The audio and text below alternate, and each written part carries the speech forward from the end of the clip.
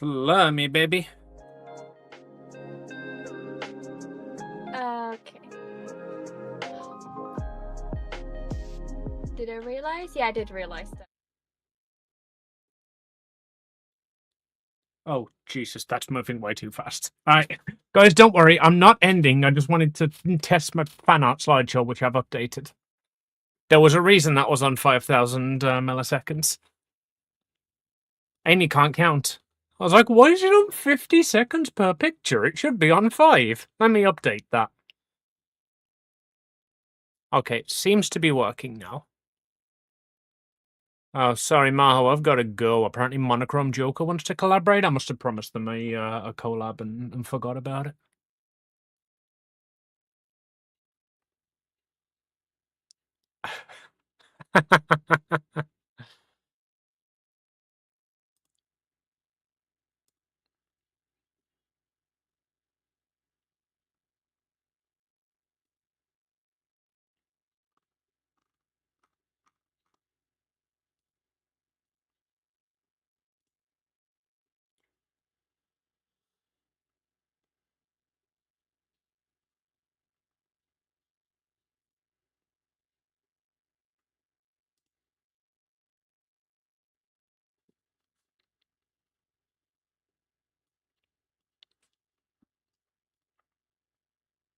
Whoa, thank you for the resub, you simp.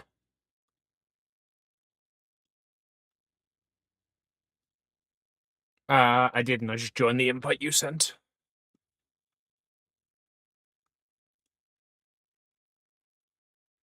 Well, I'm in the shared chat, and the chat is being shared, so don't do anything. Monochrome Joker cancelled their request to join. Twitch, go home, you're drunk.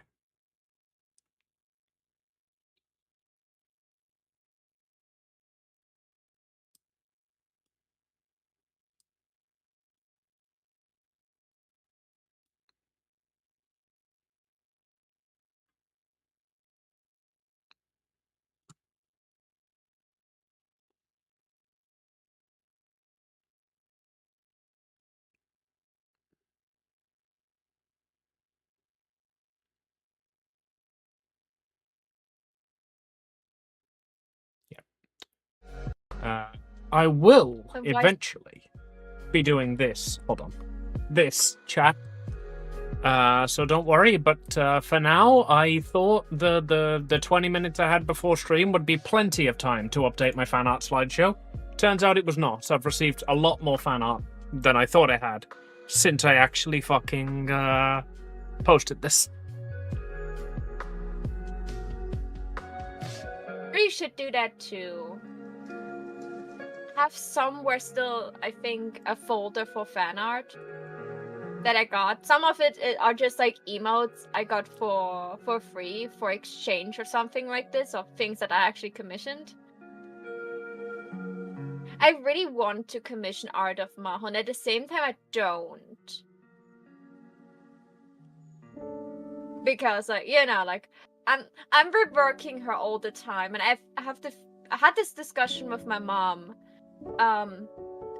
about like how I feel about my current VTuber model and how now is the time, if I really switch to Live2D, how I can, you know, like, excuse everything I'm doing.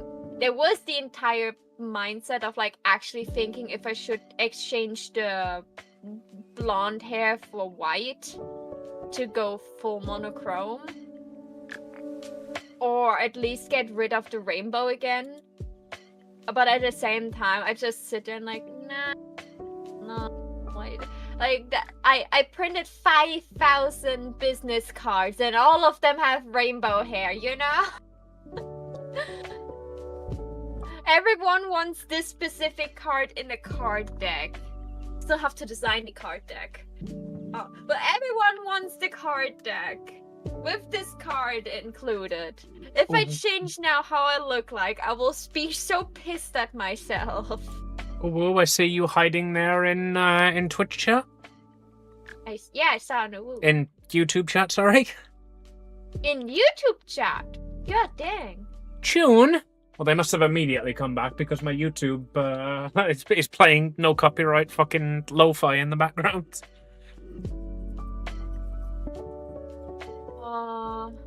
I have lo-fi on for everyone. That way everyone can enjoy loaf. Everyone can enjoy the loaf. And Enjoy the loaf. We are drawing cats today. Testing YouTube delay over Twitch delay. YouTube delay is about 30 seconds. That is because you need to add a delay over there in order to enable captions.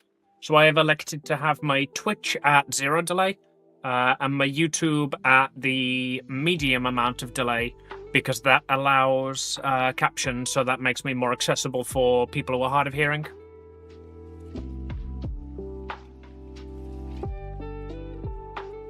Really want captions for my videos, you know, like but I know that I speak very, very strangely sometimes, so I have the feeling like captions will not understand what I want. I mean, everybody knows that the auto captions aren't perfect. The thing is, like, it's an option. Like, you know, some captions that are a bit imperfect are better than no captions. Yeah. That's one of the main reasons I wanted to, like, start going onto YouTube and TikTok, is because there's a lot more accessibility. People can view it on phone if they want. Like, I know, like, a lot of my viewer base is on mobile. So I figured if I can offer a vertical live stream, then I can do that. And then when I started to do that, I realized that YouTube also offered closed captions, and I was like, holy fucking shit, this is great. Oh, perfectly? I don't know if that is sarcasm or not. I mean, you speak English a lot better than you think you do. Really? I have the feeling I butcher, like, sentence structures and words all the time. Like, when I make clips of myself and I hear myself talking again, I'm like, oh my god, what the fuck? What the frick did you just say? Sorry, I forgot you're on YouTube. Are we already 10 minutes into the stream? Oh, thank Apparently god. so. So, I can say frig. You speak better English than me. How? You're a native English speaker. 11 minutes. That's good. We just need to get over the 10 minutes mark, then I can accidentally curse from time to time and no one will be mad at me. Wait, really? At least for the frick word. If it's not in the first 10 minutes, you probably won't get demonetized even if you let it in. You should probably edit it out afterwards. So that's when the bot stops looking, basically. Yeah, like that's what I got recommended for YouTube videos or YouTube streams in general. Like, there are some words that are, you know, in insta demonetization, words you should never say. A word that people from England love to say. And then there's like the, you know, like... Time to start guessing random words. I know exactly which one it is. I'm not going to start guessing random words. Yeah. Any good at it, Mo? Yeah, but you actually know what you're saying. My brain just, you know, like, goes into a big box of words it knows and then just, like, puzzles them together to make a sentence structure and hopes it's right. Sheep. Show me a picture of sheep. I also, I'm pretty sure I'm missing a lot of images. You mean for... yeah, for my fan art, yeah.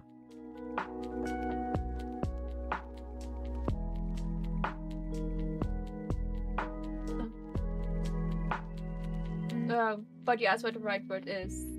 If I forget it, I try to think of another way around it. I do that too. Especially when I write something and I'm really, really, really certain that a word would work, but autocorrect will just not show me the word I'm looking for. I'm just like, okay, so there are only two ways. Autocorrect really doesn't know what I want from it, or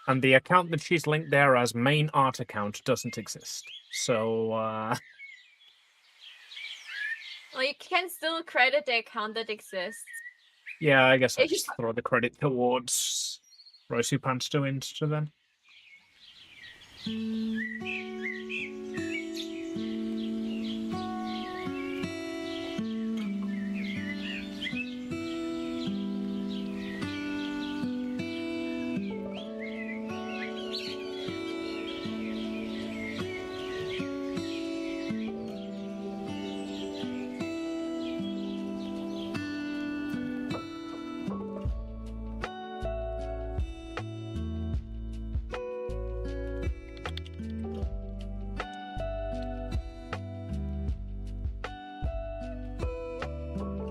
I drew you fan art. I put it in Amy's art channel as I can't put it in yours.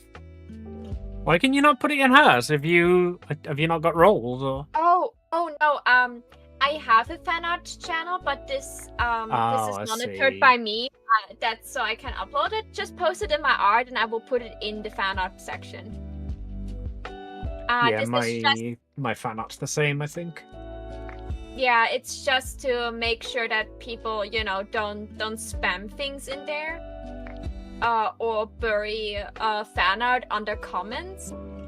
I want people to just be able to appreciate the art in there. And Yeah, I that's the didn't same reason throw I've got it on mine. Yeah.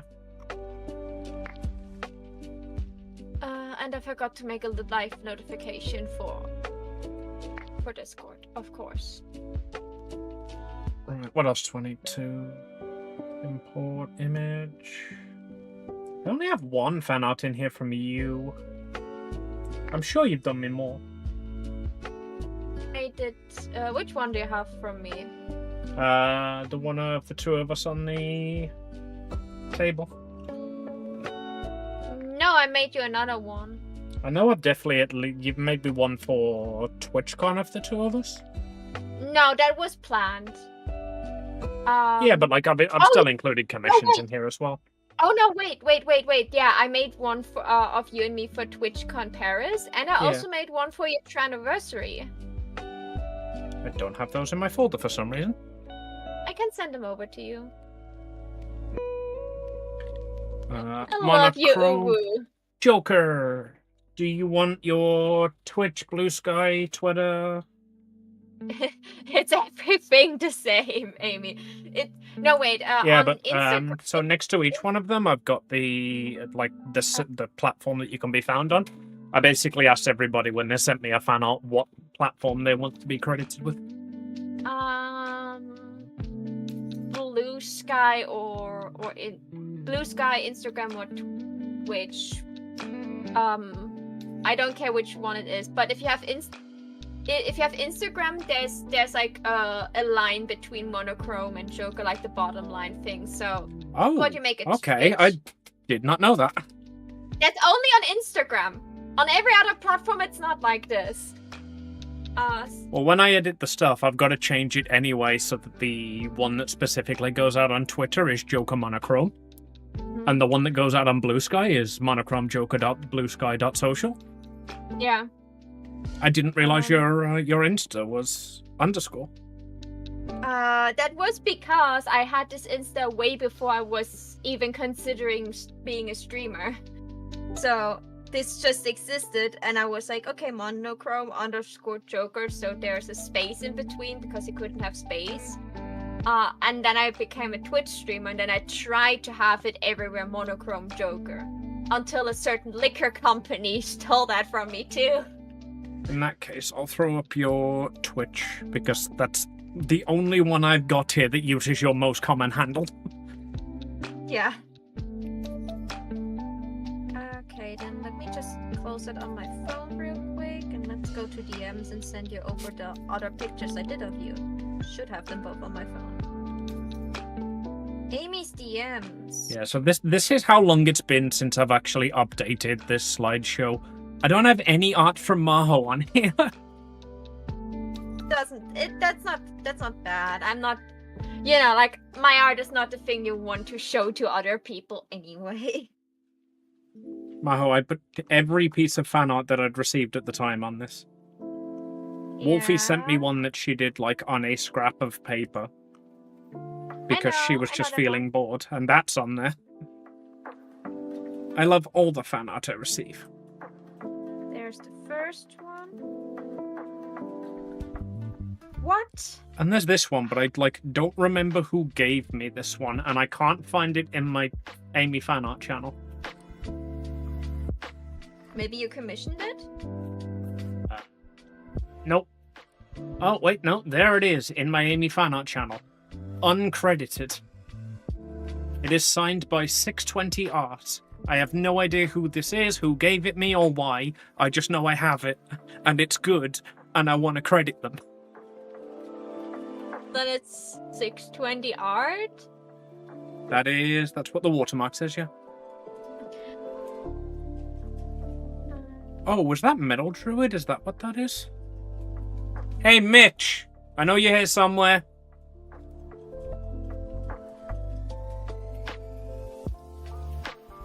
Just Google 620 art and inevitably be told that that's not a thing.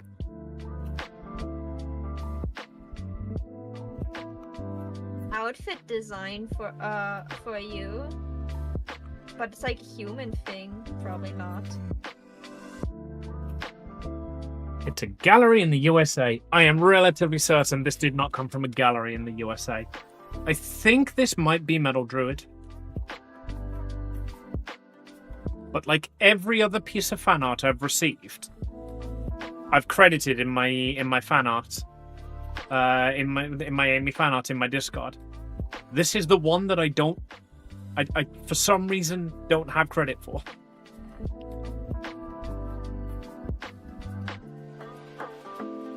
Credit is person wanted. If that is your art, please message me.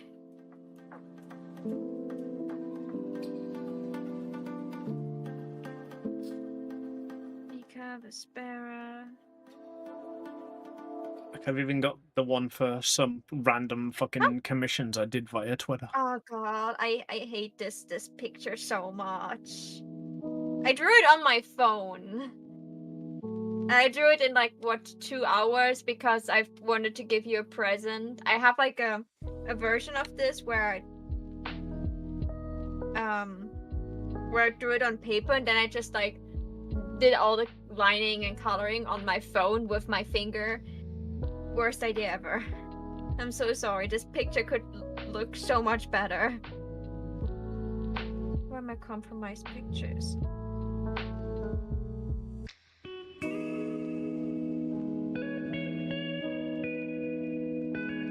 I'm assuming what's happened here is I've saved all of these and then at some point moved my files over, and these were in my downloads, not my fan art.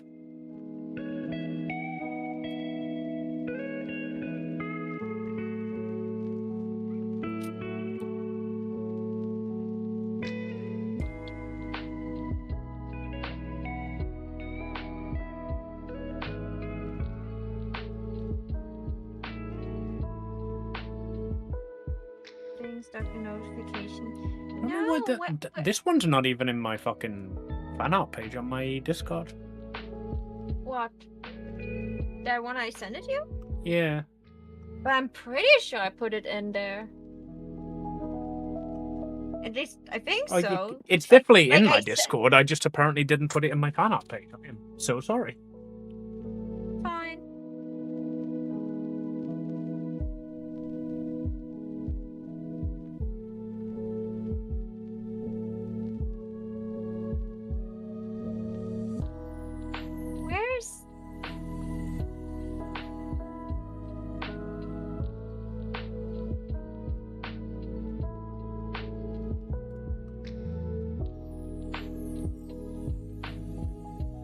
Documents.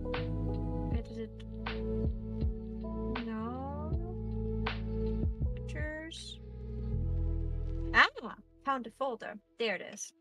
There's the second one. Sorry that most of the fan edit of you has me included. I am completely okay with this. I think I have a birthday art from Aki where you're also in it. Do you want that too? Yeah. Oh, hold on. Is it?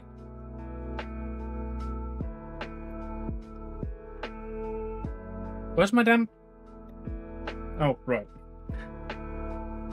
Is it... that one?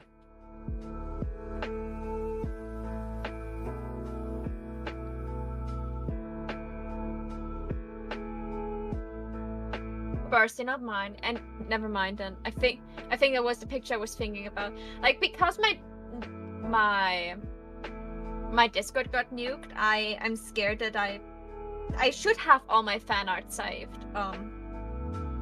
Yes, this thing, I thought I had all of mine saved. And now just talking to you, I've realized that I'm missing at least one. Where's my Maho fan art? Because I have to, like, because I always saved it and then I reposted it in my Discord server with credits, I had most of them saved on my phone anyway. I say most of them and then noticing I've definitely missed this couple. A couple should also be on my PC. And I look at this picture and be like, I could have done... I've done you dirty with this one. I don't care that I drew it with my finger. That was... This was done on your phone before you were, like, even started furry art. You have come a long way since this. Yeah, like, if you just compare it to the other one, you can see the difference. But yeah, those are the two that you probably don't have. I have somewhere on my computer a sketch of you. You want that too? I sketched you as in the I'm a scary Randa fear me pose. Where's my art folder? Where's that sketch? Sounds adorable.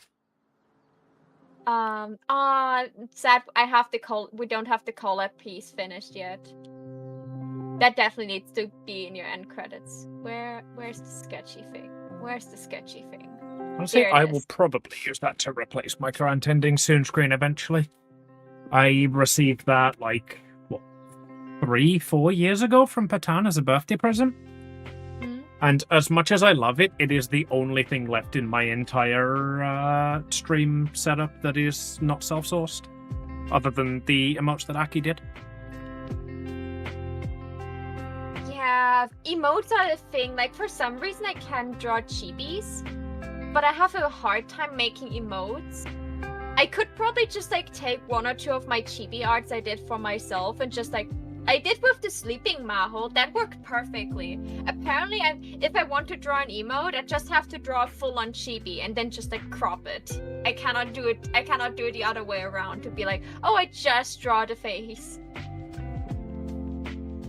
Oh my god, this picture works so well with the Polaroid thing. I know, right? That's perfect. It literally is like a photograph.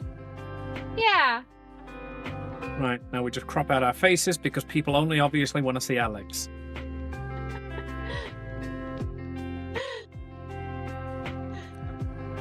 There, will probably do. Yeah, you can just crop up off a little bit of my head too if you want. I think that's good enough. That's because this is all a slideshow. They've all got to be the same size, so I've had to crop some of them real weird. Okay, let's put a background behind this. You probably want pink, right? Either pink or purple, because King is starting to lean towards more of a purple motif. Okay. Then let's go into a pinkish purple.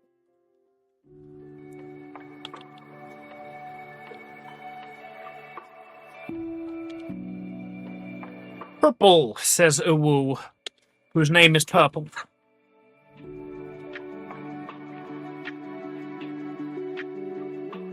Right, and if I'm eventually going to move Patans out of the ending screen, what did I credit you as? Twitch by Patan_Chan.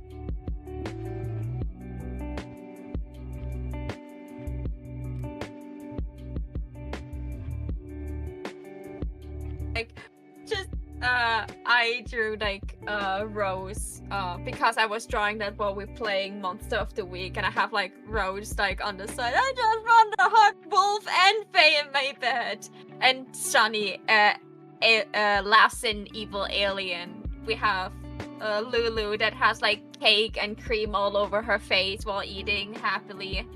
I drew Peter, and I drew a furry Maho and a finger that got bitten. A chunk off. Let's also mark. Actually, I can First. do better than that. File.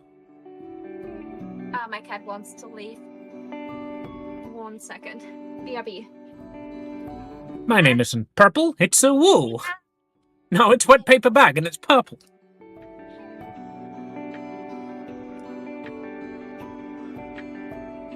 Still bothers me that you've got the account Ubosaurus Rex and you choose to use wet paper bag.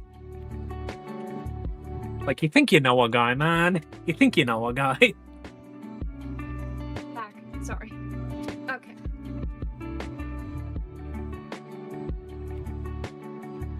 End card, there we go. Let's just make it a screenshot.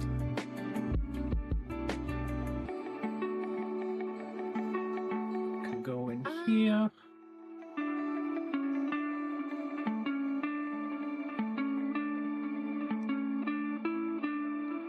See, I never actually included this one in the fan art slideshow because I always thought it'd be a bit weird having the end screen and then having like the art of the end screen inside the end screen.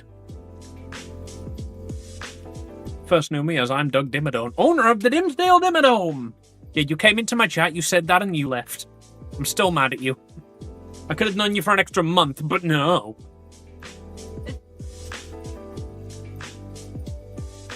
Definitely have to update my fan art folder again. Just like put all the things in.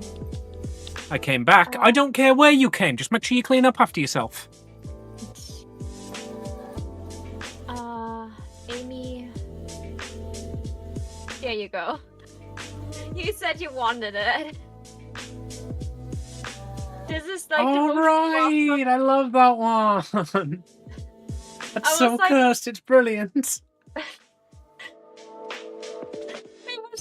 is like so sketchy, but for some reason it turned out like in a really cute way.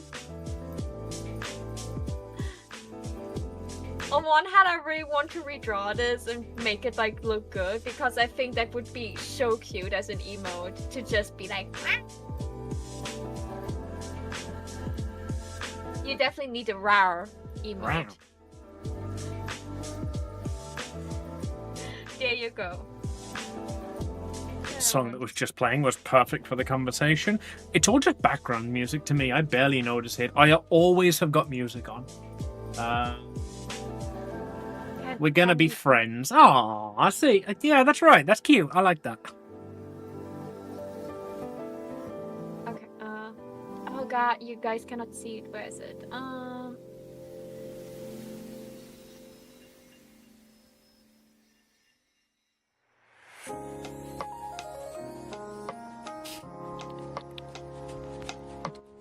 Yeah, it's because I got my my new commission in, and I was like, oh, I haven't done a commission for a while. Let me just check how long it's been since I updated my fan art slideshow. Literally 3 years. I need to add every piece of fan art I have received in the last 3 years.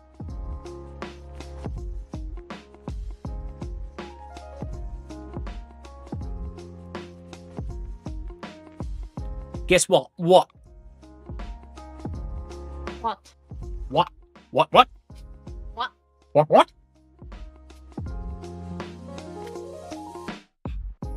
I stopped listening to Epic the Musical for a while, now I'm addicted to it again. Yesterday I'd listened to it twice before 9 AM. Yeah, but that's not as impressive when you, wake up at fucking midnight. Actually, I've not listened to it for a bit. I've just been sticking with Pancake Island Radio. I can't be asked to change my playlists around. the pictures. TikTok people can also see it. Like, look at this pretty cute Lulu I did. Like, she looks so happy and innocent. You wouldn't think that she's hunted by demons. And probably killed at least one person so far. Ah, yes. Good old Lulu, haunted by demons.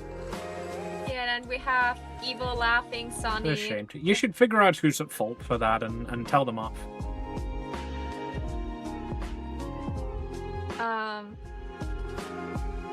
Then we have Furry Maho, because I was asked like how Fur Maho would look like. She's definitely Maho. We all know it. Are you happy with the backstory I came up with, Haven? Yeah, me too. Like, literally, I read through, like, everyone's backstories that came through, and I was like, they've put so much effort into these, I don't want to just, like, throw them away.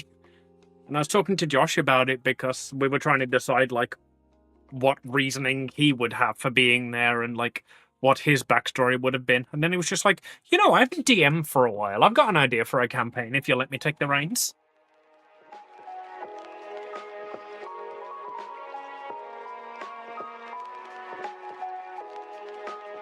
Scared that we get like a literal side campaign for this, you know?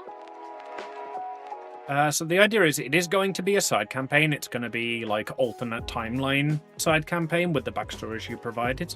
But it will be relevant to the main campaign because I'm going to be playing young Wally. So you'll learn some things about young Wally. Okay.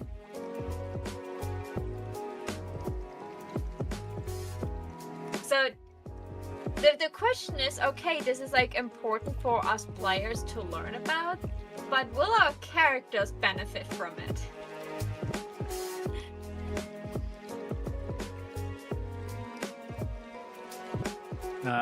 Wally is very much a character that doesn't care whether the characters benefit from something or not. Wally is a villain for the players. That is one of my favorite things about him.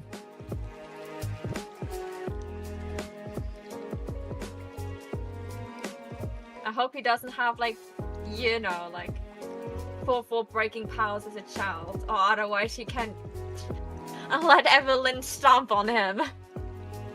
She's not the kind of person that would not kick a child, you know? Don't kick children, guys. This is a joke.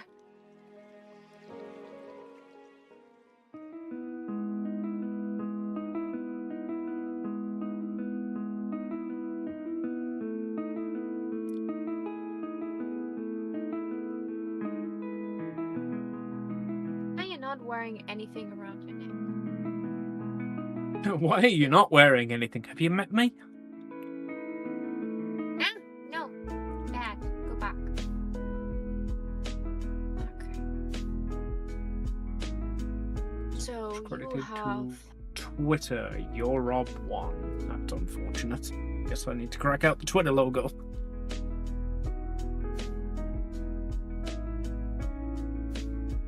Where are you? There you are.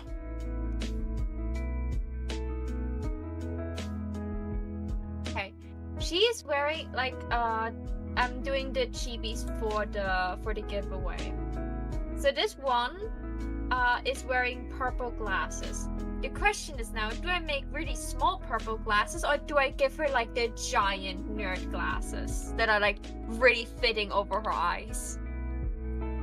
So I don't cover too much of the eyes. Send me the reference you've been given.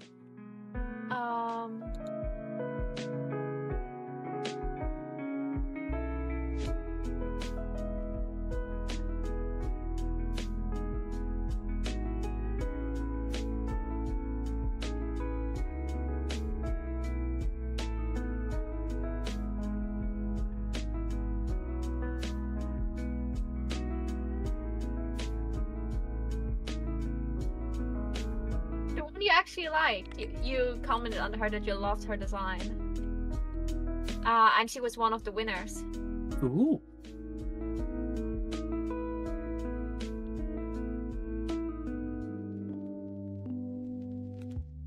She's getting a sheep plushie because she's a sheep VTuber. Probably the big nerd glasses. Big nerd glasses.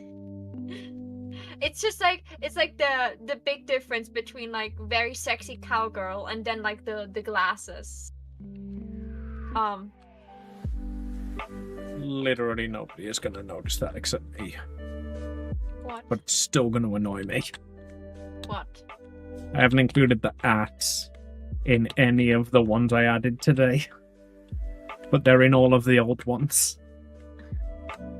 People will still understand, don't worry. Oh, it's the... That's what I'm saying, like, literally no one will notice. If they do notice, they won't care. But I notice. And I hate inconsistency. I'll fix it later. The next time you notice it, you can fix it, Amy. Okay? Deal? Deal.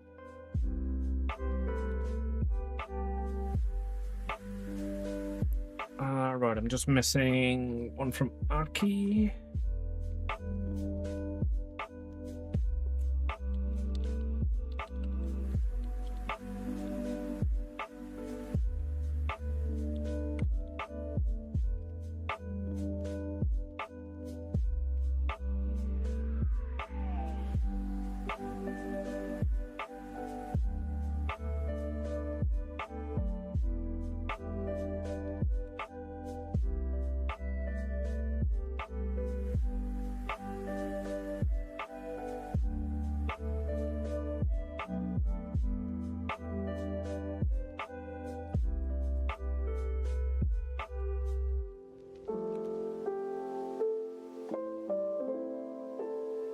I need to call Maki again. She's so good.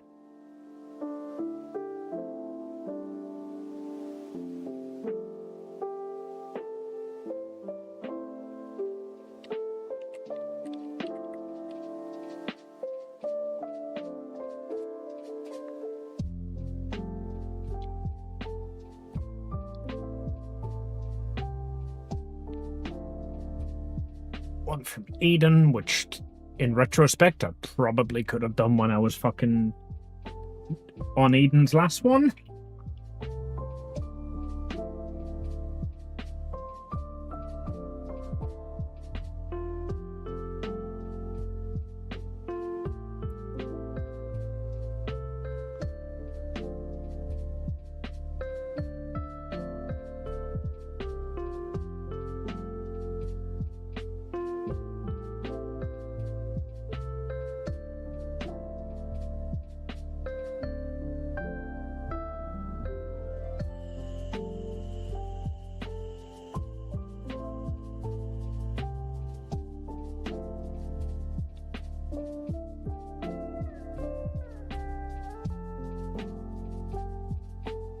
Because I'm a good friend, I definitely remember Aaron Gray's username.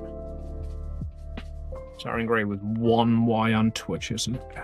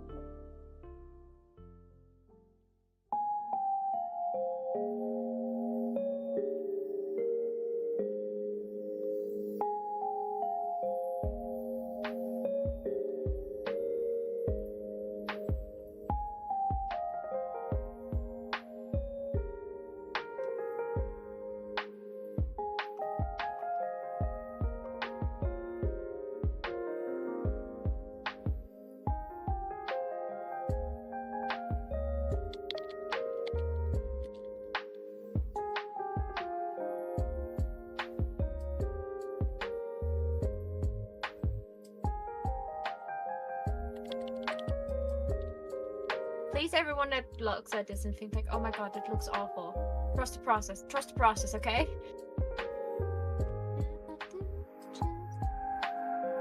Where does your horn start, girl? I have almost Because it always doubled start the with- amount of fan art in here now. I was thinking if I should make a slideshow for like all the fan art, but like a lot of work, as you just proven to me again.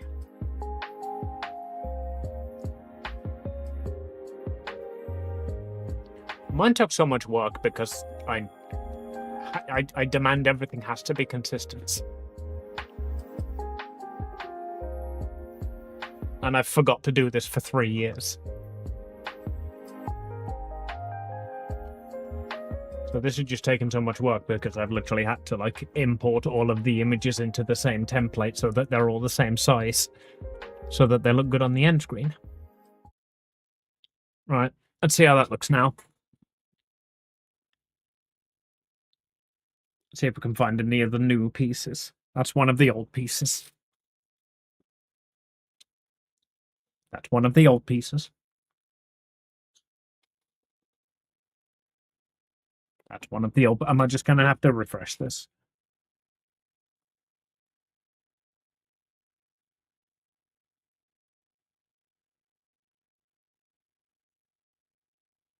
There we go. New stuff's in. They're in... Yep, literally doubled the amount in there. They used to be 15, there are now 30.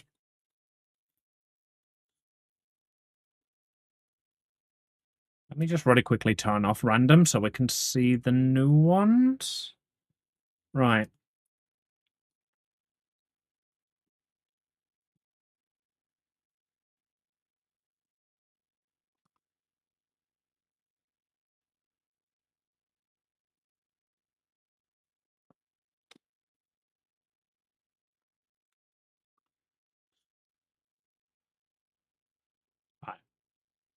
There's all of the old ones, and now we're getting into the new ones.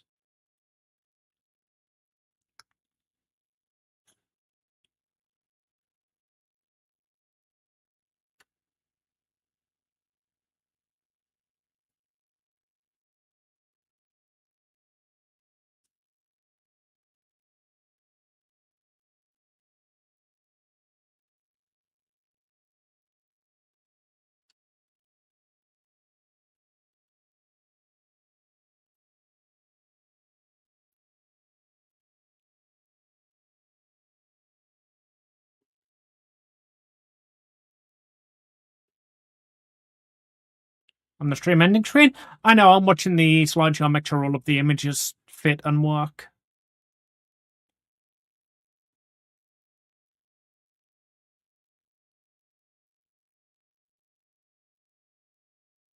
Hey, look! Artception.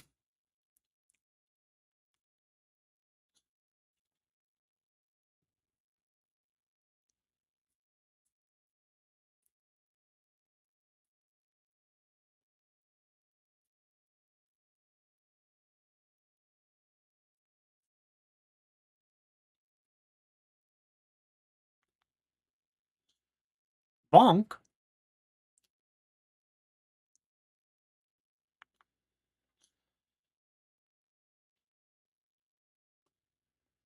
Right, that should be all of them. I'll throw that back on randomize before I forget. And that now all works.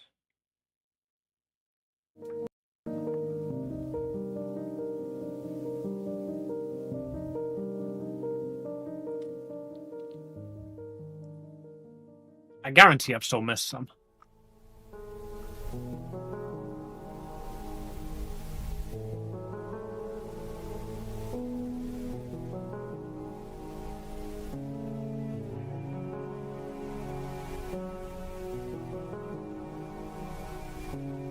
Some of this fan art is so old, it's still attributed to Pan sketches.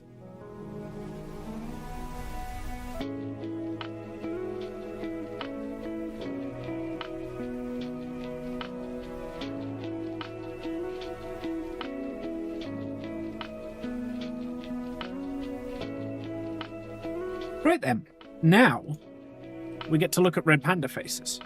I need to close that because I keep accidentally opening. Now we get to look at red panda faces.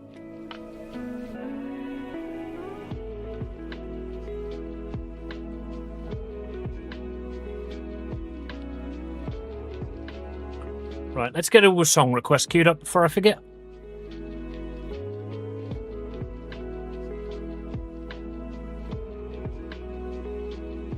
This is definitely on Pancake Island Radio. Is this MC Hammersmith? Exclamation point song if you're ever not sure.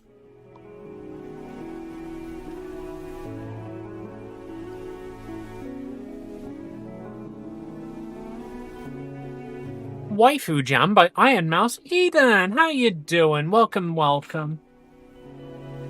We're an hour into the stream, and all I've done is other people's art.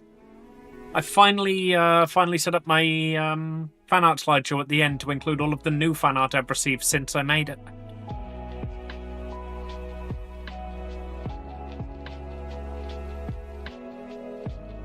I blinked and it was 2 hours later. Yeah, that happens. Right, what am I queuing up? Waifu Jam by Iron Mouse.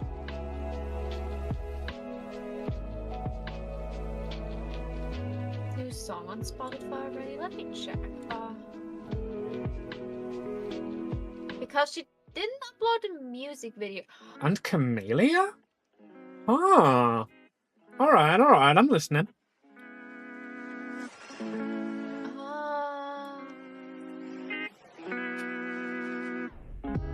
What you're saying is you need more fan art. Yep. So I got a load of fan art one year for my birthday and decided to just, like, I wanted to use all of it in stream and give all the artists the proper credit. So I threw it all into a slideshow at the end. Since then, through commissions and through finding new fans, I've received literally twice as much fan art as I used to have.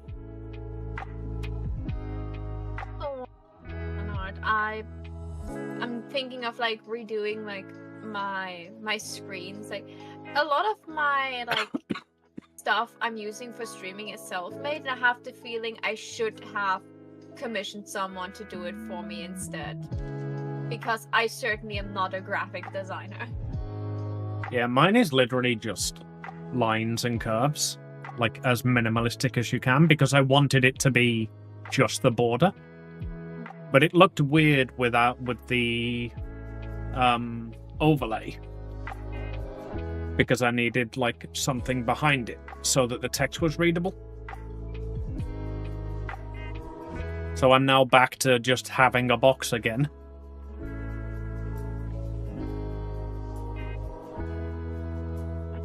But this is supposed to be a minimalistic overlay, and now it's very cramped.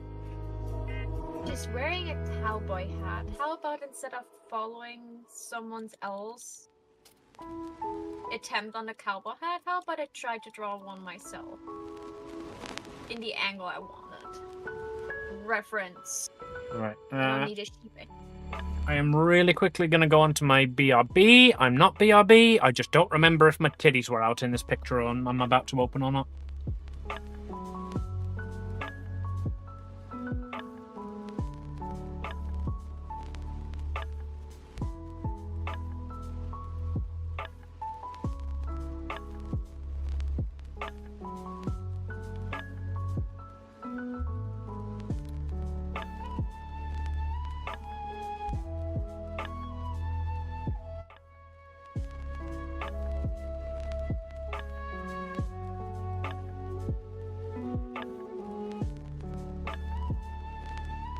I was indeed wearing clothes.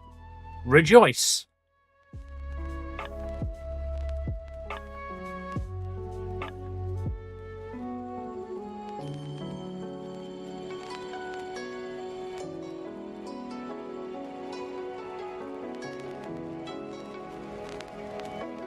I think I found a reference that doesn't work.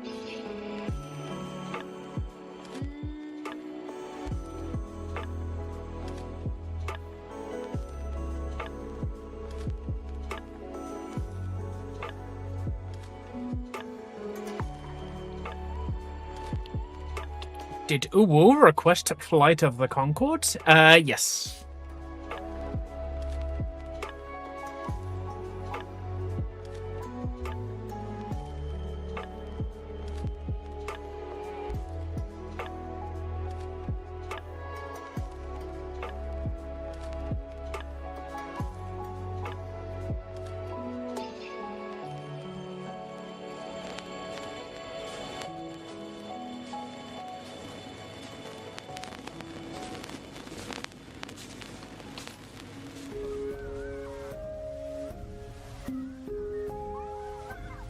Holy spam! How you doing, Yuzu?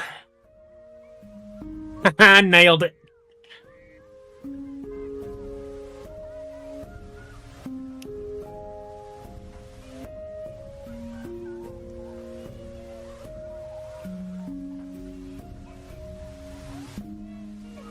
That's been the quote of the day like 3 days in a row.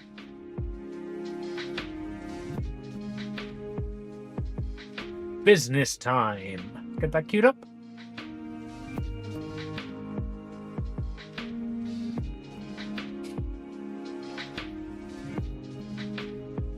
A cute emote? I'm gonna fucking steal that and make an Amy version.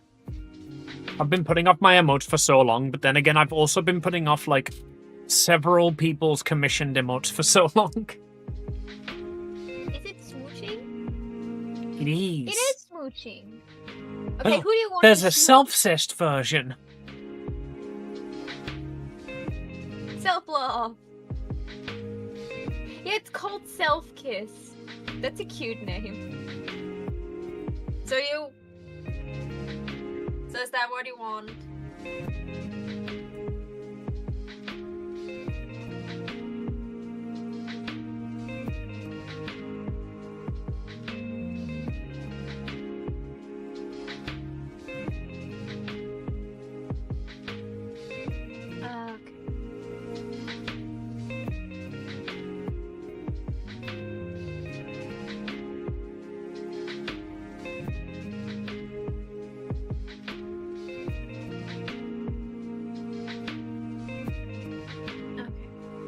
Go look at a reference again.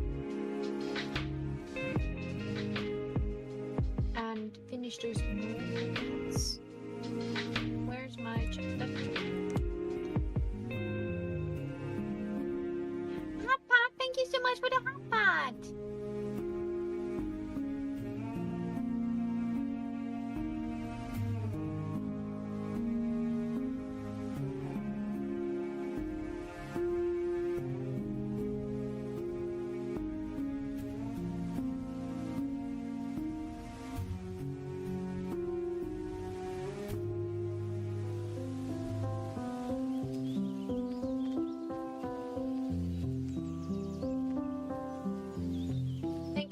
Making me level 11. And of course I'm focusing on my art and not playing my sponsor game on the side because... Oh, of course.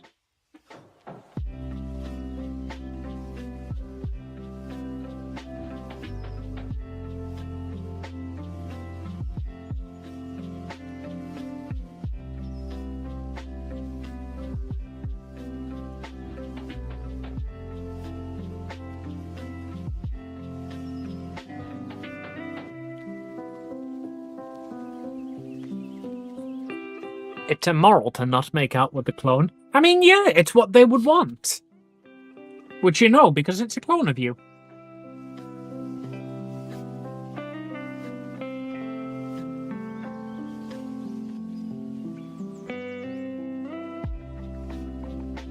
Clone of you be exactly in the same things than you are? Well, if it's not, I'm gonna have a strong word with whoever it was that cloned me.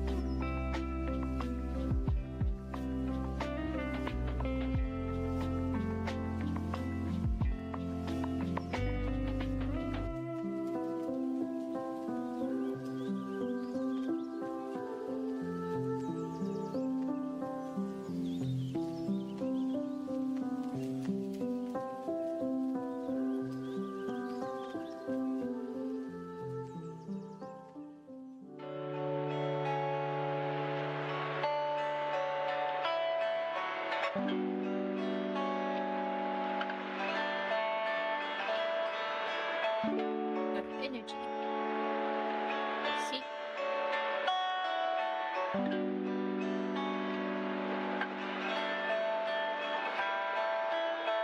Not out of energy, that's the wrong term. I'm not out of energy, I'm out of EXP potions to level up characters. That's the term. Oof.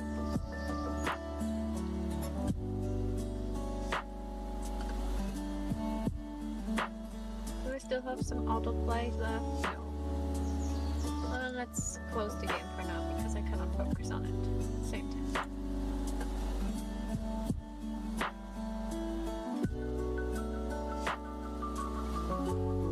This doesn't have. Cowboy. Oops. Drawing reference.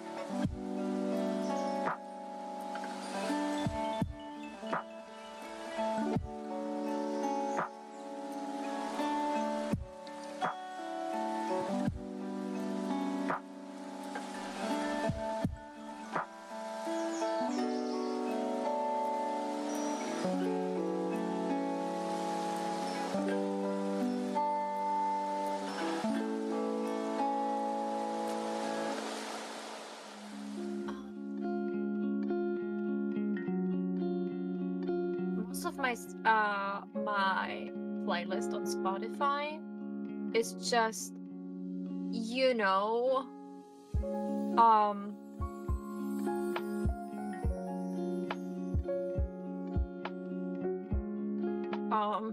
edgy teenager or something like this, because it was very much influenced by the taste my sister has in music.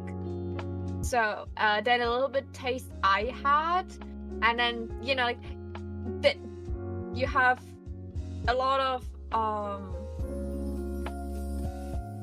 Evanescence and Linkin Park, and then they're sprinkled in. Like every time I heard a song somewhere, I wanted it on the playlist.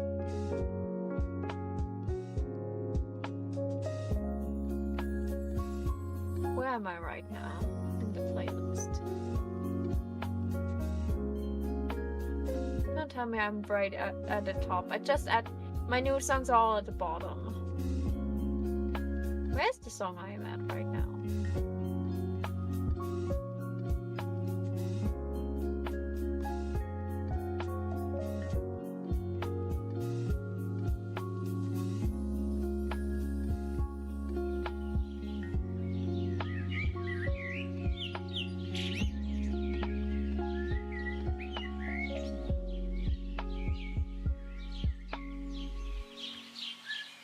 That's Sea Dog in it?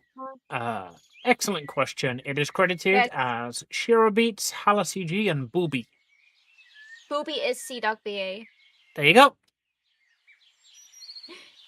What are you listening to right now? Still the waifu song or Cry For Me?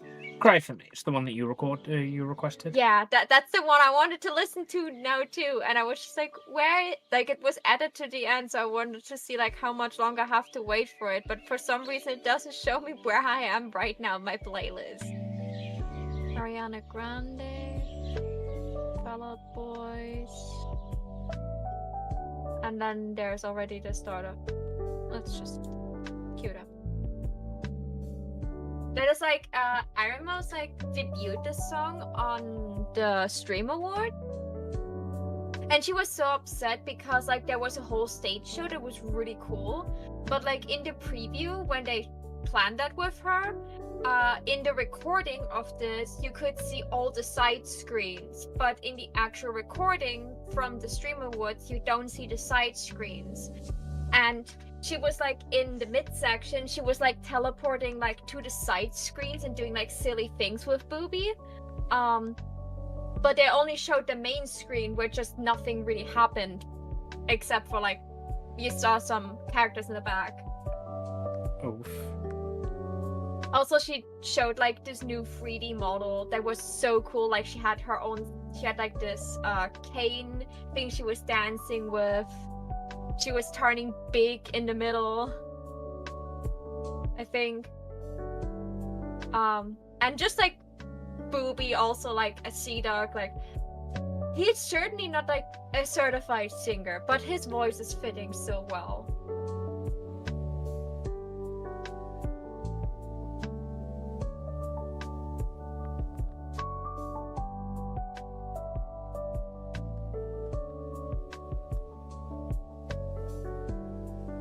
Also, just really like the wah wah wah.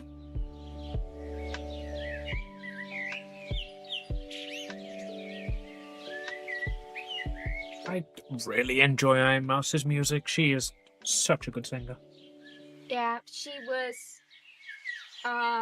before like her like it went like down with her health. She had like multiple music teachers. And she was like aiming to be an opera singer. That's why she has like such a big range. She also explained why her voice is like the pitch it has right now. Because of the things she had with her lungs and everything, her voice got just like higher pitched through her sickness. So and like before, when she was like doing her opera voice, you could like hear like how she probably sounded before. But now she's like embracing like this high-pitched voice for her newer songs. I think it sounds great. I'm so happy for her that she just like can do music. The thing she couldn't really do for a long time.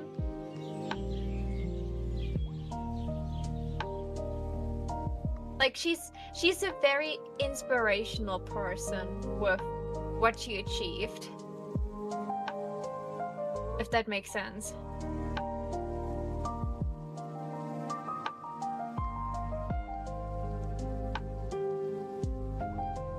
And the way how hardworking she is, I have to think she deserves like everything that she achieves.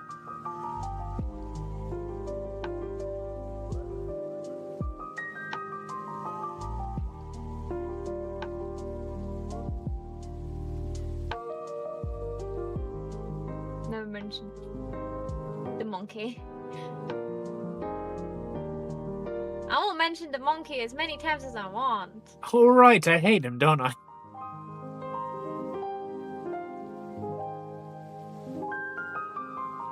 I hate so many people nowadays. I'm glad I've got Eden around to keep track for me.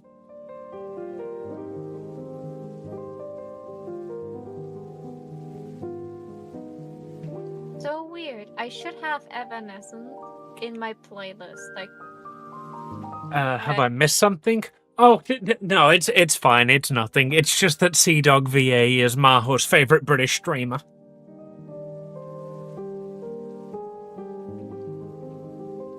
He's my favorite British YouTuber in a male category.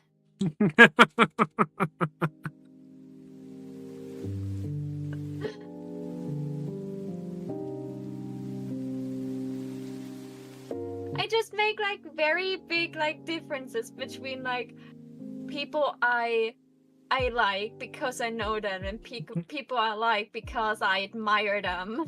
It's okay. I know what you really meant. You meant favourite successful British streamer. That is way worse, okay? Oh, did you know that he has full name? Yeah, I know. I watched someone else play it, and I was like, "Wait a second, the voice in the background is that CDog?" So I went to the comments section, and then to confirm, like everyone, like, "Oh my god, that was a CDog VA jump scare! I didn't expect." In the Gray Still Plays video, I saw that, and it was glorious. This like dry British like sass he gives you every time you fail is hilarious. I wouldn't play the game because I would get sick of it. That's not unique to CDog. That's just a British thing. Oh yeah, I know. I can sass you when you fail things if you want.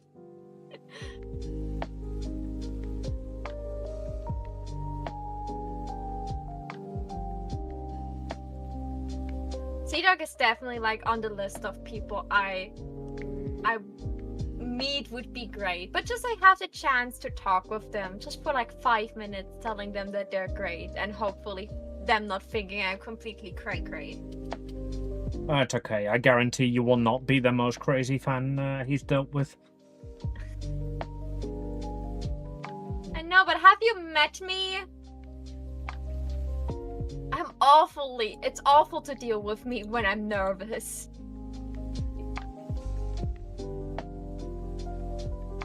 like I know myself. Like I hear myself talking sometimes, and I think I'm an absolute nutcase.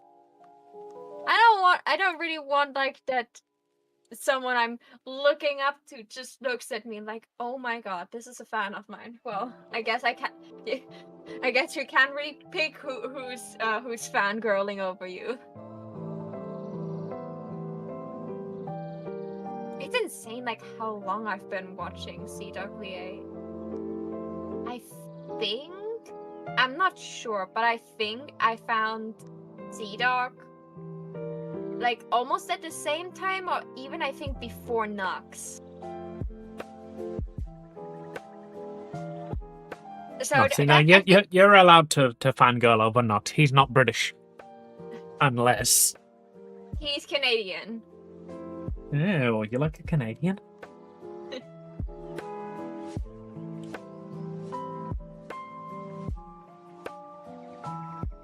I think I found CW Ludwig. No, I found... How did I found C-Dog? That... My first experience of Sea-Dog was Trash Taste, because I used to watch a YouTuber called Abroad in Japan. Oh yeah. Because he was like a really good, just like travel vlogger. And I was really interested in Japanese culture because I was a fucking weeb. And then he appeared on Trash Taste one day, and that's how I found Sea-Dog and Gigok. Have you watched their Wacky Weekends? Their Wacky Weekends? Yeah. So there's like an entire Is there a world of wonder involved? Kind of. It's like a series of videos with most of them with Connor and Chris abroad in Japan. What's his name? Chris. So it's just like them like going to like different like haunted spots or different hotels. Like they even tested out different love hotels. Like yeah, really that's like weekends. that's Chris's like entire thing. So I've not watched his content in a while actually. I watch it from time to time when I feel like it. I found Chris through Connor actually. It was the other way around. And I think I watched Connor like when he was like doing the like through voice acting.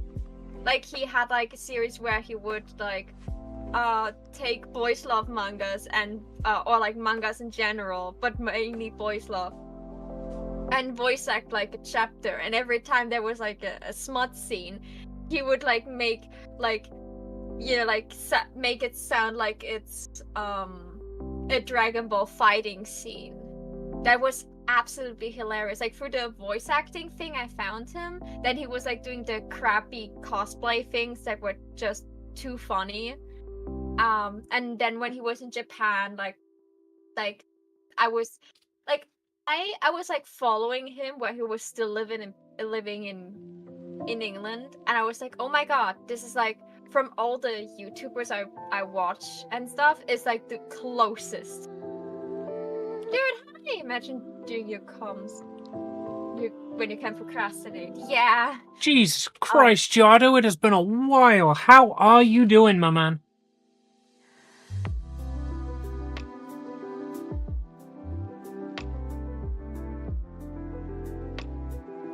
So, and I was like, oh my god, like, England is not too far away. Like, I have a physical chance to maybe meet him at a convention one day. And then, like, not even a year later, when I had this realization, he moved to Japan. I was like, for fuck's sake! There goes my chance to ever meet this man. I was very salty when I heard it. I was happy for him, and his Japan content is really funny. But at the same time, I was like, no! Why did you do that to me? What have I done wrong to deserve this? I was just happily simping over here.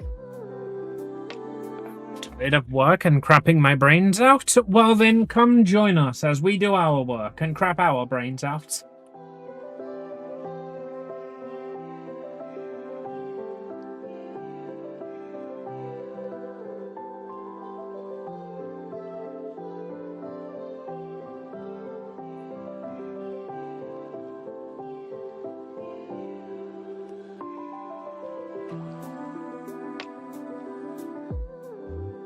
never over knee stockings.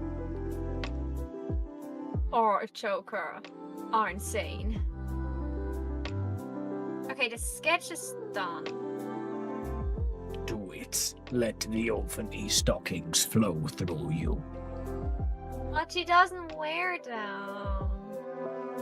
That seems like her problem.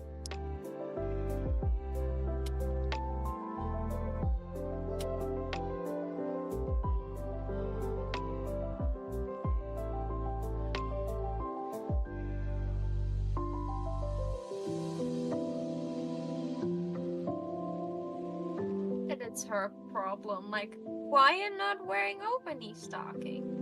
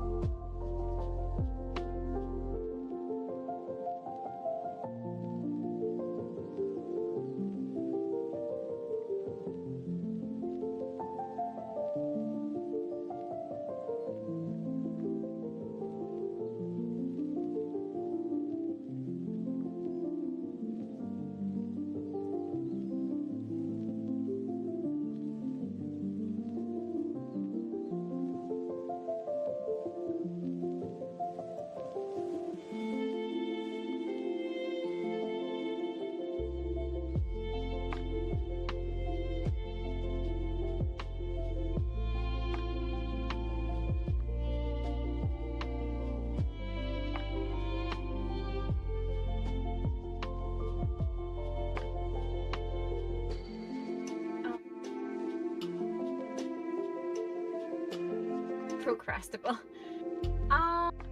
Let's go for a ride. Okay, that's done.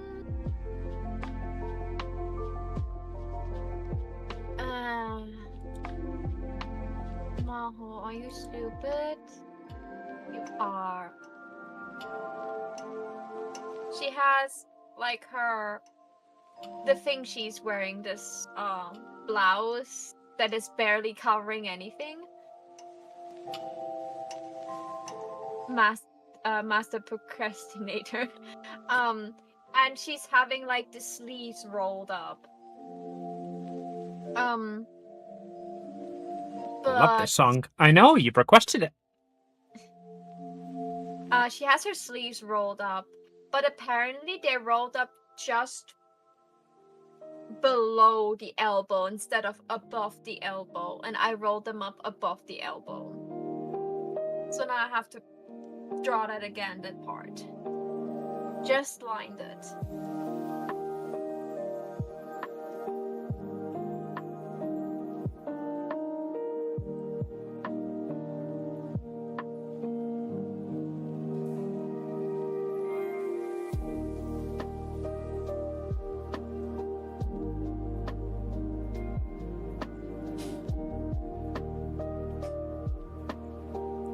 Move to buy a stray. I'll get that queued up.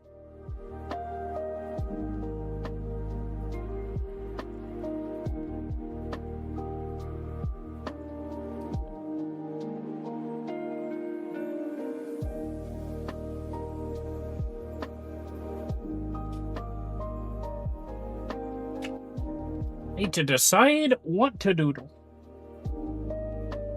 So do we. That's why we're not on Fanfleet today.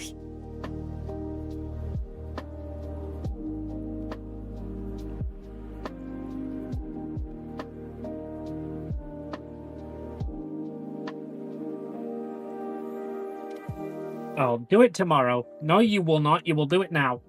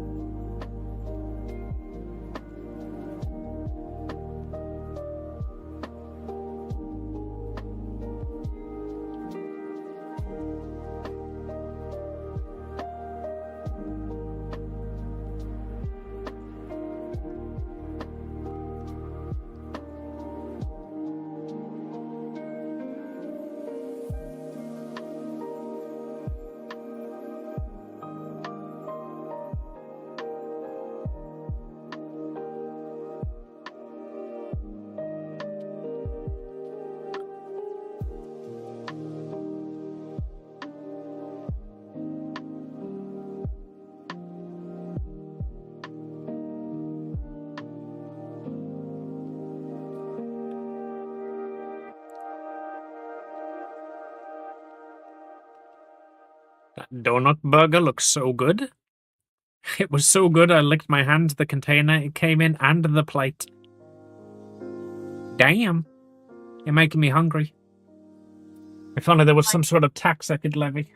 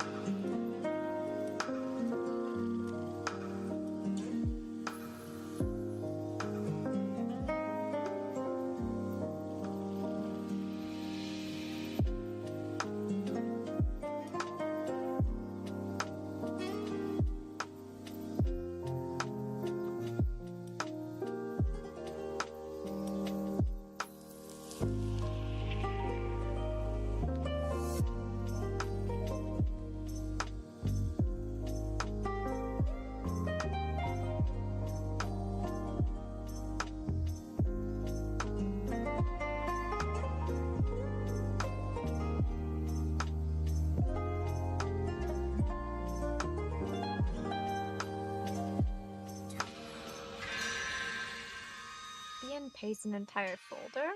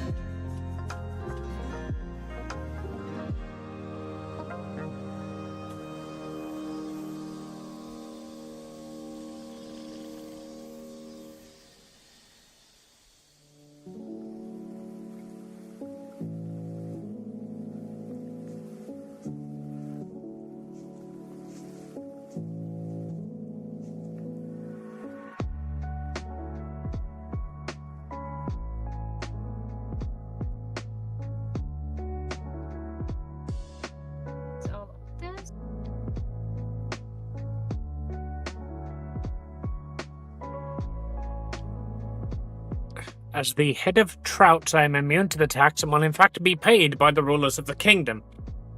I did not assign you anything, and nobody is immune to the tax. What do you think you are, royalty? Pay up, bitch.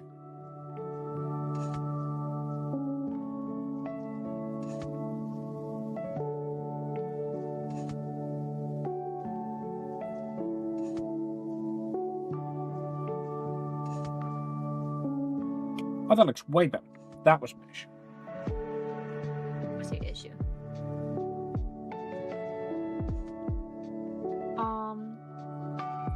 I see what you're doing. That is really smart. Have you figured out now how to make those rulers visible in all layers so you don't have to worry too much? Yeah, they're just in their own layer. Good. So how do you because I haven't watched tutorials yet. I'm sorry. I was planning to do that in a little bit more free time.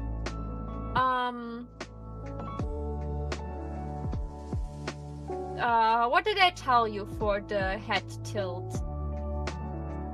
What shall you do? Well, for like human models, it's relatively easy. There are thousands of tutorials out there on exactly how you can do it. For animal models, there's exactly one, and it's not a good tutorial.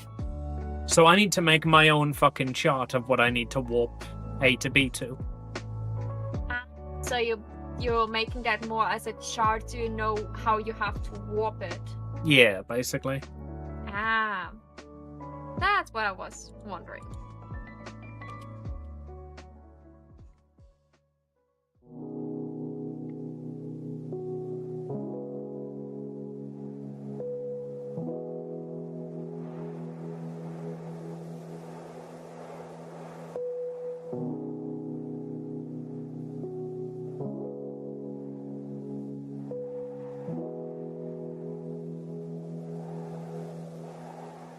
Of course, closed my sheep reference.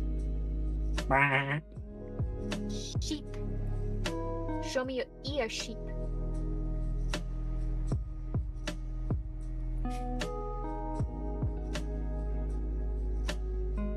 haven't asked her what kind of sheep she wants, but I'm tempted to make like the kind of sheep that is like the skin is black but the wool is white. Yeah, that's the pretty standard sheep plushie, like a Shaun the Sheep kind of thing. Yeah, like that, and then there's like the completely white sheep are like the most famous ones.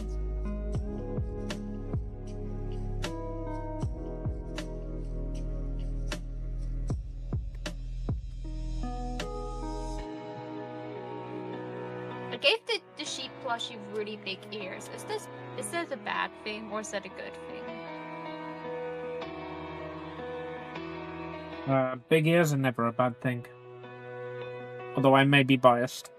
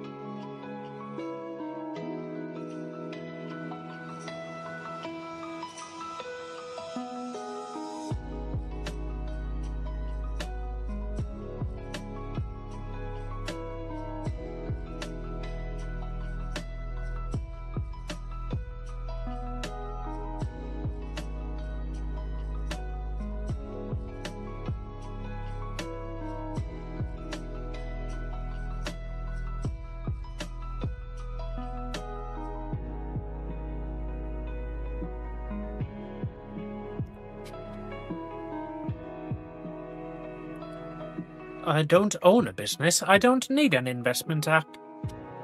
I guess you're part of the wide net marketing then.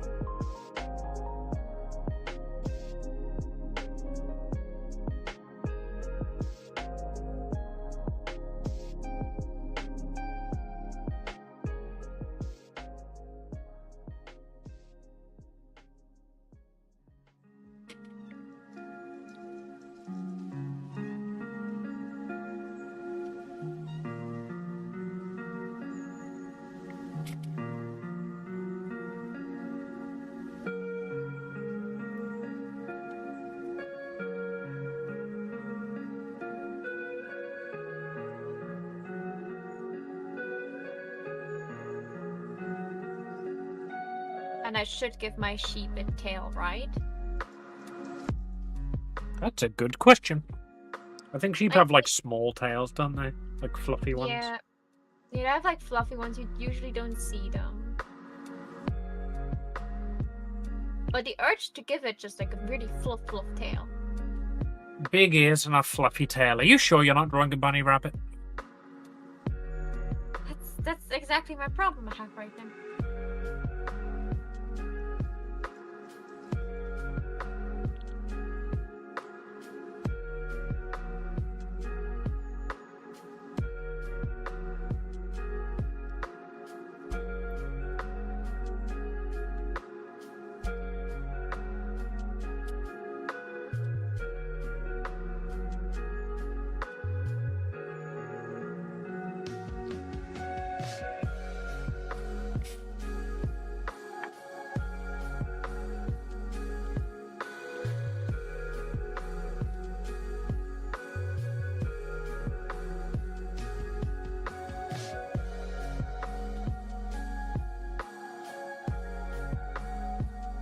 At some point, my necklace is wrapped around one of my hairs.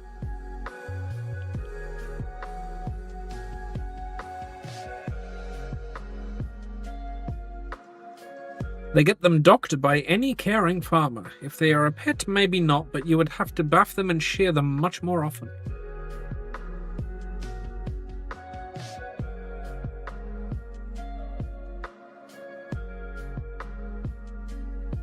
I made it fluff. Very fluff. Fluff. This sheep plush is the definition of floop.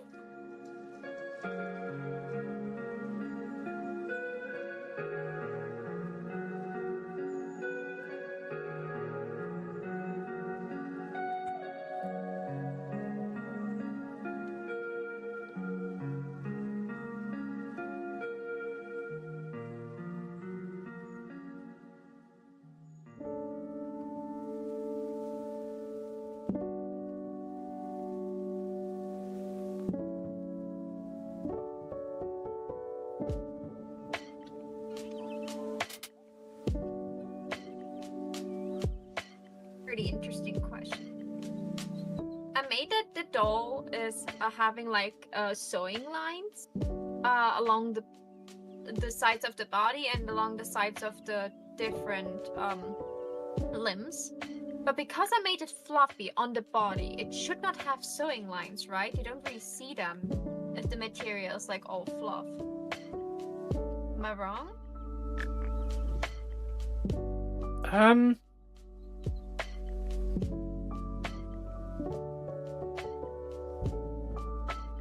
Like on the arm, you would still see the sewing lines, but I think with the material being like all cottony, you would. Yeah, you wouldn't see it on the like where it's fluffy.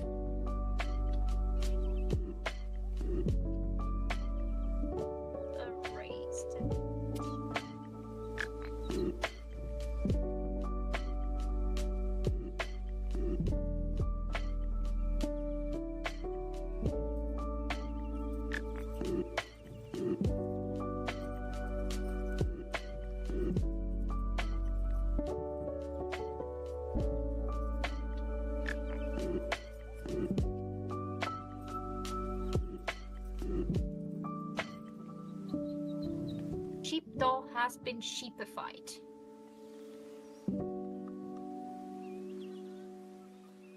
Sheep.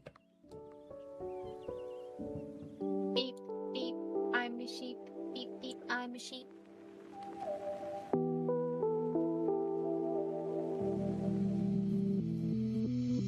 Okay, let's go back to line arting the body.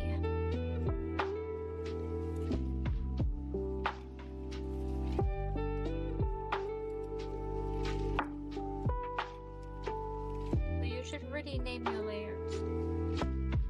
Also, now proceeds to not name layers. What do you mean? My layers are all named. Folder 1, layer 1 copy, face copy, layer 11.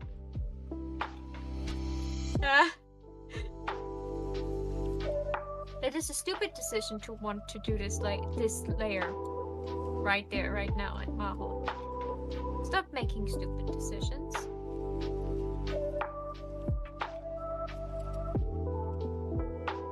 Let's do this layer first.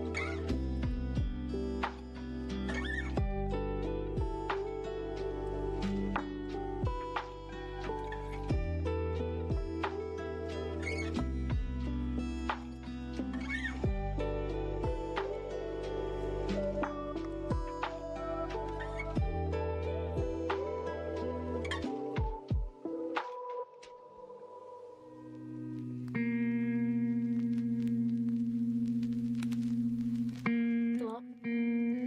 Yeah, she has floor. Okay.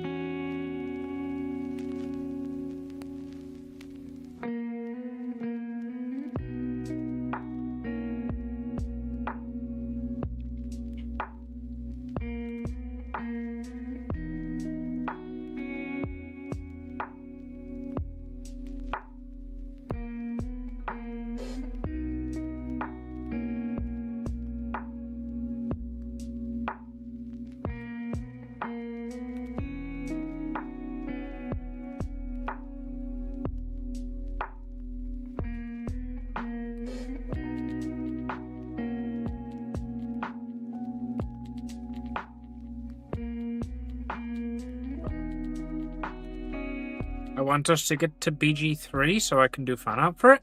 Do you mean Borderlands 3?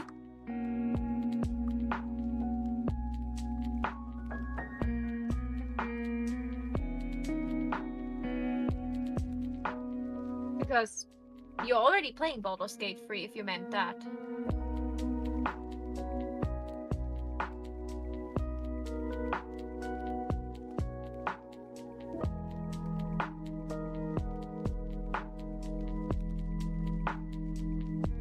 She does indeed mean Borderlands.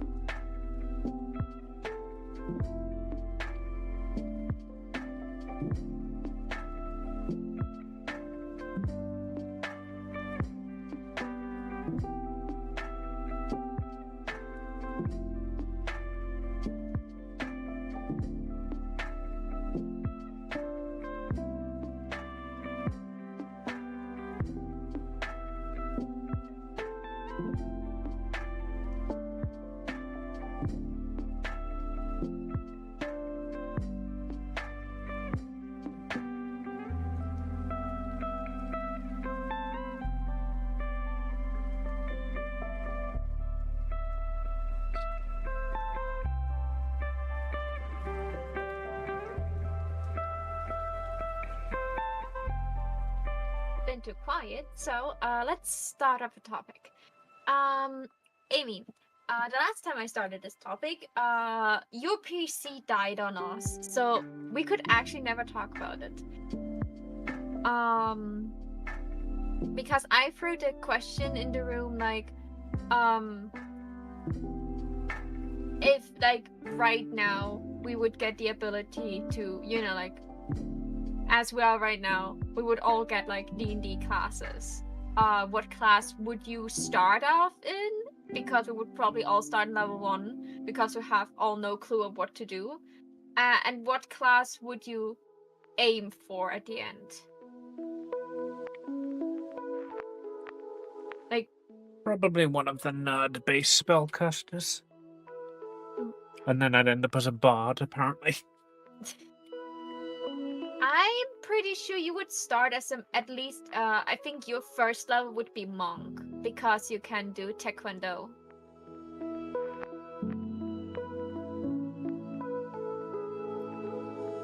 Like, that is my uneducated guess in what class you would start in. That, or if we get, like, the funky, subclasses in Bard, you would probably have, like, some acrobatic Bard class.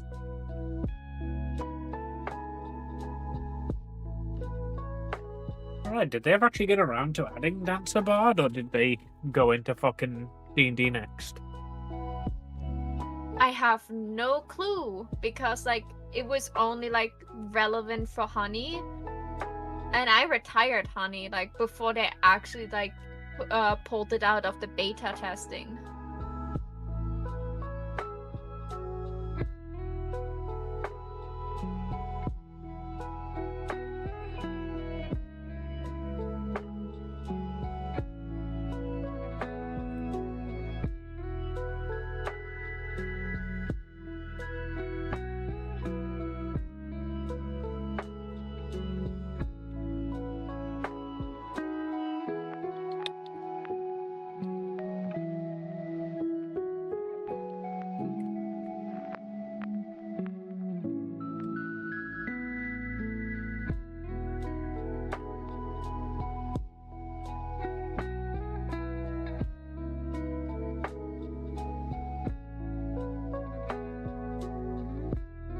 What I would start in, like, I'm not really I did ballet in the past, but, you know, like, 7-year-old Maho would definitely had, like, probably manga something acrobatic based as a child, like, because I did ballet. But like, except for, like, the theory, everything, and the ability to walk on my tippy toes for as long as I desire. Like, I heard that people's feet hurt when they work on their tippy toes for too long. I'm not bothered by that. Like, I could probably walk the entire day on my tippy toes without, like, being too bothered. But aside from that, nothing is left of my ballet skills. My feet hurt when I walk normally for too long. Yeah, that's a given. But, like, I heard that, like, walking on your tippy toes is like hurt people, and I'm like, but that's normal. Like, if I want to, like, if I have the feeling my steps are too loud, I walk on tippy toes. When I have the feeling I need to walk carefully, I walk on tippy toes. If I'm bored, I'm just, like, getting up and down on my tippy toes. Like, that's a given for me. My ankles don't like that, because they're cracking all the time when I didn't move them for too long, and then I just go up on my tippy toes and you just hear, it sounds like you take a dry branch and just break it in half. I think you heard it once when we were in the hotel, when I just suddenly moved and suddenly my ankles cracked, like I broke both of them.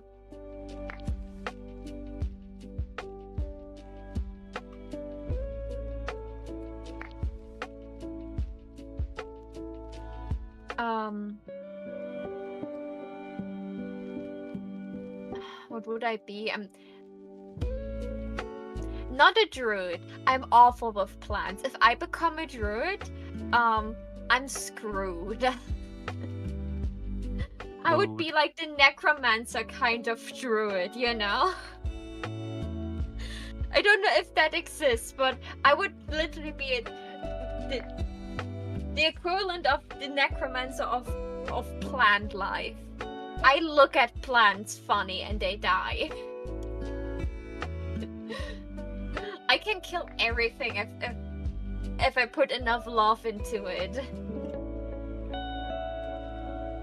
I love a plant, this plant will die. I don't love a plant, this plant will die. I try to take care of a plant to prove that I can take care of a plant, this plant will die.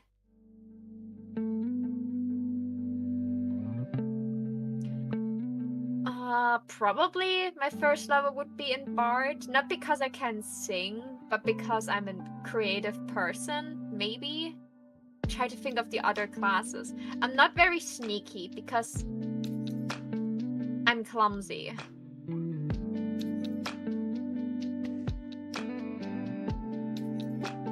I'm easy to forget, but I think that's not really rogue. I'm not barbarian. I'm way too soft for that in all ways. I wouldn't be cleric or paladin because me no believer. That is one of the 2024 subclasses. RIP. I see.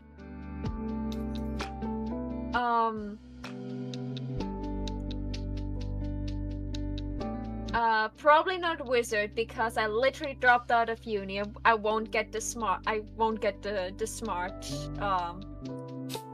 benefits. And sorcerer is literally like sorcerers. No one would start out as in sorcerer unless they just like the universe likes them. But I think I'm a witch because I got told technology hates witches. Technology hates me.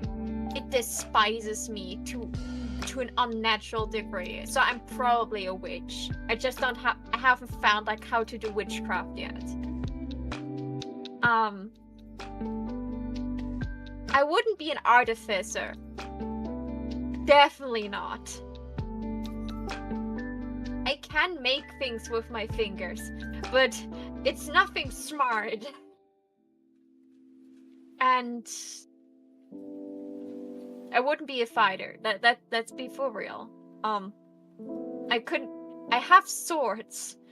All of them on.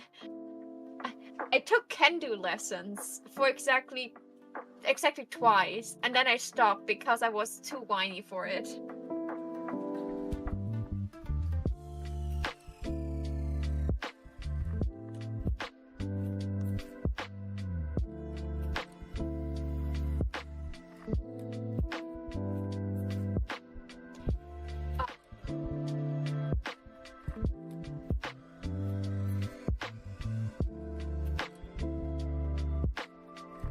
Warlock would probably be the class I would pursue if I don't get like anything in sorcerer, you know? Like if tomorrow we will all wake up and we get a status window telling us which class we are,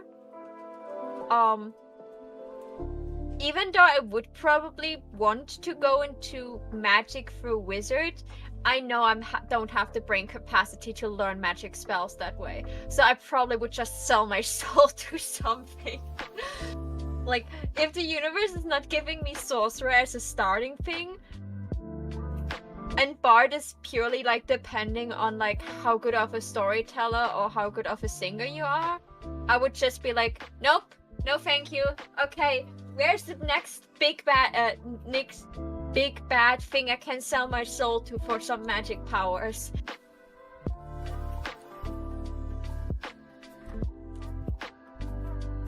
That would probably be my pursuit to tackle this problem. I could see that you would be good at getting into wizard. I would probably come to you when I don't understand a spell. You would spend an hour to explain it to me just for me to sit there and still didn't get it. Please teach me to wizard.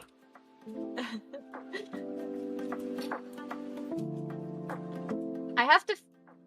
Me personally, I think sorcerer is one of the best class you can have.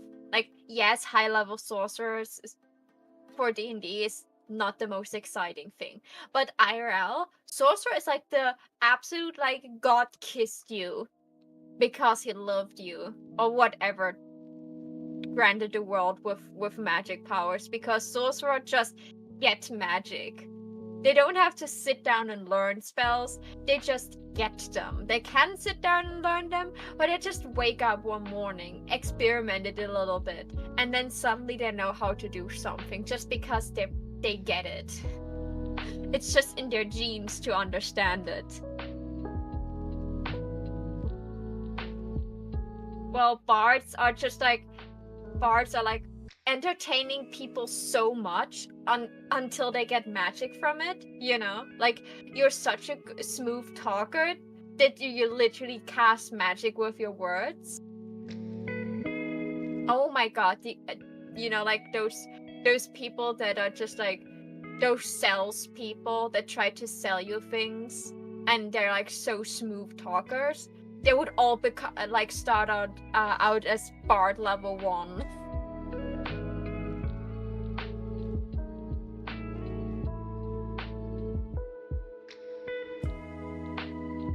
The word would definitely be interesting.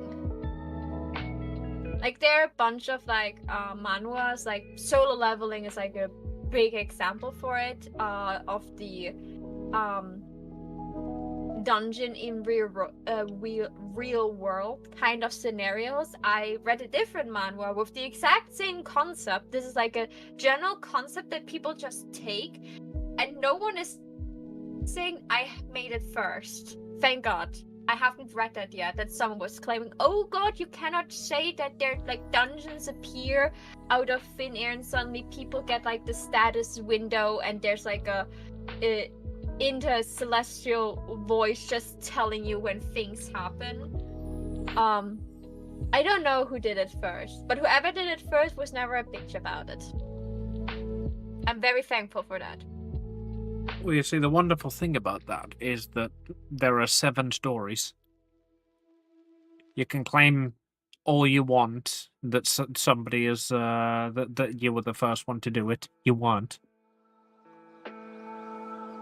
Yeah, that's true. Like, it's just like I'm happy when I see that, because I also saw people that get like, you know, I saw like my Twitter and other like platforms I use are usually very controversial free because that's not what I'm engaging with. But when I sometimes scroll through and I see an artist being pissy at a different artist because they stole my pose, you know, that is like the point where I'm always so thankful that I don't see that in the media I consume. At least, like, mostly, because it's just like, you can come up with the most intricate plot and you suddenly find someone that had the exact same idea as you. It doesn't mean your idea is worse, it just means that people sometimes come up with the same ideas. I literally, when I was, 5-6 years old, maybe 7, I came up with the idea of a helmet you put on your head and then you're inside of a video game and you can move freely inside of the video game. It was way before SAO was written. I was certainly surprised and confused to find SAO years later and be like, wait a second, that was an idea I had as a child. SAO wasn't even the first thing to do that. There's been tons of like, hey, this is VR, like even before VR was a thing. Yeah, like,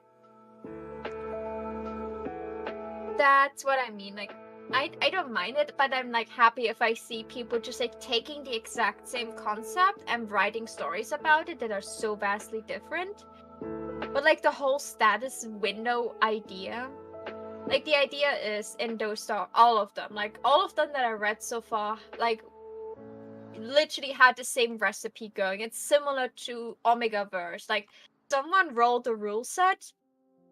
No one knows who wrote the rule set, but everyone is following the rule set. Out of nowhere, towers or dungeons appear.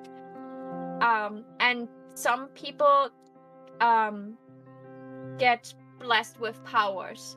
And those people can go into the dungeons for materials. Usually the politics are revolving around managing those dungeons, because if you get rare stuff out of there, that's obviously something for the world market, and people want to claim them for themselves. And like that would also, like, yes, it most of the time ends like with almost world destroying scenarios, because those dungeons can be dangerous, and sometimes there's the whole thing, what if what is inside of the dungeon comes out? That's usually like a big plot line in most of them that I read so far. But to be honest, having like usually then there's also the concept of a rift opening instead of a dungeon. It's just a giant crack where those monsters spew out because they're not like secured like in the dungeon area, what is really dangerous. But like aside from that, I think like if suddenly everyone on the entire world would get a status window opened and people just like get abilities and they could work with them or don't, I think that sounds like I wouldn't mind that either. Like that would be the closest thing I would get to magic. I would take that. Yes, it would be weird if a status window would pop up and congratulating me on my 1000th poop or something like this. But hey, as long as I'm the only one to see my status window, that would be fine.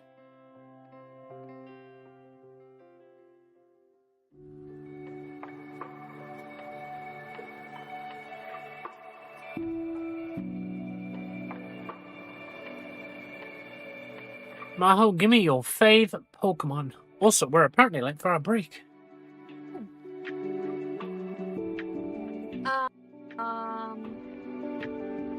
Eevee. Sorry, that's German. Eevee.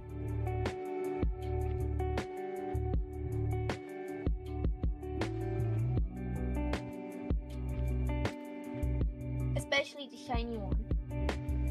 Eevee. Yeah, Eevee, Glaceon, Sylveon, and afterwards come a bunch more, but like Eevee is probably my favorite. Talking about Eevee before we go to break. My mom brought me from a flea market a crocheted Eevee. She bought there for me. Cute. My Eevee collection is growing. There's Pokeball for an Eevee. Friend Ball. Is the friend ball the one with the heart? Uh-huh. Increases the base friendship stat when you catch it. It is basically the best Pokeball for like half of Eevee's evolutions. Yeah.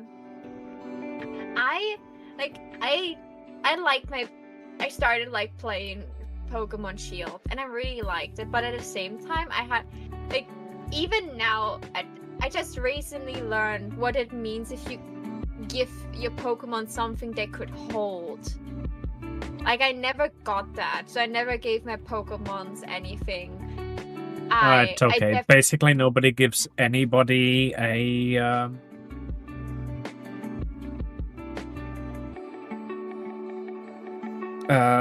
nobody gives any Pokemon a held item other than an Oranberry or a Leftovers, unless they're into competitive Pokemon.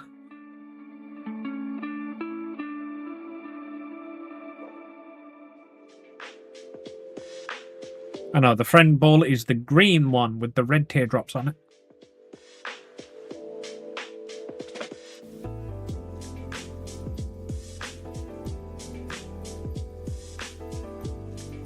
Yes, that automatically sets the happiness of a captured Pokemon to 200.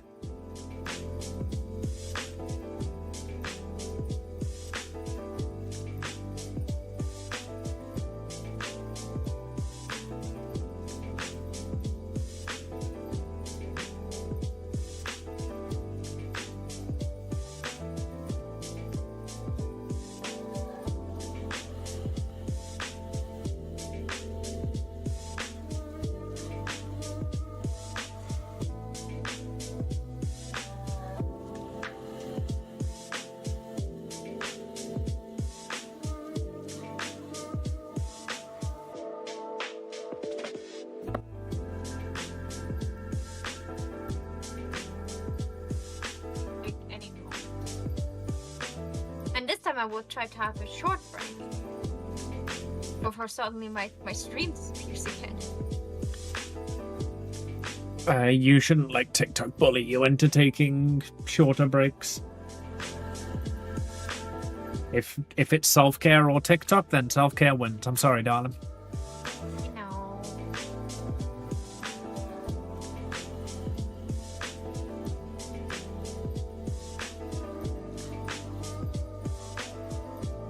Break, go. Good idea. I will be right back.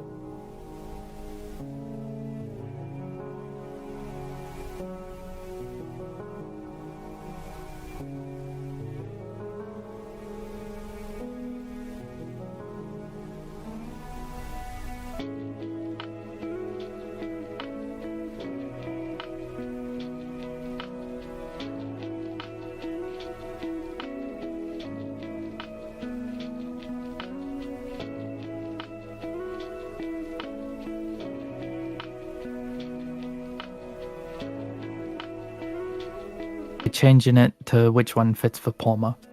And then it said, "That's no netball. That's my wife's balls." Your wife has very lovely balls. Oh, the origin ball is there. I was looking for that. Definitely like a yellowish ball, right? Maybe. No. Like, The point is to get. I was getting Amy to choose the ball for your favorite, and you to choose the ball for hers. let Pomni, is it called? In English? Palmer. Or- Wait, yeah, Pomo. Yeah. Also, I the agree. Brescia Oh, ball when we went to thank Birmingham. God I'm not showing what I'm searching right now. Oh God, no. You gonna show us? Apparently, I need to go find Pomo fan art. No, that's not the problem.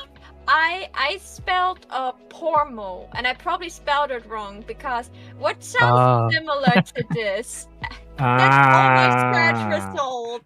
Oh my god, that is like the cutest fucking... all of Pomo's Pokemon cards are fucking adorable. He's only got like how 3, do you but they're spell- all how do you spell amazing. him? How do you spell? Pawmo. He's got exactly 3 Pokemon cards, and they are all just the fucking best. Did I got the middle evolution now? Or did I got the max evolution? Let's go back to look at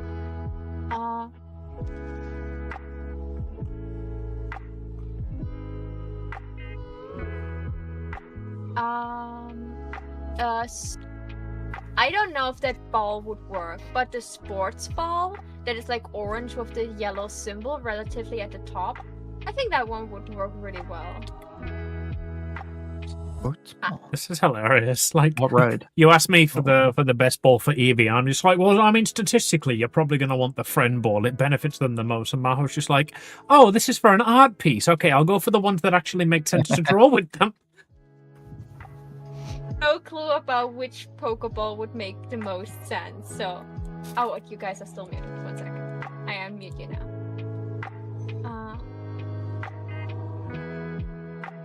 There you go. By the way, I'm so sorry for everyone that is like in here with me and has to listen to the Lofa while I'm listening to Addict. I'm so sorry. I would like to offer the same apology to my YouTube audience and a reminder that if you head over to twitch.tv/AmyTheRanda, you can hear Pancake Island Radio, which is a collection of every single song request I've ever received. We're up to 1,689 requests currently. It is a very eclectic playlist. So what you're saying is I should request copyright lo-fi then? Every single song request I have ever received is in Pancake Island Radio, with a few notable exceptions.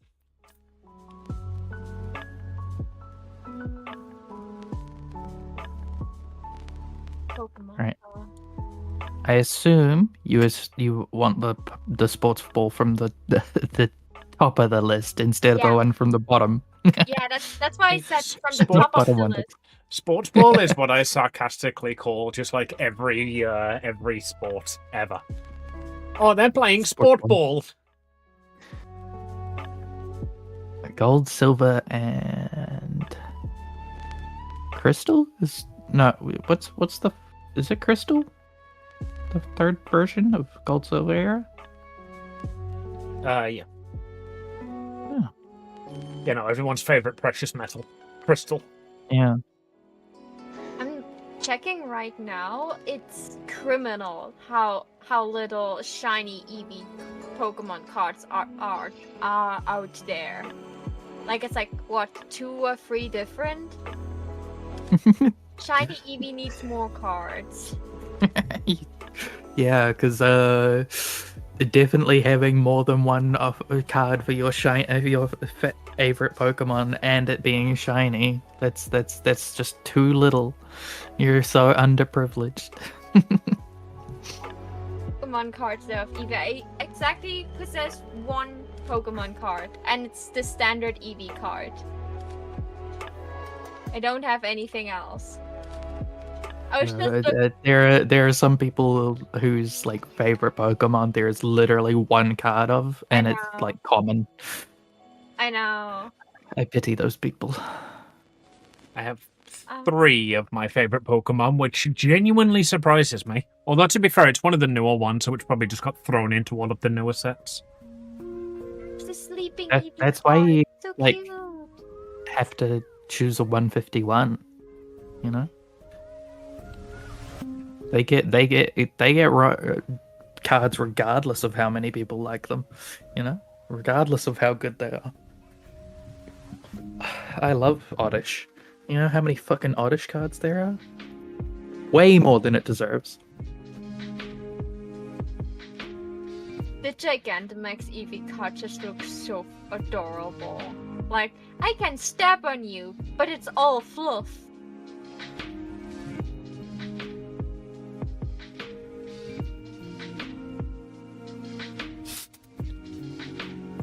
Anyway, we should probably do some, like, art. 1, 2, 3. Oh my god, there is a shiny Oddish card. Yeah. From Paldean Fates. Oh my god, there's a fucking shiny Gloom card too. Whoa! And a shiny Vileplume. Wild. Cute.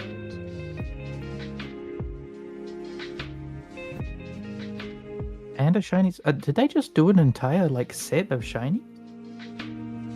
A shiny Hoppip, Driftloom, Skiploom, Driftloom.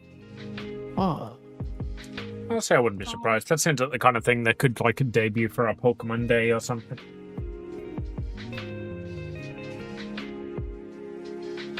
there's 1, 2, 3, 4, 5, 6, 7, 8, 9, 10, 11, 12, 13, 14, 15, 16, 17, 18, 19, 20, 21, 22, 23, Quick, Mario, 24, shout out random 25, numbers. 26, 27. 27 Oddish TCG cards. 3 Pormo TCG cards. I should Telling you, remake you a gotta list of choose my- a 151. I should really make a list of my favorite Pokemons, shouldn't I? Actually, I don't think there are that many Luxio cards. I'm pretty sure there are only like 3 or 4 of them. Yeah, but that's a middle evolution, so you're gonna get that. I really like Altaria too. That's just a fluff bird. Looks like if you would hug it, it would probably be all soft or wet. One of the two things. I try to imagine it's the first one. There's a shiny Luxio card. From PAP, whatever that is. Paldean Fates. Yeah, I assume Paldean Fates is just a load of shiny cards then, by the look of it. Yeah. Must be an expensive set to get now. Sad. Like every set that is just like slightly, you know, special, expensive to get. Looks like there are 9 Luxio cards. Oh god, I just saw how Altaria looks like when it's, you know, watered down.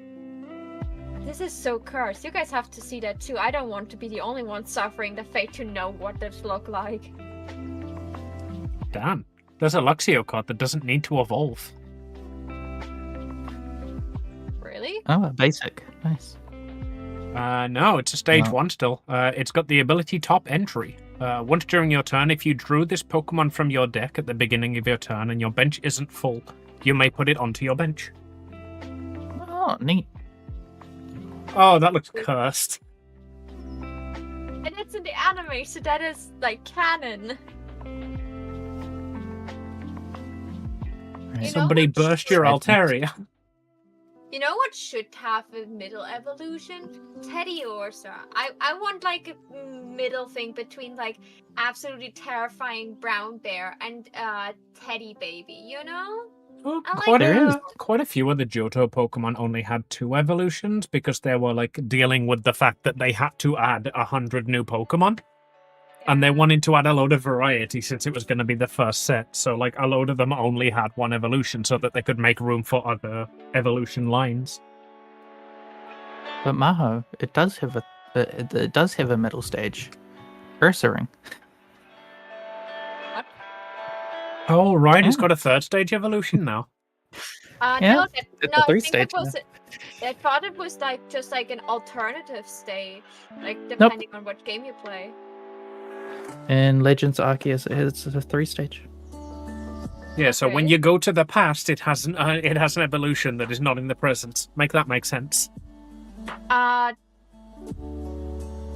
It could have to do with like I watched a game theory video and they were like, yeah, it could have something to do like with if we would apply to natural like laws, like how evolution worked for us and animals. It could just have to do like how they live, and maybe like how evolution just didn't deemed it necessary, or they got hunted because of something like this.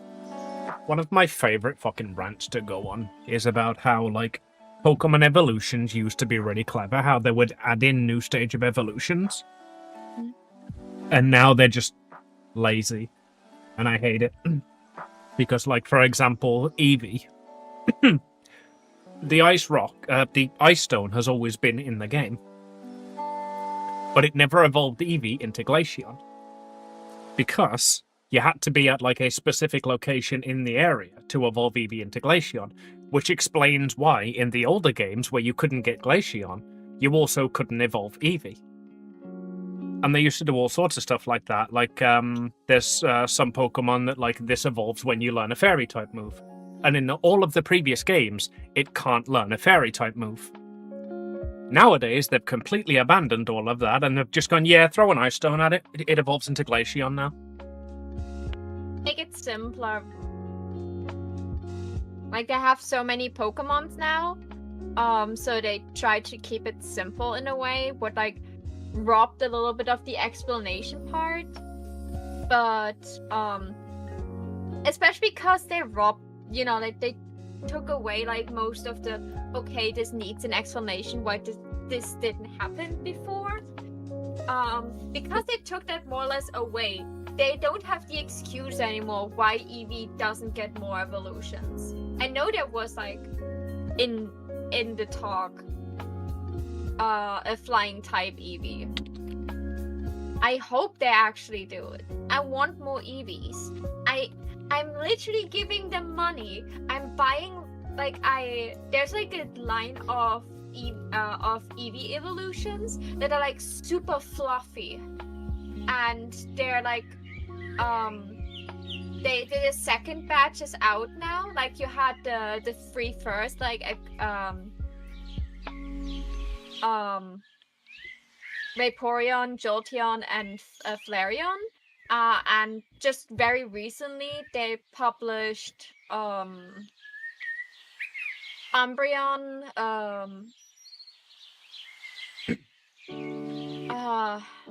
Lord help me, Umbreon, Glaceon, and Leafeon. and the purple one. Espeon. Espeon, thank you.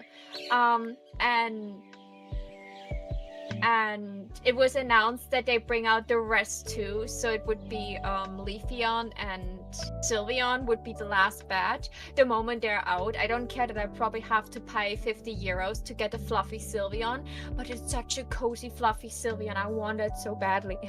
It's just super soft, fluffy, plushy material. I need that in my life.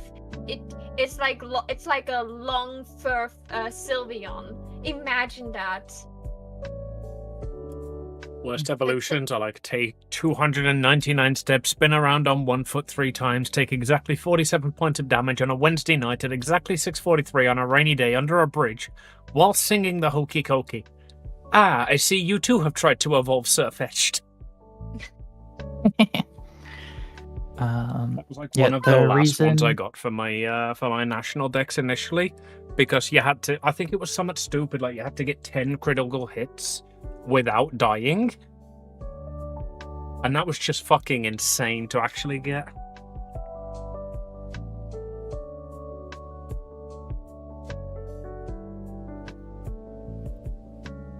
Me, like when I was looking up like how to evolve certain Pokemon,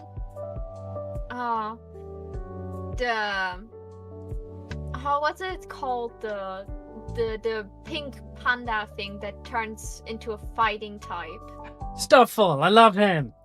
Yeah, so in Sword and Shield, like you have to have a different type of. I think you must have a fighting type Pokemon in your team to evolve it and also do some extra stuff.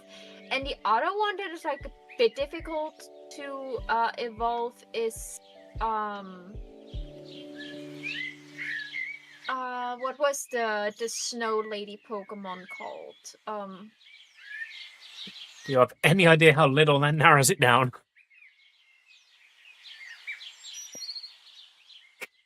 Frostlass. Yeah. Apparently Frostlight is also a bit difficult to get her evolved. I love that I just typed in Pokemon Snow Lady and it immediately knew what I wanted.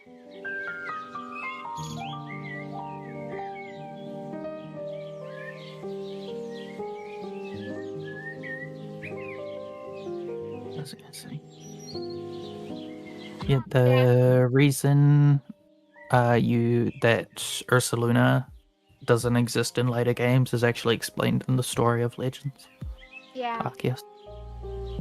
It's because they use a specific like mineral only found in one location, which is guarded by like an ancient tribe that like is saving the last of it, basically as like a precious item, and you convince them that like you are worthy and that like you need Ursaluna to save the world, so they give it to you.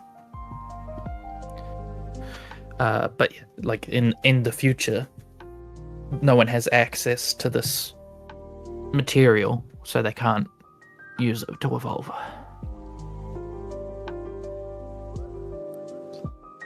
I wonder if any of the Pokemon who got Legends forms are gonna get them in the new one. Whether they'll get new ones or they'll just have like a basically the equivalent of like one of the fossil nerds in all the other games where they're like, look, we recreated this material.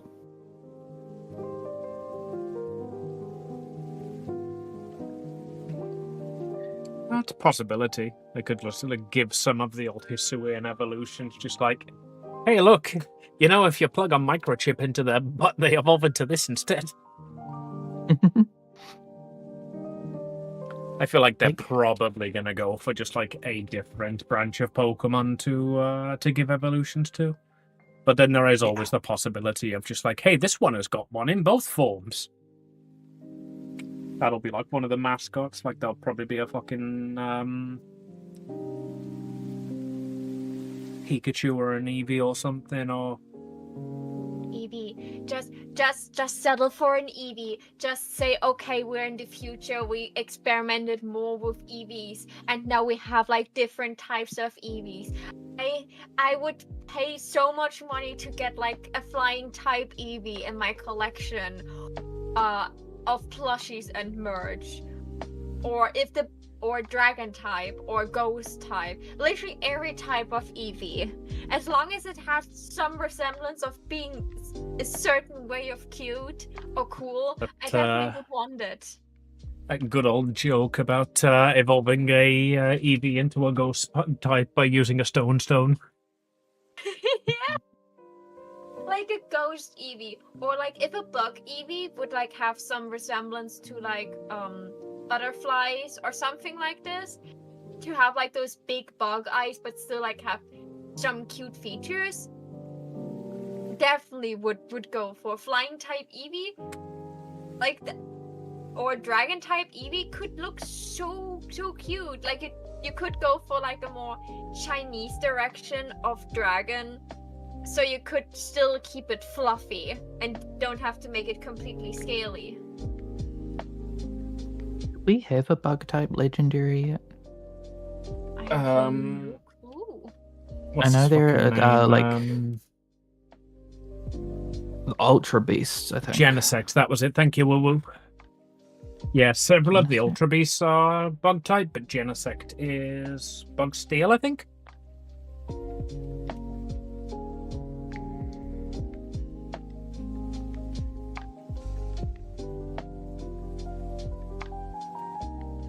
Isn't that a Genesect's only mythic though? Mythic counts as legendary though. Does it? Mythic is more legendary than legendary, given that you can only get them through fucking promotional giveaways. I guess. It doesn't feel the same.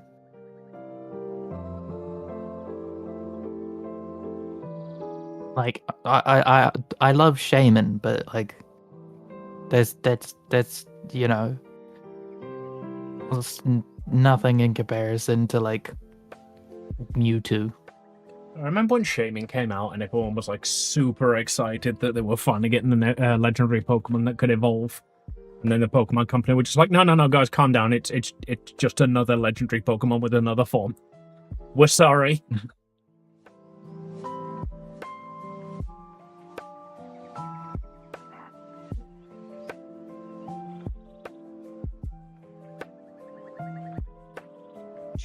Should work.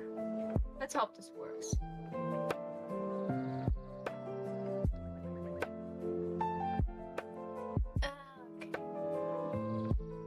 Galarian Yamask into a Runerigus, you have to make it take 49 or more damage and then take it to a specific spot in the dusty bowl of the wild area.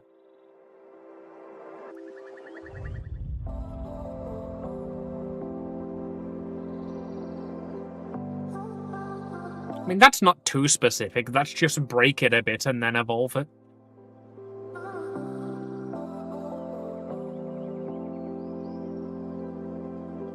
Yeah. Cerebi calls them sub-legendaries instead of pseudo-legendaries. They're pseudo-legendaries. I'm sorry, Cerebi. I think Also, I know a little bit more about Pokemon than you, Cerebi.net. I've been playing it since Ruby. What do you have to say about yourself, Cerebi? They also call fucking Articuno, Zapdos, and Moltres sub-legendaries. They are definitely legendaries. I mean, at this point, they're in like 19 different games, so they are definitely not unique in lore anymore, but... Yeah. It appears to be like a... Make me feel old. I've been playing Pokemon since Red and Blue. I've been watching Pokemon since Red and Blue, but I only actually started playing them at Ruby. It's apparently a like mechanics classification, not like a status what for like Smogon and Showdown? Yeah, for Battle Tree and online like championships and stuff.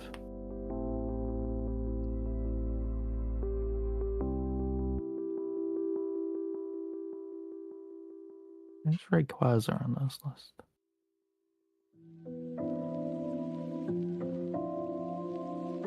Rayquaza is almost definitely a legendary, given that Mega Rayquaza is banned in basically every category ever. Oh, yeah.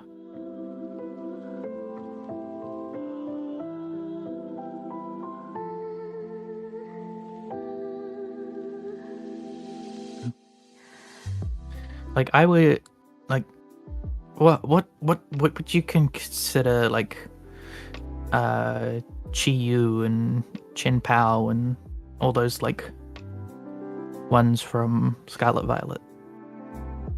Where you have to, like, take the tablets and stuff to specific locations. I'd say they count as legendaries. Like, they're weak legendaries, but they're legendaries.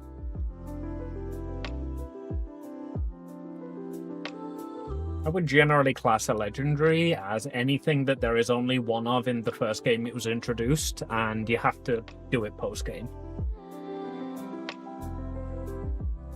Or cover legendaries.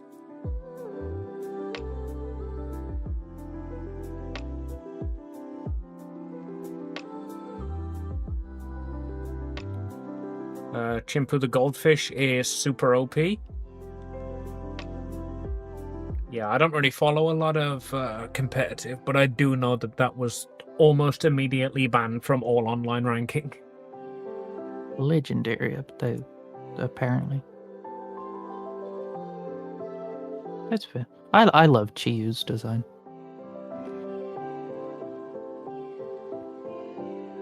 Wasn't Chin Pao also banned a lot because everybody fucking wanted to use it, and then the other two were just like useless.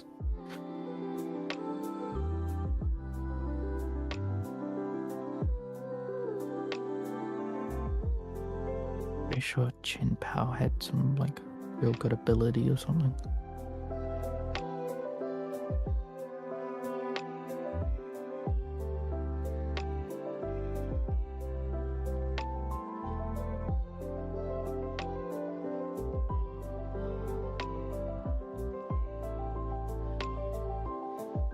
Sword of Ruin. The power of this Pokemon's sword lowers the defense stats of all Pokemon except itself by 25%.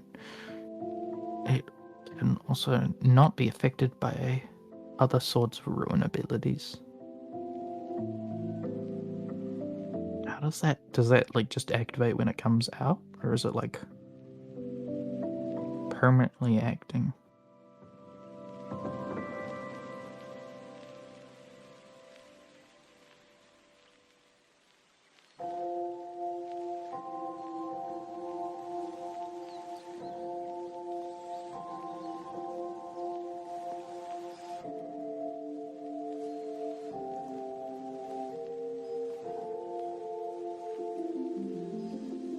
Activates once it's out, apparently. Where?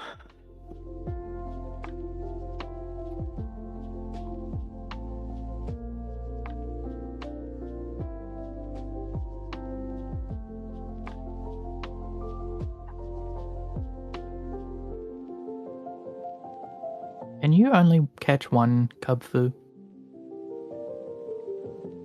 Yeah, that's the DLC legendary. Well, there's your legendary that evolves. You wanted. Oh, there's a few of them now, aren't there? Like, Manafi isn't one, but that can breed at least. And what's his face? Calyrex can evolve, kind of.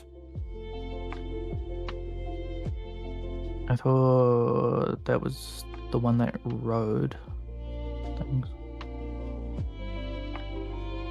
There was one of them from that generation. I don't know what it was. Yeah, cause like Calyrex sits atop whatever one of the horse legendaries you get.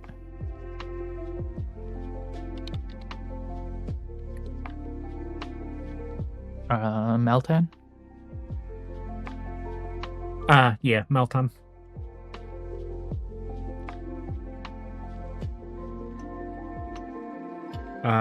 Cosmoem as well can evolve. Cosmoem? I don't even know what that one is. It's the pre-evolution of Solgaleo and Lunala from Sun and Moon. Yeah. Cosmog, and then it turned to fucking a legendary cocoon Pokemon. Yeah. Yep.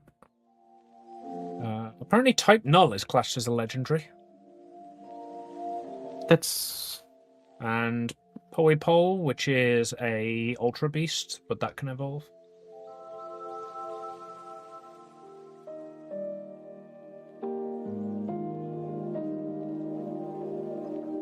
Poipole? Evolves into Nagandel, the poison type, like robotic looking one. Ultra Beast.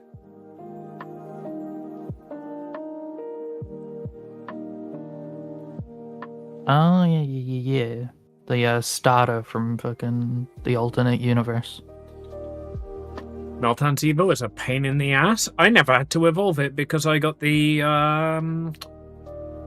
Metal from Pokemon Home. It would be cool to get a spin-off game set in the Ultra Beast universe where, like, your starter is legendary status in the main universe, but, like, in that universe, It's crap. it's crap, yeah.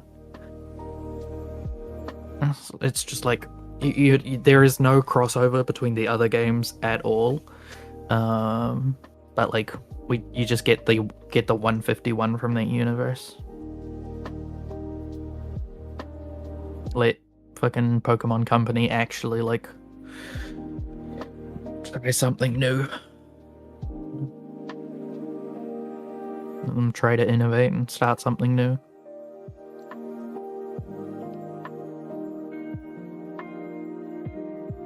I love Stack Attacker. I don't. And I got a shiny one of that, so I was salty as fuck. Like, I just got like a natural shiny the first time I went out to do to catch that.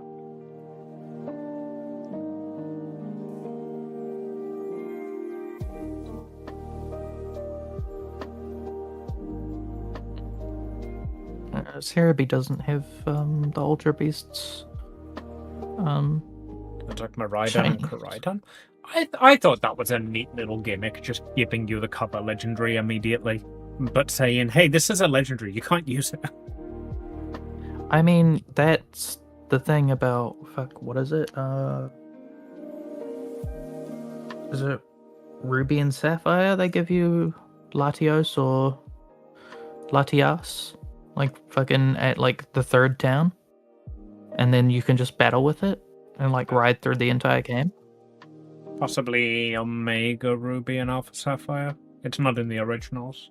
Well, it is, but in the originals, it's a event one.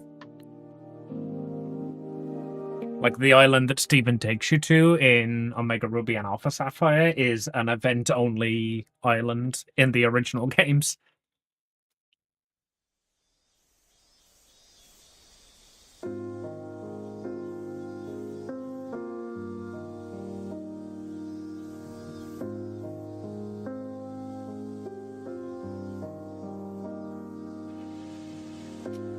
Oh, I think this might be my least productive stream I've ever done. Amy, do some damn work. In one of the games, they give it to you to be like you're flying Pokemon. Like it's your mean of travel for the entire game. It gets cutscenes and everything. Like that's just the entire purpose of it. Yeah, I'm pretty sure that's but alright. they let you battle with it. And then Scarlet and Violet just does that, but better because they don't let you fight with it. It's literally part of the story of you healing it to the point where you can finally battle with it.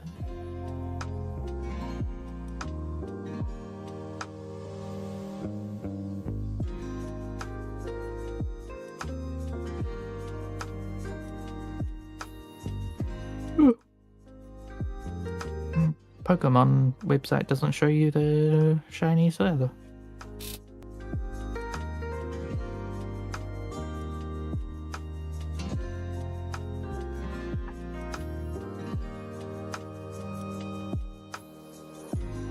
If any Pokemon in the newest game in Legends ZA were to already have a Hisuian form that gets a like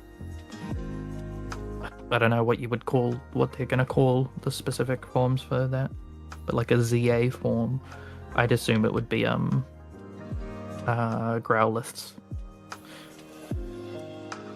Was Growlithe the final evolution or the first one?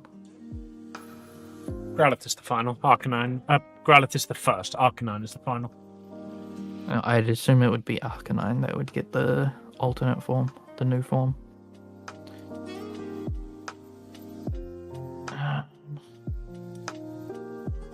Either that or maybe Zorua.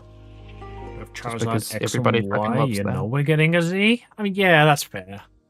That's they're gonna do new megas. I think will be more of the focus than new forms. Yeah.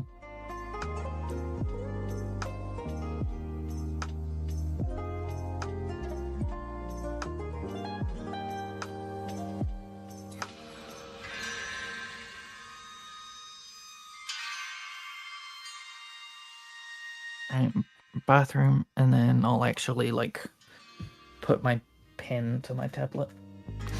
Was there a luxury mega, which I hope is true? I mean, I can see it happening, but it's gonna be crap. They're gonna make it look like Mega Manectric, aren't they? Like, I can fucking tell, and I really hope they don't, because Mega Manectric is the worst mega ever. It's just gonna have longer hair, that's it.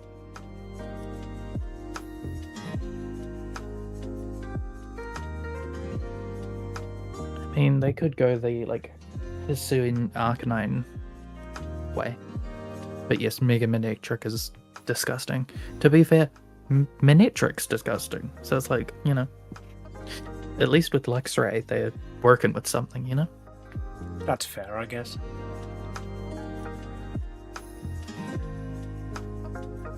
Gets a dark typing, it'll do it justice. It doesn't need a dark typing, it gets bite at level like 10, like every other Pokemon in the world. That's all the dark it needs.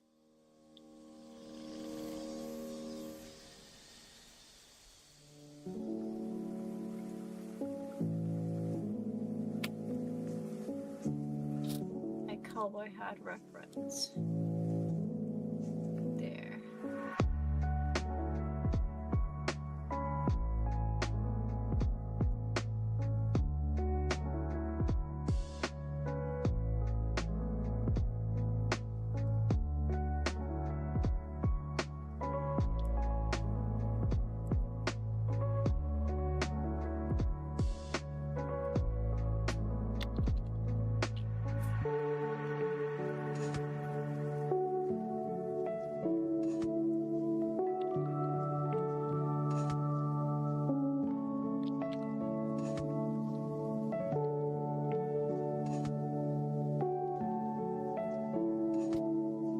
Right. I'm gonna go on to BRB. I am still here. I just don't remember if there are nipples under this corset or not.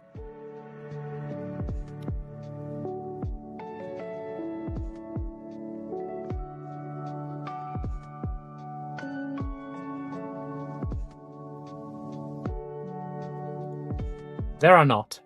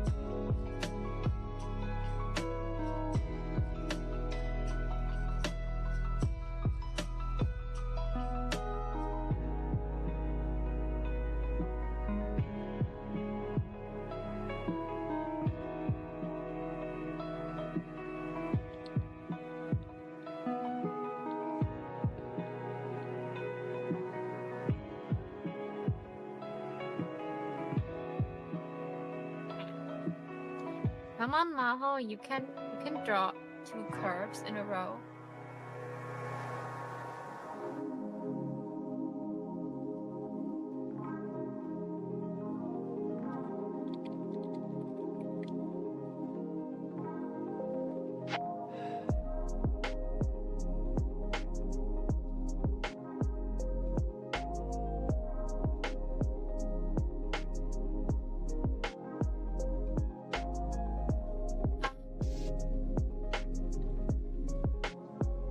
Art going, Amy.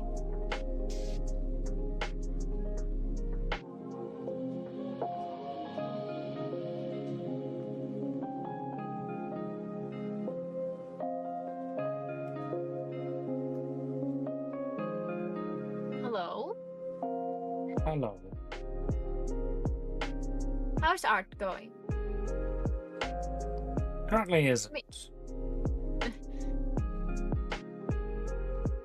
What are you pondering?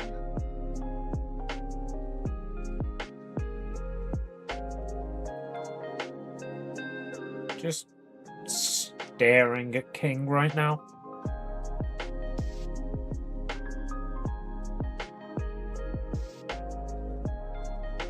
Do you want to switch to a different artwork? How about you take a break of King for now?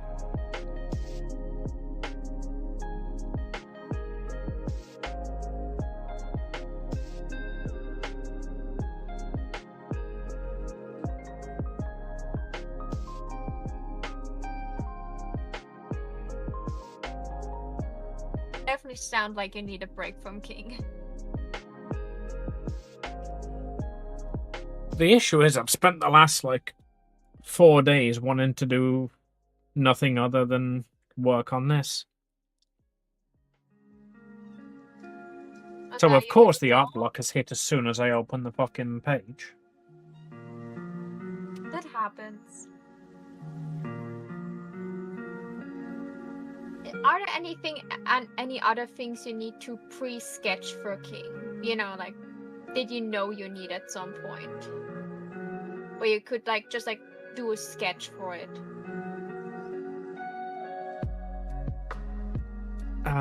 Yeah, all of, this stuff is still sketch lines.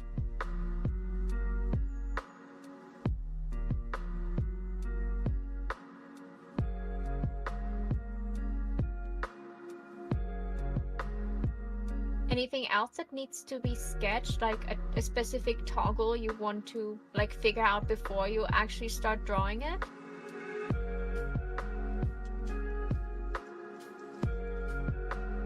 I'm just asking because maybe you take a small break, starting to do a small side sketch. Amy, more like egg. Wrist rest. Sure, what 5 more minutes are not doing anything?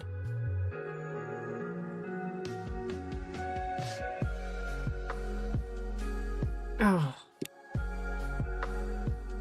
So how's chat doing?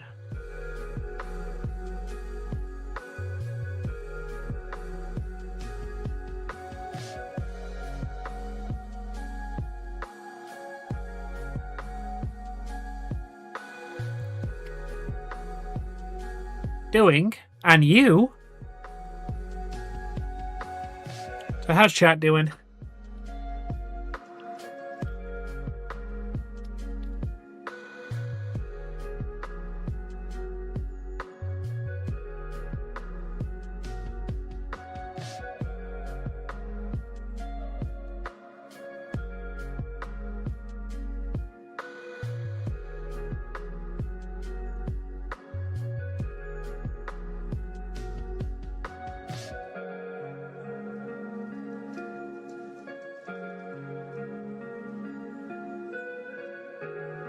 Problem now. You know that I usually let hair cover the eyes, so I erase them. Yeah, huh?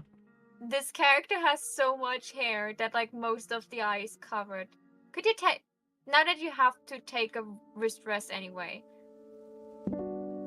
could you take a look and tell me if that looks awful or not? just cleaning up the... Looks fine to me. I'd probably still do the eyebrows above the hair, given that they're entirely covered by the hair here. And eyebrows are very important for expression. I was thinking of lowering the eyebrows so you would see part of the eyebrow above the glasses a little bit on one side, because she has very relaxed eyebrows.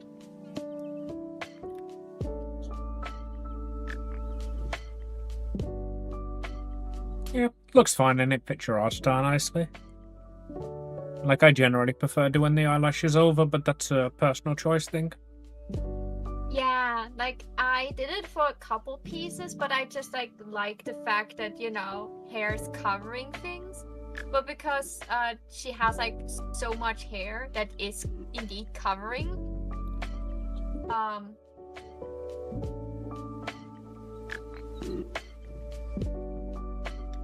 if it's that much of an issue for you, you could always do the semi-transparent hair sort of thing that a lot of people do for eyes. So you can still see, like, the faded outline of the eyelashes.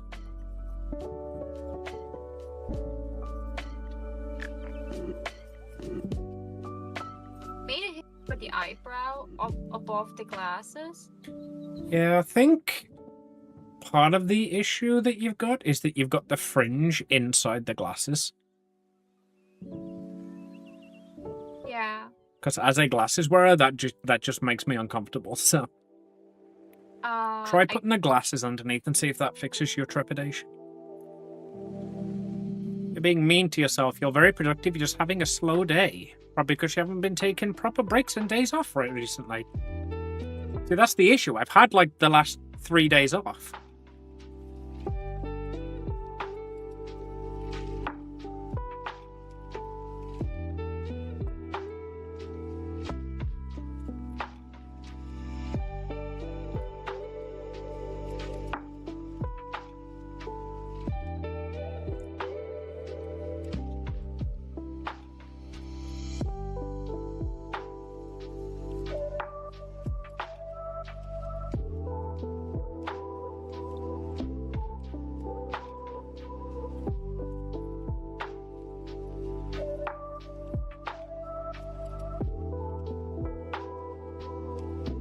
That feel better to you now?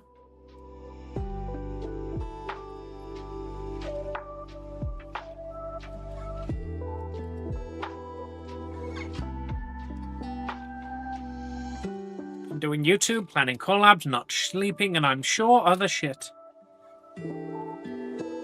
Most of my YouTube stuff is pre-scheduled. Work on it, though.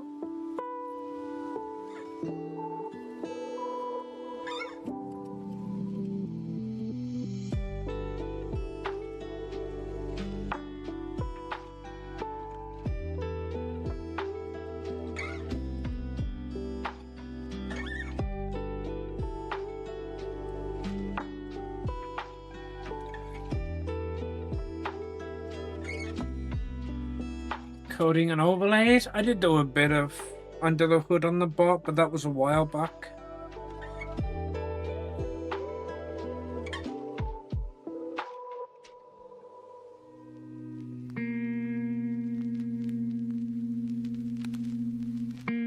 I think the horn would probably come in front of the face as well.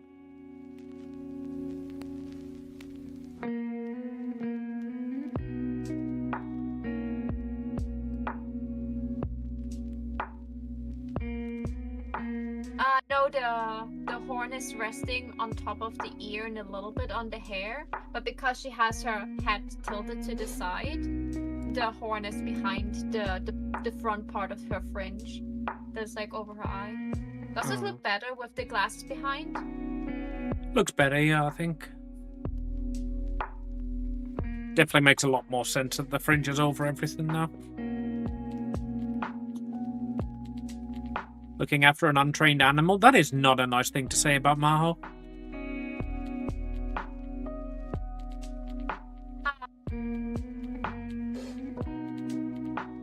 I know I'm not, you know, the most well-behaved thing in the world, but that's just mean. Look, at least you're house trained, okay? I'm potty trained. Try not to make too much of a mess.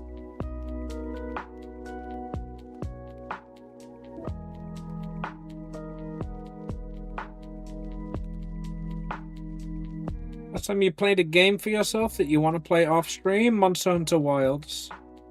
Last anime you watch because you look forward to it? Next question. Last nostalgic Disney rewatch? Next question. Last time you cooked something you miss making? Tuna sandwich about a week and a half ago. Maho peas with purpose.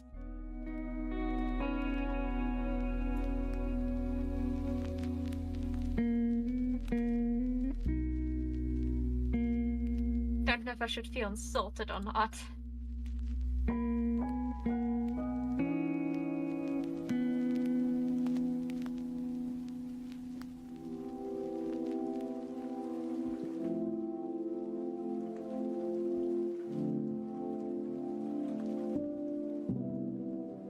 So what I'm missing? I was like, why does she look like so weirdly naked in the top area? Like, I know it took off her clothes, but I still wondered why. Sheep cover booba. I forgot to do her boob line.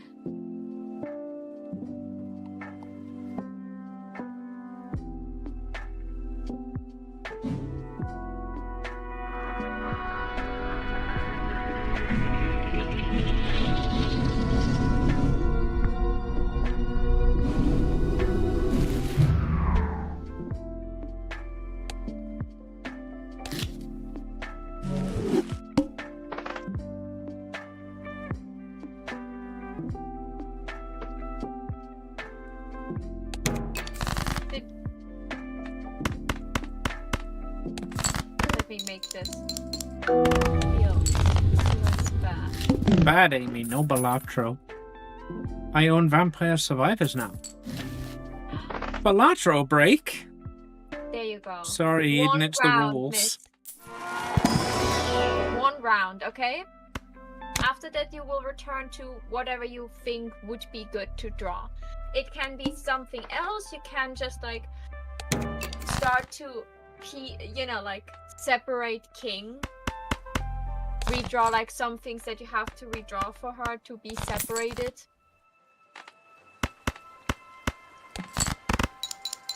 And the shoes.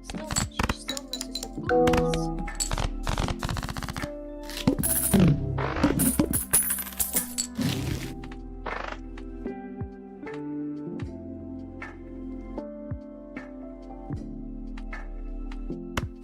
I'm back. Hi, back. Did you miss me while I was gone? Or did it feel like I was always almost here, talking to you the whole time? I definitely got that impression, yeah. Weird. I wonder why. I was ever present in your mind, I guess. Obviously. Makes sense to me.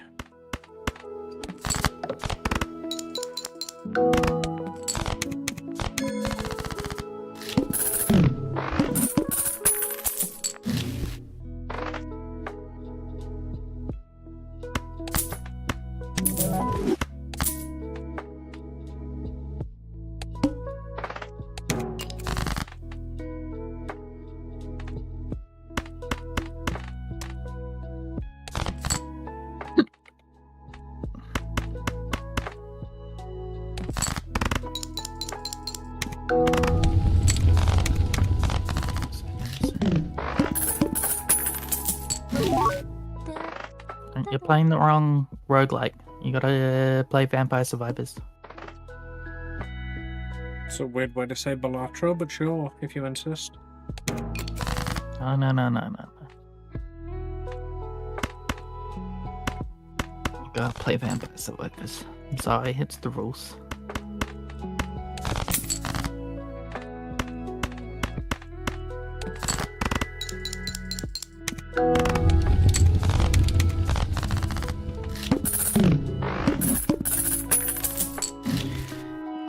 gotta, otherwise I'll make you confront facts about your personality that you don't want to. How do you think I've been spending the last week?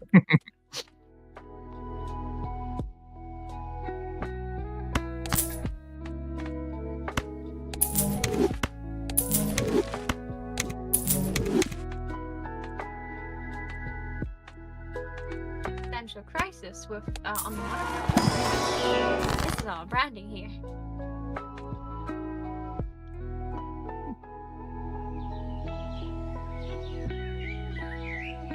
When Pet says miss me while you was gone, I just had a flashback to a song. Yeah, me too.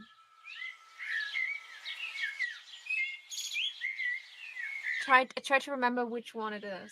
When I'm Gone by Three Doors Down.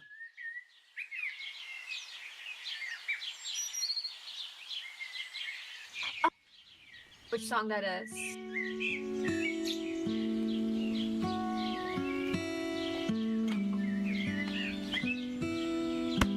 I think I have to sing that song in school once.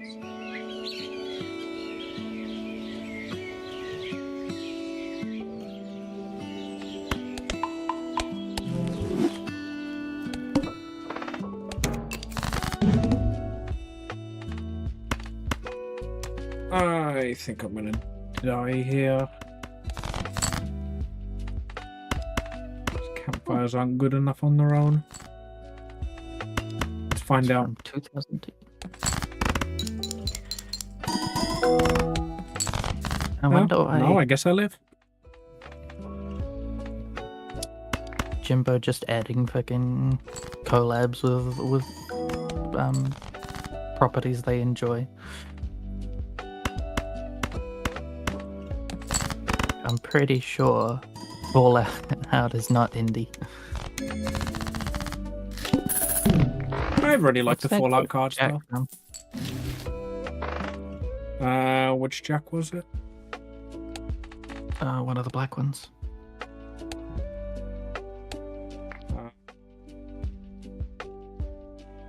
Settings. No, it'd be a menu.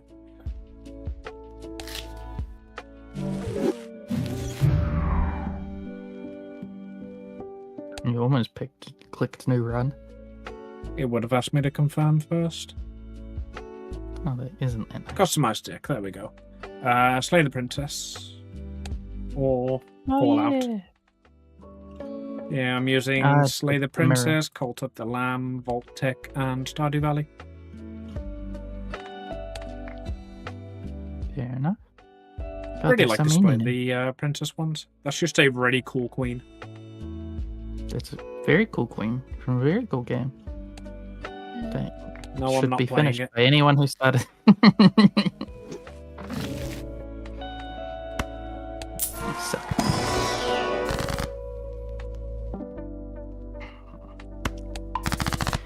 That's right. A fear of change and new things is very common for people like you.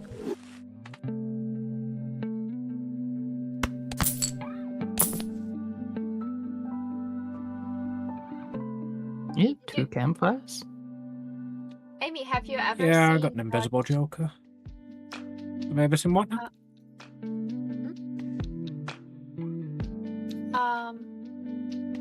Can I bother you? Have you ever seen like chess pieces that like are like shaped like people? Like in those fancy chess boards. Yeah. Have you ever considered just for art purposes to design how your chess pieces would look like? That might be a neat idea. You could just make them look like marble statues, and if you have them drawn in a good way, you can just throw them in the background every time you move background.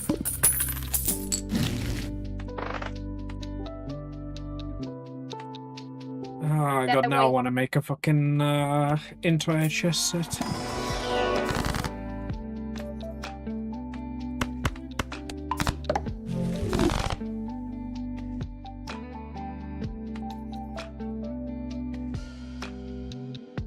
Amy, do you have £6? Probably. What do you want me to buy? Who wears the crown?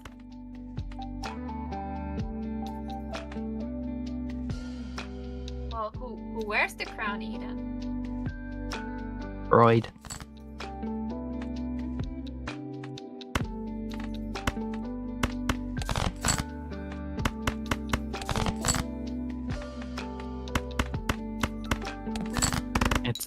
It's a chess game, but it's also a Freudian platformer.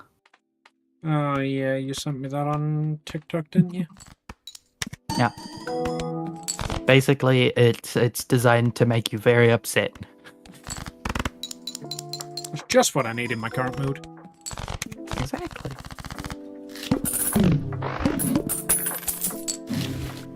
You mean being able to actually express yourself instead of like wallowing into a pit inside of yourself? It wouldn't help? Your girlfriend's dead. You have my sincere condolences.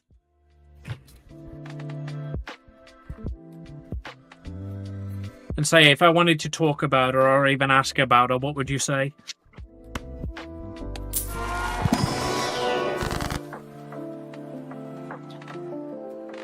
You can even choose custom colors.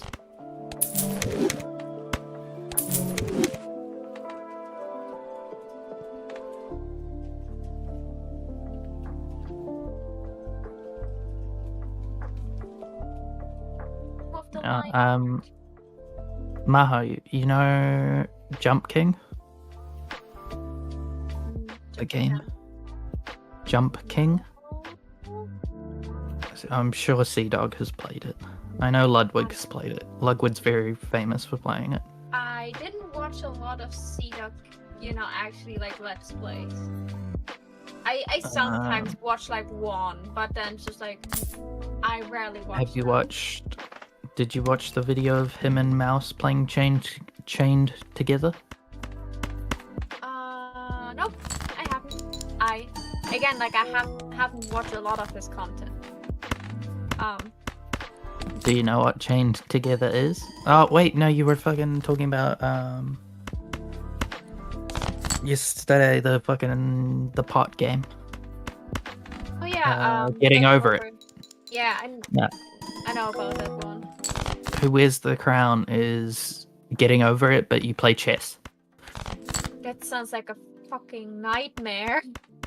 Yeah, because basically you can move your character as a pawn, and you can like move and jump like it's a platformer, but then you can change the board that you're playing on has the like global standard chess AI powering it, so you can actually play chess to move the other pieces and then jump on them with your pawn. But if you get checkmated, you have to go back to either your last checkpoint, or if you're on a harder difficulty, right back to the start of the game. But if you checkmate the Air King, it gives you a super jump. So you can choose how much platforming and how much chess you want to play. I'm not good at chess. Amy didn't play chess in probably years, and she wiped the floor with me. I have a video of Amy wiping the floor with me in chess. I mean, Amy's favorite chess game is Lego Chess. It's a very good game for teaching chess strategy and rules. Like surprisingly good tutorials. What about fourth dimensional chess? Watched someone played it, and I thought I got like a seizure while watching that.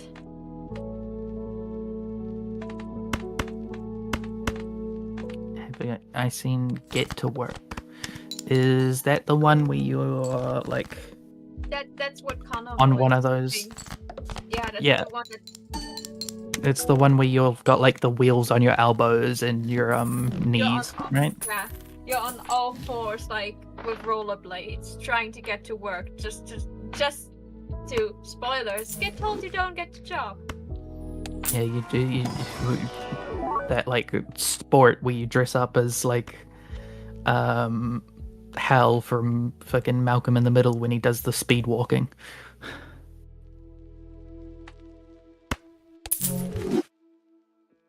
Like in full spandex bodysuit and the like aerodynamic helmet.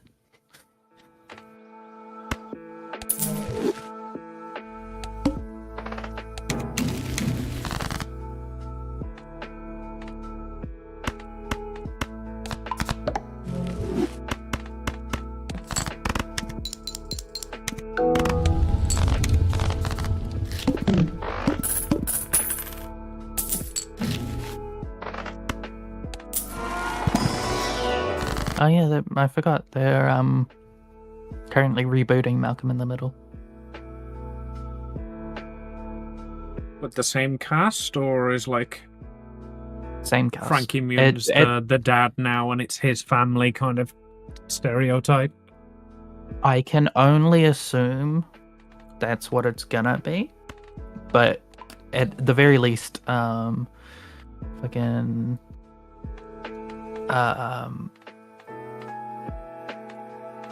Bryan Cranston is coming back. I know. The mom and dad are coming back, definitely. And then apparently Frankie Muniz is coming back, despite the fact that he doesn't have many memories of the TV show.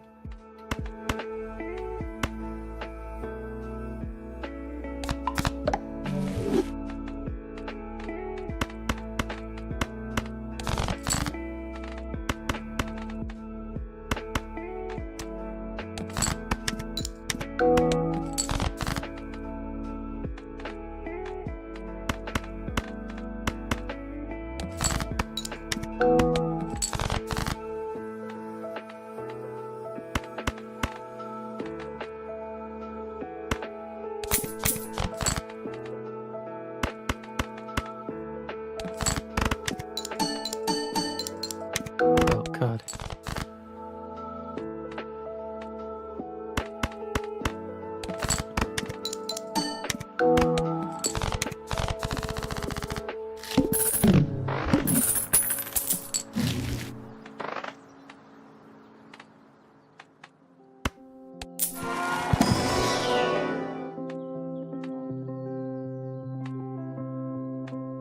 That's why this happened.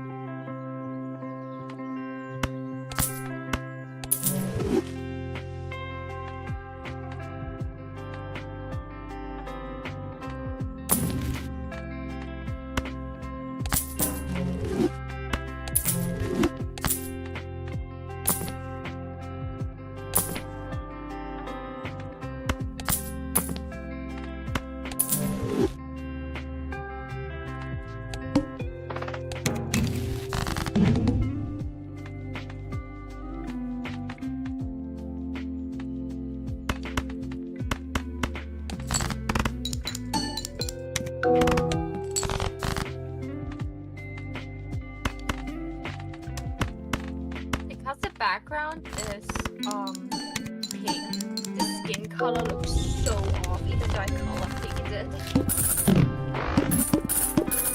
Woo Ed from Ed, Ed and Eddie? Nani?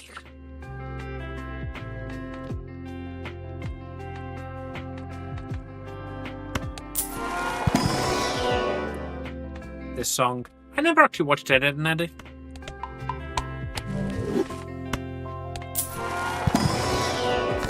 I always found it very vulgar.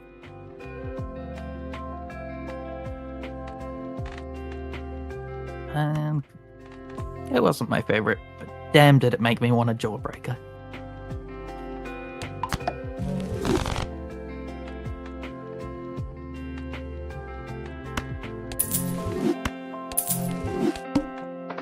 Bad when a talk with people about like their favorite like children shows or like things they watched, and I'm like, nah, I didn't watch that. Nah, I didn't like that. Nah, I didn't watch that. I'm like, I promise I'm not that critical when I watch. I hope.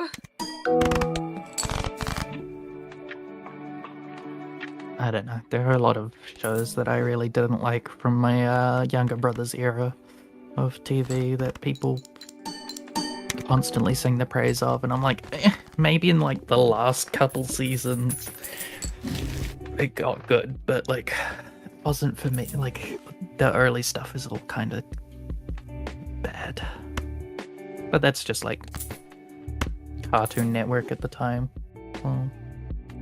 Like even fucking Adventure Time, which I love to death. The first season is pretty bad. Because that's how TV shows were sold at that fucking during the 2010s. This fucking lol random only episodic shows were being produced because they were best for toy sales. It's like a bunch of things. Like I know I cannot even remember some of the shows I really like. Like there was one like cartoon, not on Cartoon Network, called Papyrus, or like the German word for it sounds way more fancy. What was like a show about it, like a boy who like helps Egyptian gods, or like was blessed by Egyptian gods, and his friend, his girlfriend, kinda, the princess, was also blessed by a god, and they were trying to defeat an evil god that was trying to, I don't know, rule the world. It was incredibly interesting. It was one about a cartoon about the Odyssey.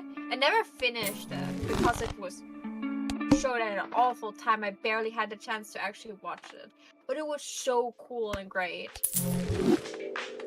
Especially because, like, you know, now that I know Epic and I know how the Odyssey ends, the fact that there was like a children's cartoon about it sounds like the most awful idea you could have with the amount of blood in there, but still like super interesting. Huntic was one cartoon I really liked. Never maybe managed to finish watching it, but I really liked it.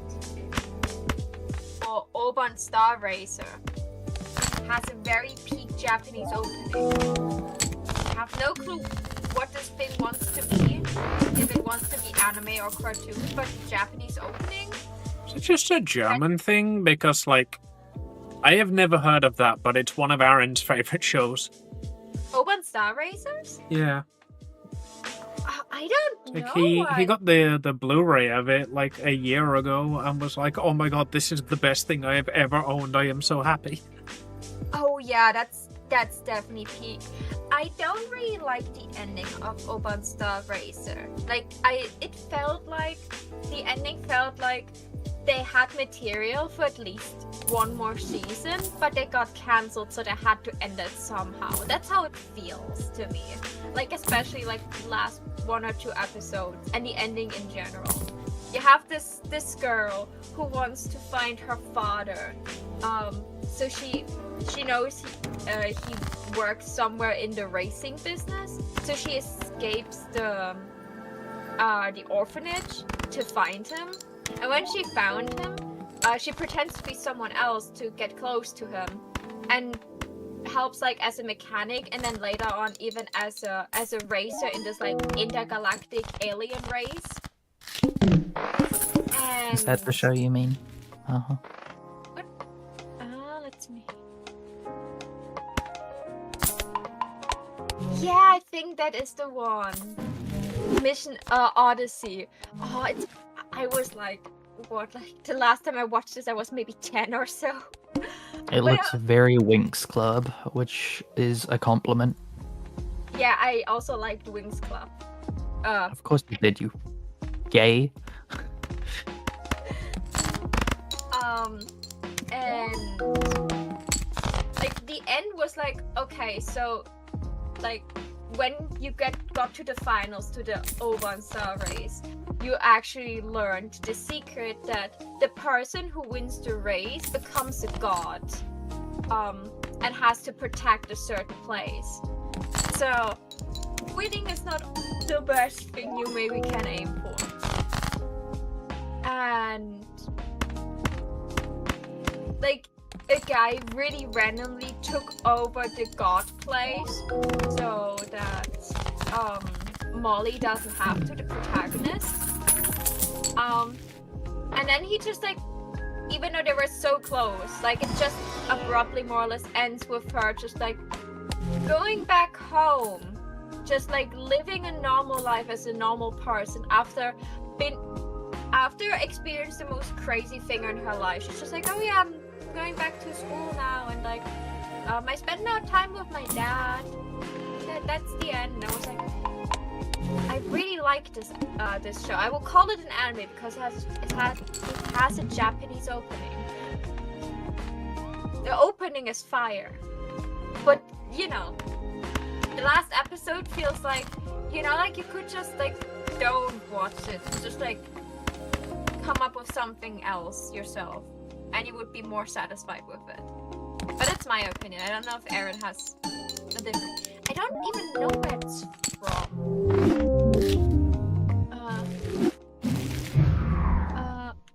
Hold on.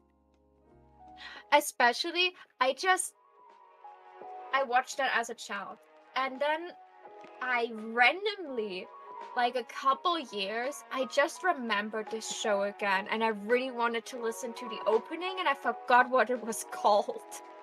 So Maho spent like an hour researching it. It's a French-Japanese cartoon. Maybe that's why we have it in Germany. I won't make the joke.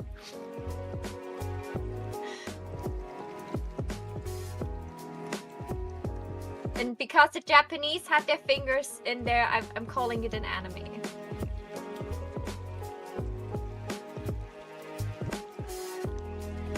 I mean, I still consider Avatar an anime. Find me. Yeah. If Oban Star Racer is an anime, then Avatar's too. Like, just look at it. This screams like, you know, like a love child between cartoon and anime.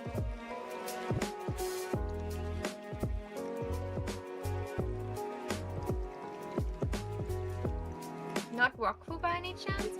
I haven't watched Wakfu, but I know that this also, I think, is something like something good. Spotify? Open Star.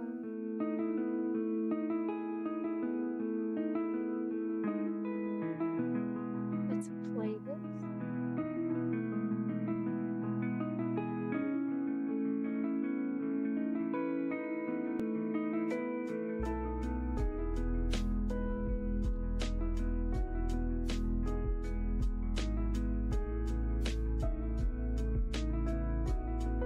Open this playlist.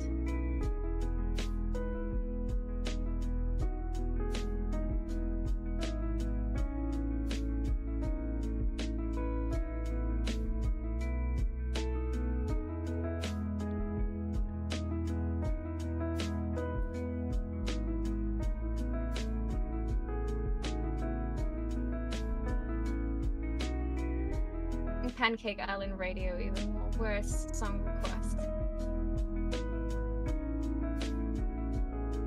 There.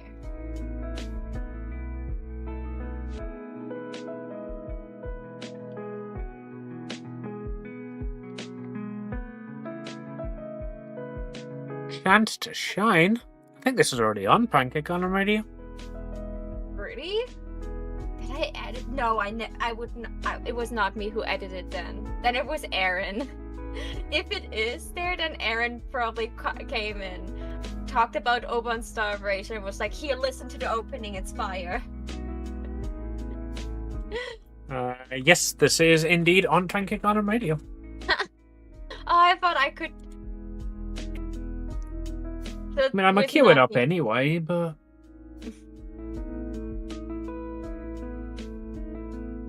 What's a TV show that you always wanted to watch as a kid, but like it was always on that during a time period where you just couldn't?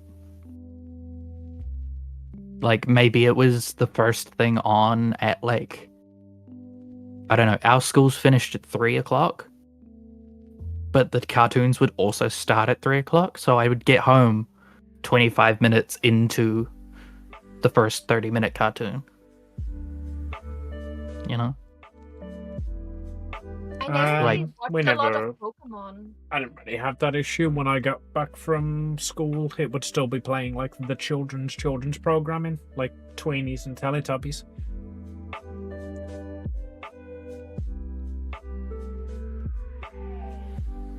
Like those only like from memory, those only played like at like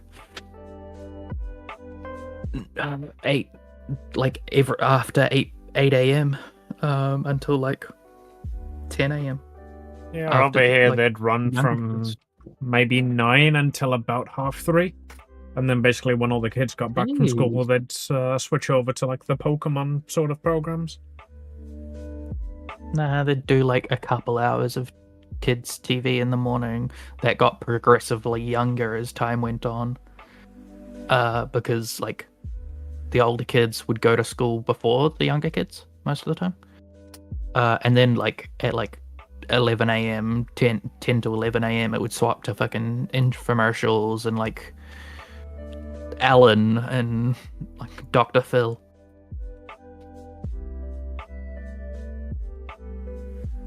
A lot of cartoons as a child. Like I was living on cartoons. Definitely like when I was in kindergarten, I liked watching Pokemon. And then like when I was like between 1st and 2nd grade, like in like anime was like not this big of a thing in TV at the time, for me at least. And I was not in the age group to like enjoy like Naruto and One Piece.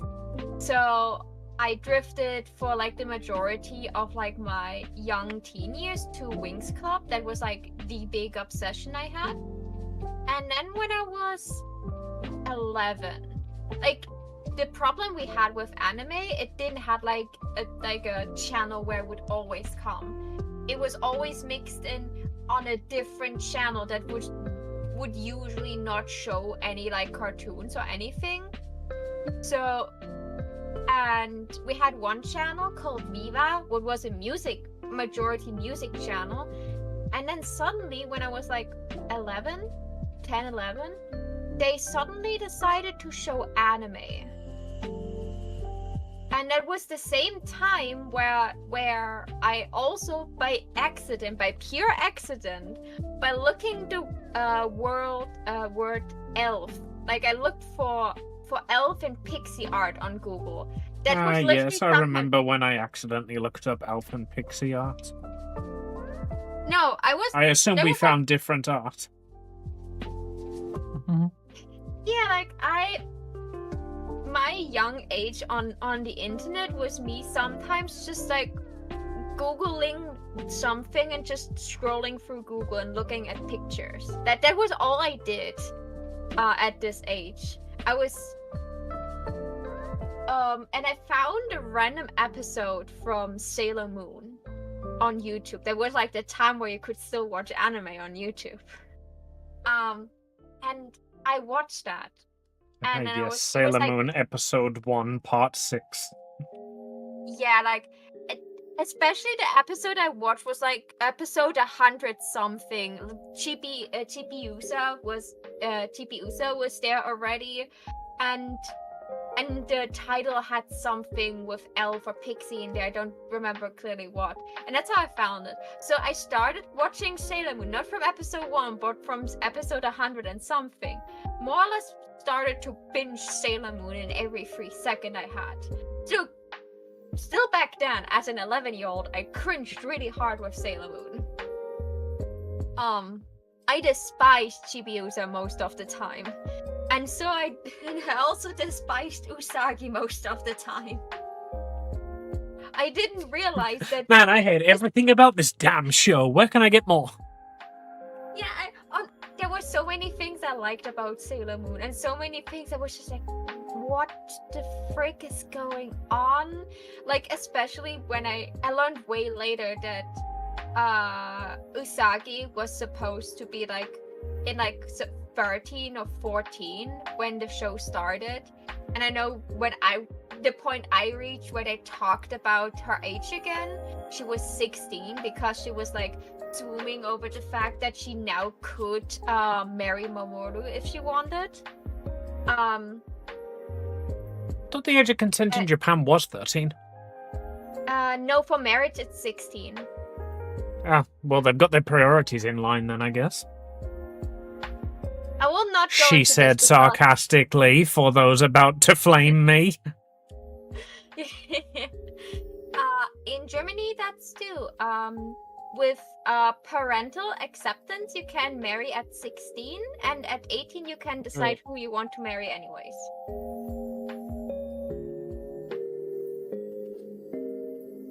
So I watched that, and me as an 11-year-old thought that Usagi was acting kind of childish in some situations. I was like even I couldn't understand her sometimes. And at the same time, when I was like starting to hype up Sailor Moon and slowly understand what anime is, on Viva they showed Tsubasa Chronicles. And Tsubasa Chronicles literally was the thing I became so obsessed with. I know the ex-boyfriend of my mom, I was watching Tsubasa Chronicles, and as a joke, he turned off the TV when it got interesting, and when I finally got the TV back on, the episode was over. I started to cry.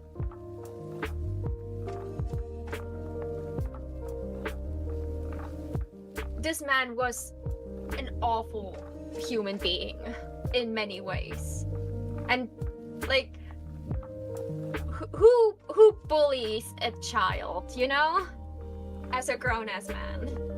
So as many good memories I have with Tsubasa Chronicles, it also reminds me of him, what I don't like. But then Tsubasa Chronicle ended really, really open, and I was really, really sad about this. But when like that Tsubasa Chronicle ended and like anime moved again, I really liked it, and I started to look for it more. And in 6th grade, a doctor gave me a wrong medication for something I didn't have, so I was bedridden for multiple weeks because of stomach issues I got from the antibiotic. And I had nothing better to do than lay in bed and watch TV because I couldn't move a muscle. And I found a new, like, where they were showing anime. And that's how I watched Yu-Gi-Oh! 5Ds, that's how I watched Detective Conan, Naruto, One Piece, and on a different channel before those started, Digimon. And then I was a fully fledged anime fan, and you couldn't get it away from me anymore.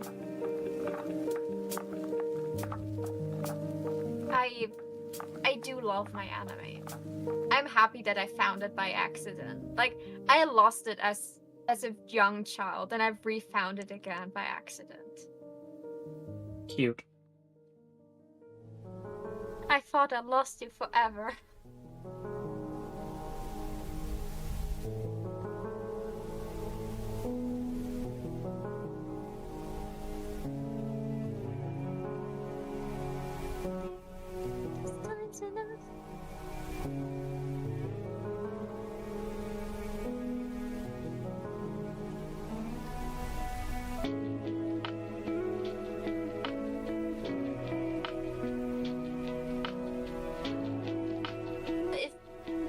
your hobbies should make your personality. But I'm afraid to know what kind of human being I would be now if anime wouldn't be like one of the biggest obsessions I ever found in life. Like, I can't imagine myself not be a hardcore anime fan.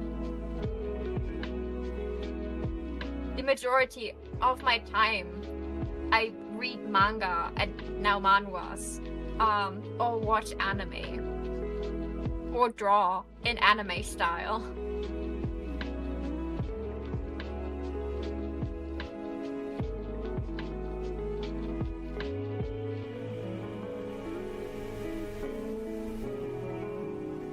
Huh. Probably be such a boring person. You're not a boring person. If that's what we're talking about, I don't know. I zoned out, which probably isn't a good sign for making the argument that you're not boring. But to be fair, I was looking at old MMOs and private servers for them because I got nostalgic. She was talking about how she find... found anime and said that if she hadn't found anime, she'd be a very boring person. Oh, okay. Well, yes, anime is a great part of your personality. I do appreciate that you heard her self-deprecating, zoned back in, scolded her, and then zoned back out again. Yeah, pretty much. Oh, well, I was reading up about Fusion Fall. Okay, best game to ever exist. We should play sometime. There's an open source online server for it. We just download it for free and play. It'd be great. Like, who needs Final Fantasy Online when you've got Fusion Fall? The original. I should play Final Fantasy. Thanks, Eden. Nah. You know you won't. Well, I mean, yeah, but you don't have to point it out. Newer, bigger, better obsessions. Like Fusion Fall from 2012. Way to say Monster Hunter Wild and Bellatra. You can dress up as the Powerpuff Girls while having the Powerpuff Girls as your minion and weapon. You can do that in Final Fantasy. No, you can't. Well, not specifically as the Powerpuff Girls, but you can definitely... Well, then it doesn't matter, does it? Face doesn't matter, does it? How much did you love Foster's Home for Imaginary Friends? Never watched it. I thought that would be right up your alley. I did not watch a lot of TV. Of Girls was right up my alley. I did watch you know Powerpuff how Girls. like I watched Powerpuff Girls, Pokemon. Fuck, I literally cannot even think of what cartoons I used to watch as a kid. Not really. I would get back and I would play video games. Big on the video game part. Not because I didn't like video games, but I usually had like, a potato for a PC, and I was chronic. My entire youth was like being broke, so I never wanted to ask for many things. I didn't want to trouble my mom with it. So video games were like always out of the question most of the time. It was just something that was not too affordable. Like, I had a DS and I spent a lot of time with that until that thing broke. Not broke, but like I like to play Mario and Sonic Winter Olympics, and there was one challenge that had like where you had to press the buttons in the back, and because I played this level so often because I liked it a lot, those buttons broke, so they didn't react anymore. Yeah. But like. Good old Nintendo stick drift, pre-stick drift. Yeah, like... Hey, fucking the nunchucks were garbage as well. Okay, and we all know it. Like, they were better as a weapon than they were as a controller. Yeah, but they were a good weapon. They were a great weapon. So I had a lot of the Wii accessories. I had like the fucking fitness pad that Wii fitness lady likes to do ballet on. That was fun to use with brain training. What other? Yeah, you could train your brain by fucking using your feet, apparently.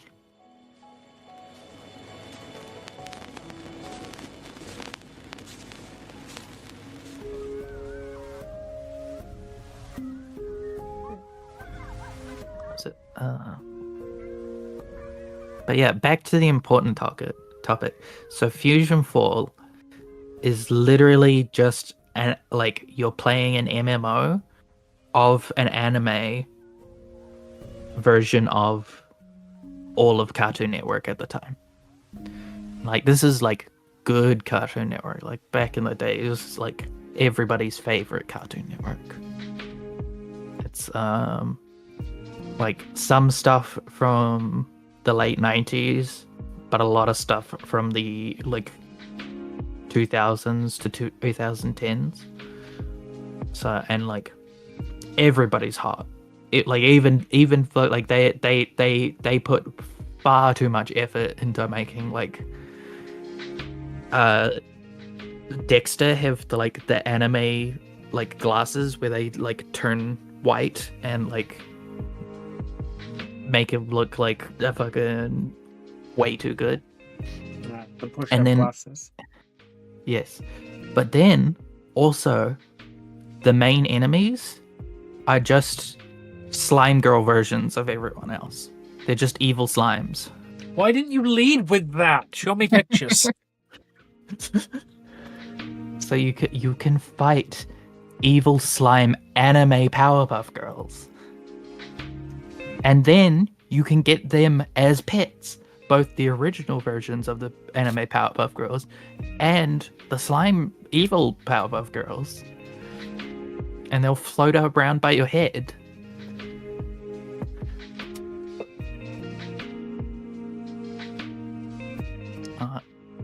It was so good.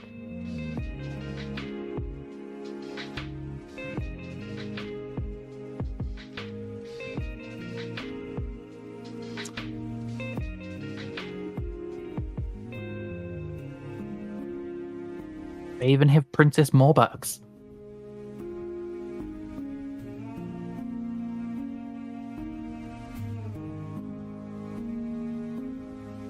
Although they couldn't do anything to save fucking Nigel from Kids Next Door.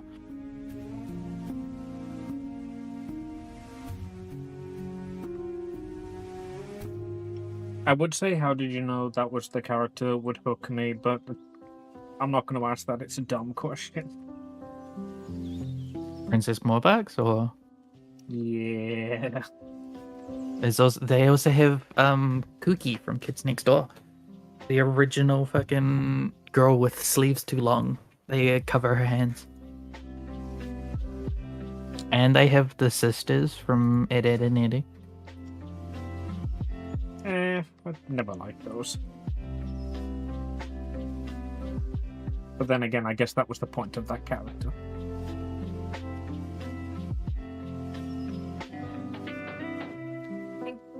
I mean, as soon as you draw them in any art style but the Ed, Ed and Eddie art style, then they're top tier. Because it's like a scene emo girl, fucking a like country girl redhead whose bangs hide her eyes, you know, and the other one. And the other one. And the other one. My childhood was filled with couscous, King's Class, or whatever it's called in English, Phineas and Ferb, Totally Spies. Oh, I love Totally Spies. I was so upset when they didn't show it anymore. Wings, SpongeBob, Ken Blaslow. Like, most of the cartoons I watched, I didn't watch because I liked them. I watched them because I was sitting in the living room, was playing with my dolls or whatever I had at the time, and the TV was just on, so so I could get the ultimate experience. Hotel Zack and Cody was also a thing I watched a lot. I enjoyed Second Cody. Yeah, like, That I can't believe that they finished that series with the movie. Ugh. I The can't believe worst they thing finished ever. that series with the second series on a boat. Yeah, but that was good. That was just it was just the first thing, but on the same series, but on a boat with a slightly new cast. They ran out of things for them to do. They ran out of hotel puns to make. Yeah, pretty much. So they could do nautical adventures and let people drown and stuff, and it paid those actors really well because they actually got a boat for fucking from the Hiltons and stuff. It was literally just an advertisement for originally the hotel and then the cruise ship. So it's it was one of the best funded fucking shows they had. You know? I watched way more of that than I watched of Hannah Montana. There's a lot of Hannah Montana as a child. My mother loved Hannah Montana. I still, until a couple years ago, I still had a Hannah Montana pillow, not because I was such a huge fan, but because this was a really, really comfortable pillow I used for sleeping.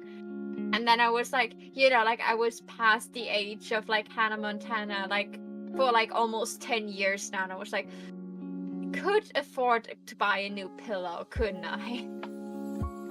Because it was this very, very not soft, the opposite of soft, when it's always cool. This pillow was almost always cool, and that was nice. A good pillow is always appreciated. Yeah. I just use my plushies. Cute. You just said the same thing. That's a good pillow. Is it free? It is free. Download. I need those patterns. I don't want to draw them myself. Give me those patterns. Sign it. Why are you logging me out of it? I think Chowder doesn't get as much praise as it should. That was an innovational show. And art style wise, meta humor wise, it's things just weren't doing that stuff back then. Back in my day. Cartoons used to have jawbreakers. I also watched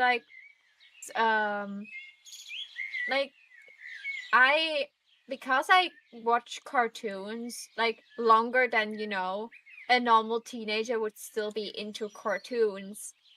I saw some cartoons getting replaced by literally the same thing happening, but with different characters. Oh, classic. Yeah.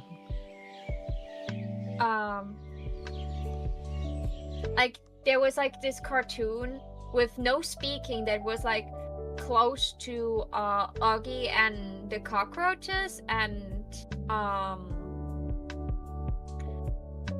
what was it called? Tom and Jerry. In this style it was of a shark and a wolf, a shark protecting a mermaid, and this wolf guy just tries everything in his power to just kidnap the mermaid and eat her instead of anything else. I was just I just saw or cartoons getting like a rework. Tom and Jerry. To be honest, most of the new Tom and Jerry episodes are like very true to the original material, with all the level of violence that we all know and love from Tom and Jerry. Tom and Jerry was another one I enjoyed. Yeah, like Tom and Jerry and Wile E. Coyote and Roadrunner. yeah, like I didn't really those care a lot for the rest of the Looney Tunes, but loved Wile E. Coyote and Roadrunner. Hey, I loved Tweety and Sylvester. Those were and Oh, that and of reminds course, me, fucking Baby Looney Tunes. That was someone I watched. yes, I love the Baby Looney Tunes. There was like, I even preferred it over the normal Looney Tunes. It was just so cute most of the time, and so wholesome.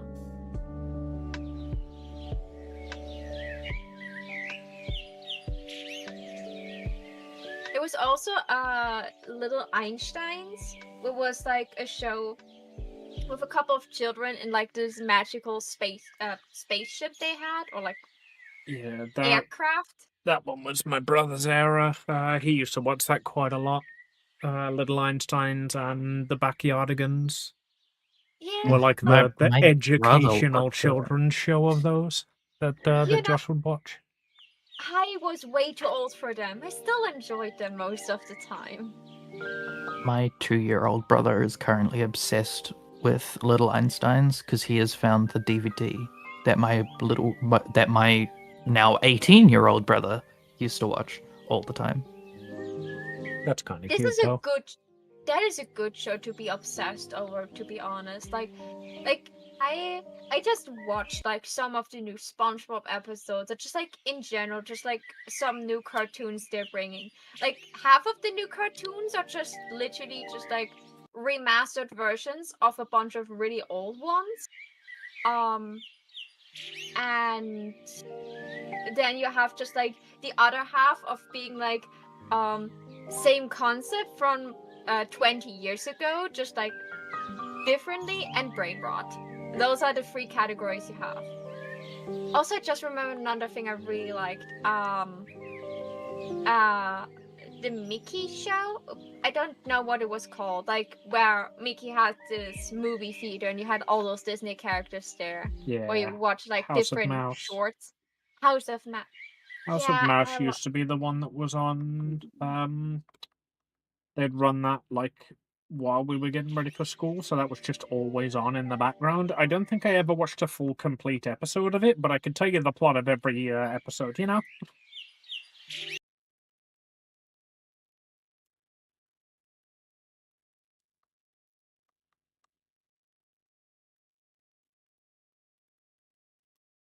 Sometimes because my mom always like got out of bed with me together, and she just like stayed awake. When for some reason like I didn't feel well and I had to stay home, and then I just like stayed awake to just and watched with my mom what my mom would usually watch at this time. Because it's so early and nothing really was running in TV that was that interesting to her. She was like watching like Thomas the Train and stuff like this.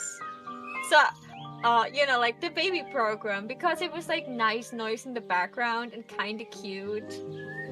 So sometimes I was just like staying with like in the morning, like a time where I was usually sleep or be in school, watching those types of cartoon. We're like, yeah, that's certainly something I watched.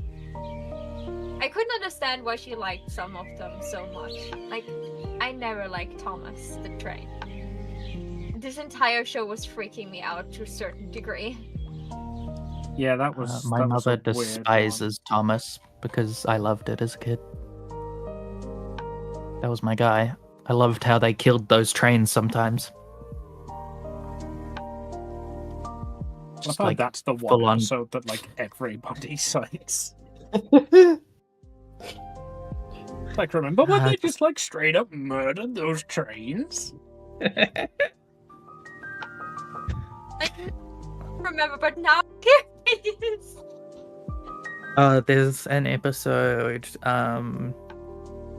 where like one train is kind of a dick, so he goes into a tunnel and refuses to get out or some shit, and they just like build him into Yeah, the they just side of rip the the mountain. wall up They in just front of him.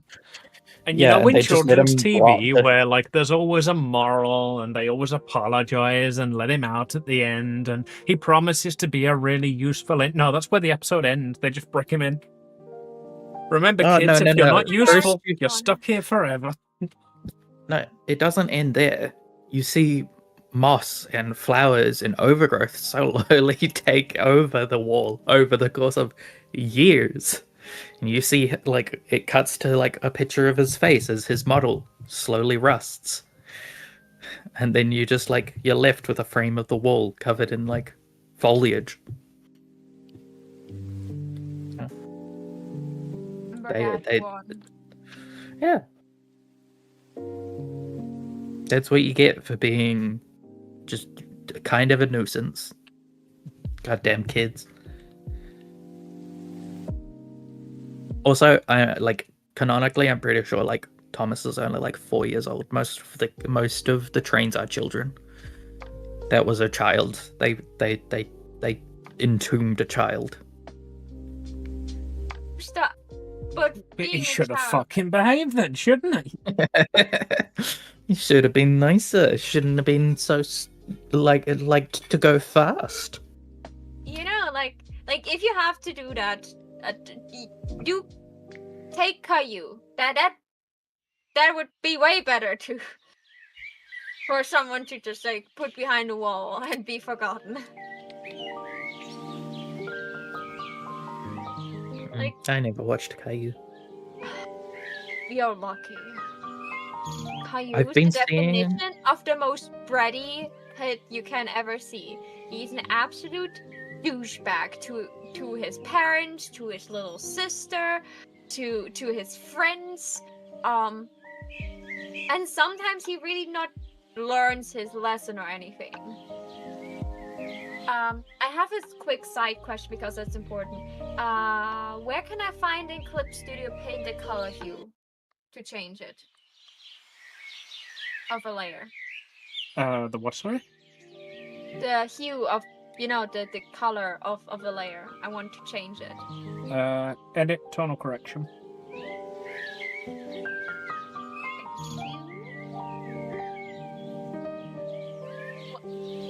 I'm glad you understood what she wanted. Why is everything grayed out?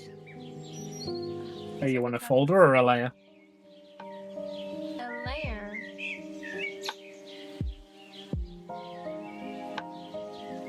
Are you on a pen tool or a pencil, or you want a selection tool? No selection. I switched to a pen now, and it has like a little symbol next to it because I just like picked a material and dragged it onto it. Let's just If you can see this and still hear me, I'm late for my break.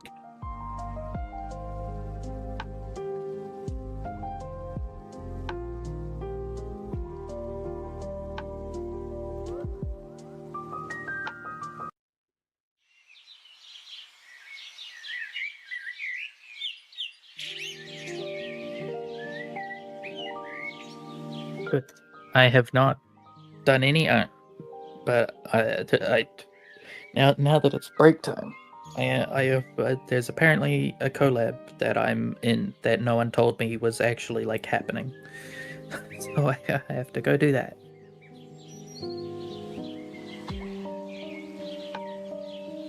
Have fun, I guess. Thanks for hanging out. Yeah. I didn't even get to like talk about the Haven D&D stuff. Well, I guess we can do that later. I'll just like be my own person and do my own things and actually like write it down physically instead of like springboarding. you I'll what make I a wrote decision. I can send you what I wrote for Evelyn, but like it would probably be more useful for a character you would be close to.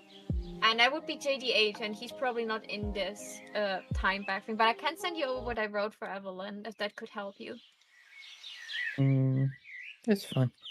How tonally? What kind of tone are you looking for these backstories?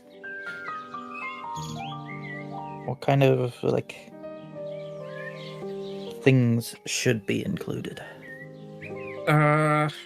Basically, imagine Layla not only gets everything she wanted in life, but like already had everything she wanted in life. This is your ideal backstory.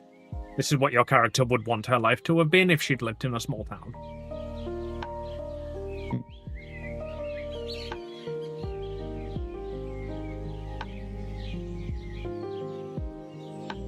Okay, I will think about it.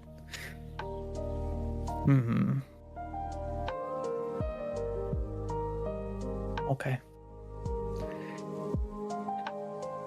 Oh, break time. Amy, go on break. And then when you get back, you can play Vampire Survivor. That doesn't sound like a playable outro. Continue killing yourself with your Live2D model, or curl up in bed and have a depressive fit. You're right, because you shouldn't do any of those. You should play Vampire Survivor. I mean, you can do some art in between it. Those other two were absolute garbage. Don't do those.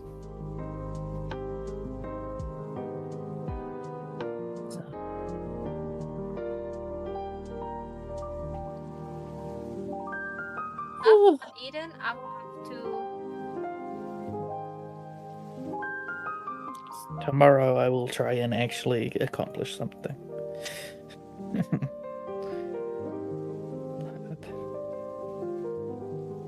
Right. It was nice talking to you, even when I wasn't listening. Toodaloo. Right.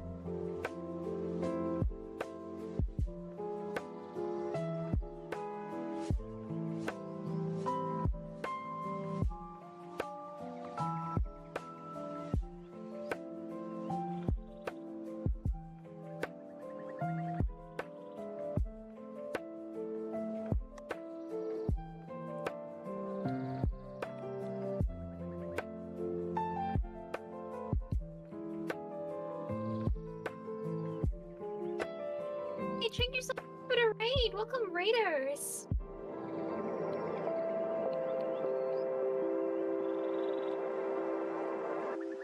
I suppose now would be a bad time to remember we're supposed to be on break then. Yep. Well, I'm right now really locked in with focusing, and I only have 1 hour left before I have to go off. Like, go on break. No, it's fine. It's fine right now. Look, I'm actually not procrastinating. I'm working on a commission. Isn't she cute? I wanted to do a shortcut, and just like take a pattern of this like print of her shirt, but then it looked awful and not like the one she had actually in her artwork, so I'm just drawing it by hand. Is that a stupid idea? Yes, it is. Do I still do it? Yes. Yeah, I see quite a lot of artists do just like paste a flat pattern over a curved fabric, and it triggers the fuck out of me. Yeah, you do be cute. Mom, you're a psycho apparently. Why you're a psycho, Paige? Tell me. Let's find Now out. I'm in-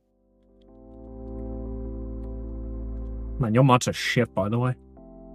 Undertale? Christ, you are a psycho. Did you play it? Did you play? Okay, are you Undertale past Undyne? genocide. Yeah, I was gonna say, have you had your ass handed to you by Undyne yet? That is the main question. I wanted to do a genocide one just once for like, nope. Okay. Good luck. We will see if you actually play an Undertale genocide run, or if you decide after you lose 100 times in the road to Undyne if you want to stop. That's what stopped me. Unironically, I probably lost like over 100 times to Undyne, and then I just gave up. If you can reach Sans, my best guess would to be when he asked to spare you, just let him kill you and don't, do the rest of his battle. Just reset and then start a neutral run. Way more fulfilling than finishing a genocide run. Finishing a genocide run will forever poison your pacifist run.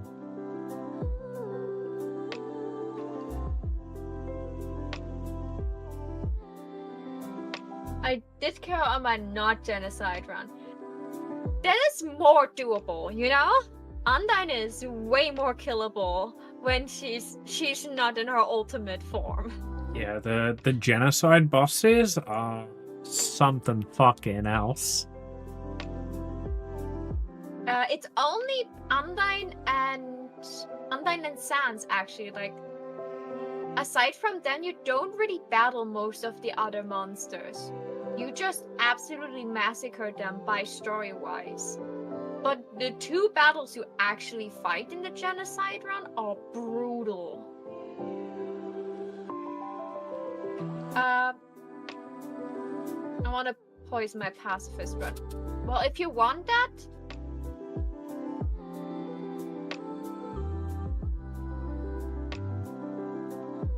it's just a small change, but it will, unless you completely deinstall the game, your pacifist run will forever be poisoned. Highly recommend, if you really like this, to play Outer Tale, a fan game afterwards. This game is just like, even if you just want the pacifist run, this game is just like an entire different level of difficult compared to normal Undertale. Get it from me. I suffer. But the battles are so cool and interesting. Like, a lot of people didn't see it. Yeah, like, of course, no matter if you choose to stay with Toriel or go on your own, both ending scenes will be poisoned by the genocide run. But a double will pass Undyne, and for sure not going past. Yes. if you do, congratulations. I gave up. You know, like I got my ass handed to me from so many times by Undyne. I literally learned the entire pattern. And I still lost to her. So many times that I didn't bother anymore. I was like, nope, that's it. I don't want this anymore.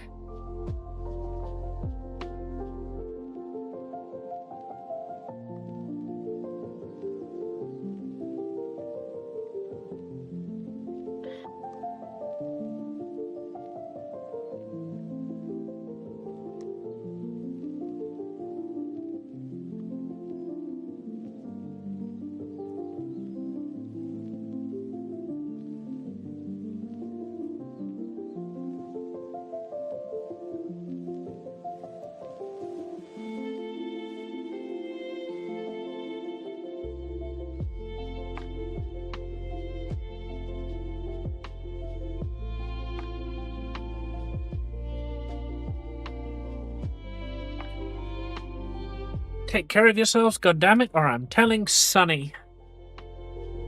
Sure, tell Sunny. What's he gonna do, love us?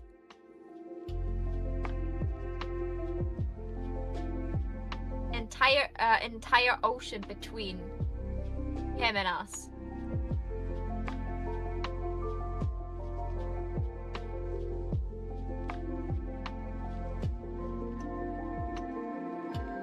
Download Watcher of Realms on PC for free now and reach the goals to support the stream. What a great idea, Stream Elements! Maho, she's been sponsored by Watcher of Realms. Oh, I don't have the overlay actually on that. Yeah, that was the thing I wanted to do at the beginning of the stream. To you, Maho, I still have. I'll just. Well, that's also what stops me to visit you guys in England, you know? Where's my sponsorship? There it is. That's the wrong thing. Sponsorship there. Hello? There it is. Okay. Thank you for stopping by and leaving your lurkers with me. I will take good care of them. Don't worry.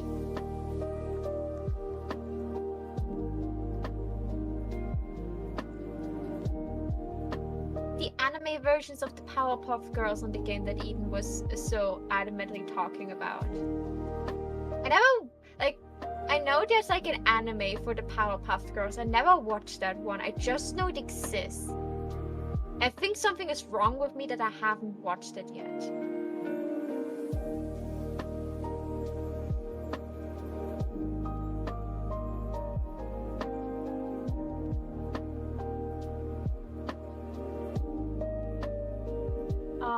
Only Eden applied for the quest so far, so I could sneakily change the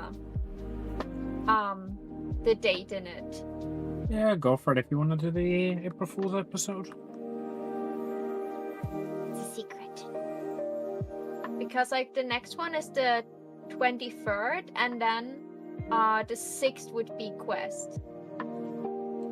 It's entirely 6 days after the day I want to do, but I don't want to put on the 30th just a Reap's ramble about it.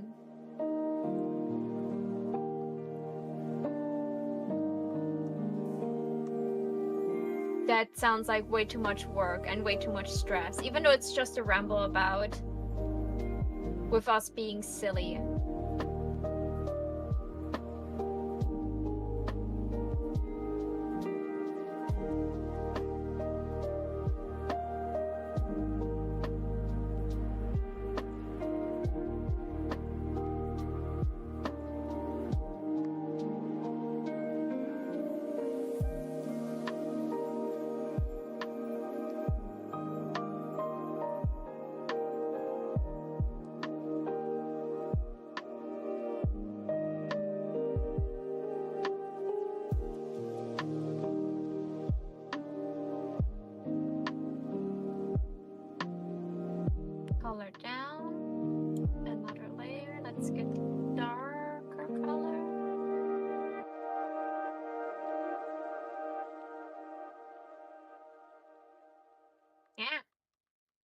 did you put me?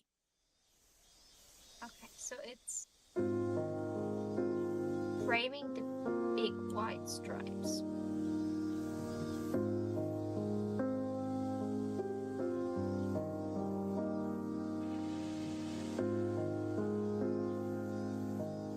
There's space in between?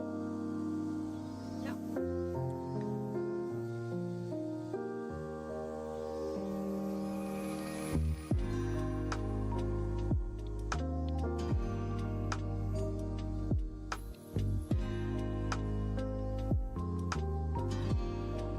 I am sometimes guilty of just like taking a print and just like putting it on top of something and don't bother with the how it looked like, but only when I'm in a hurry with a piece. Usually I still curve like prints, especially prints like stripes where you can see the curvature.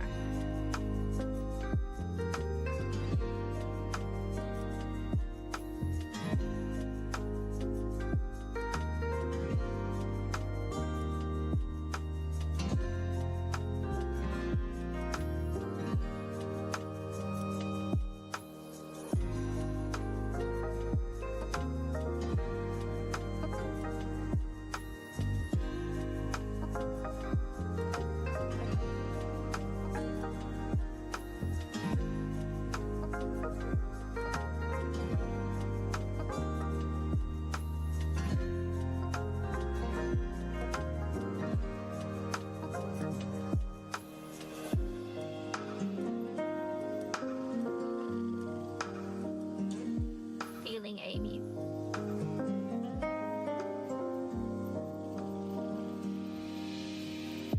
Things going. A little bit more productive than I was earlier.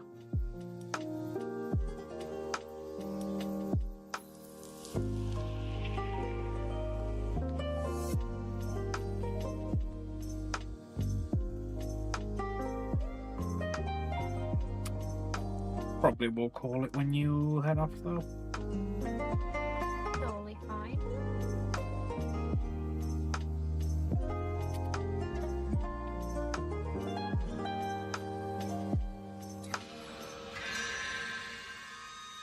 Wrong layer.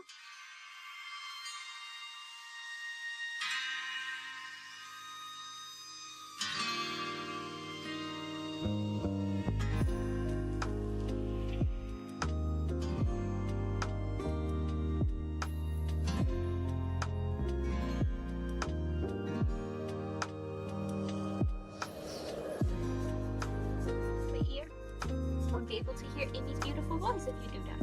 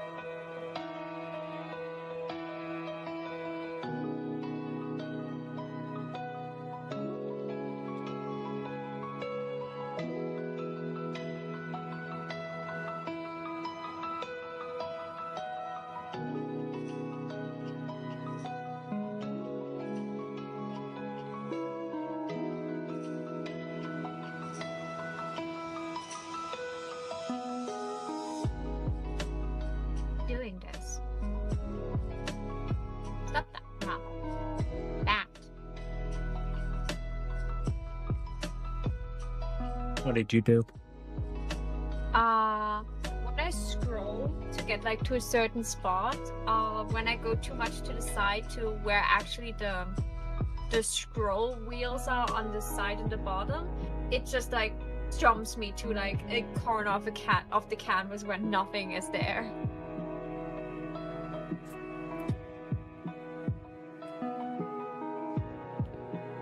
Like when you used to fucking press page down or end in Excel and suddenly you were in line fucking 18,720. Yeah.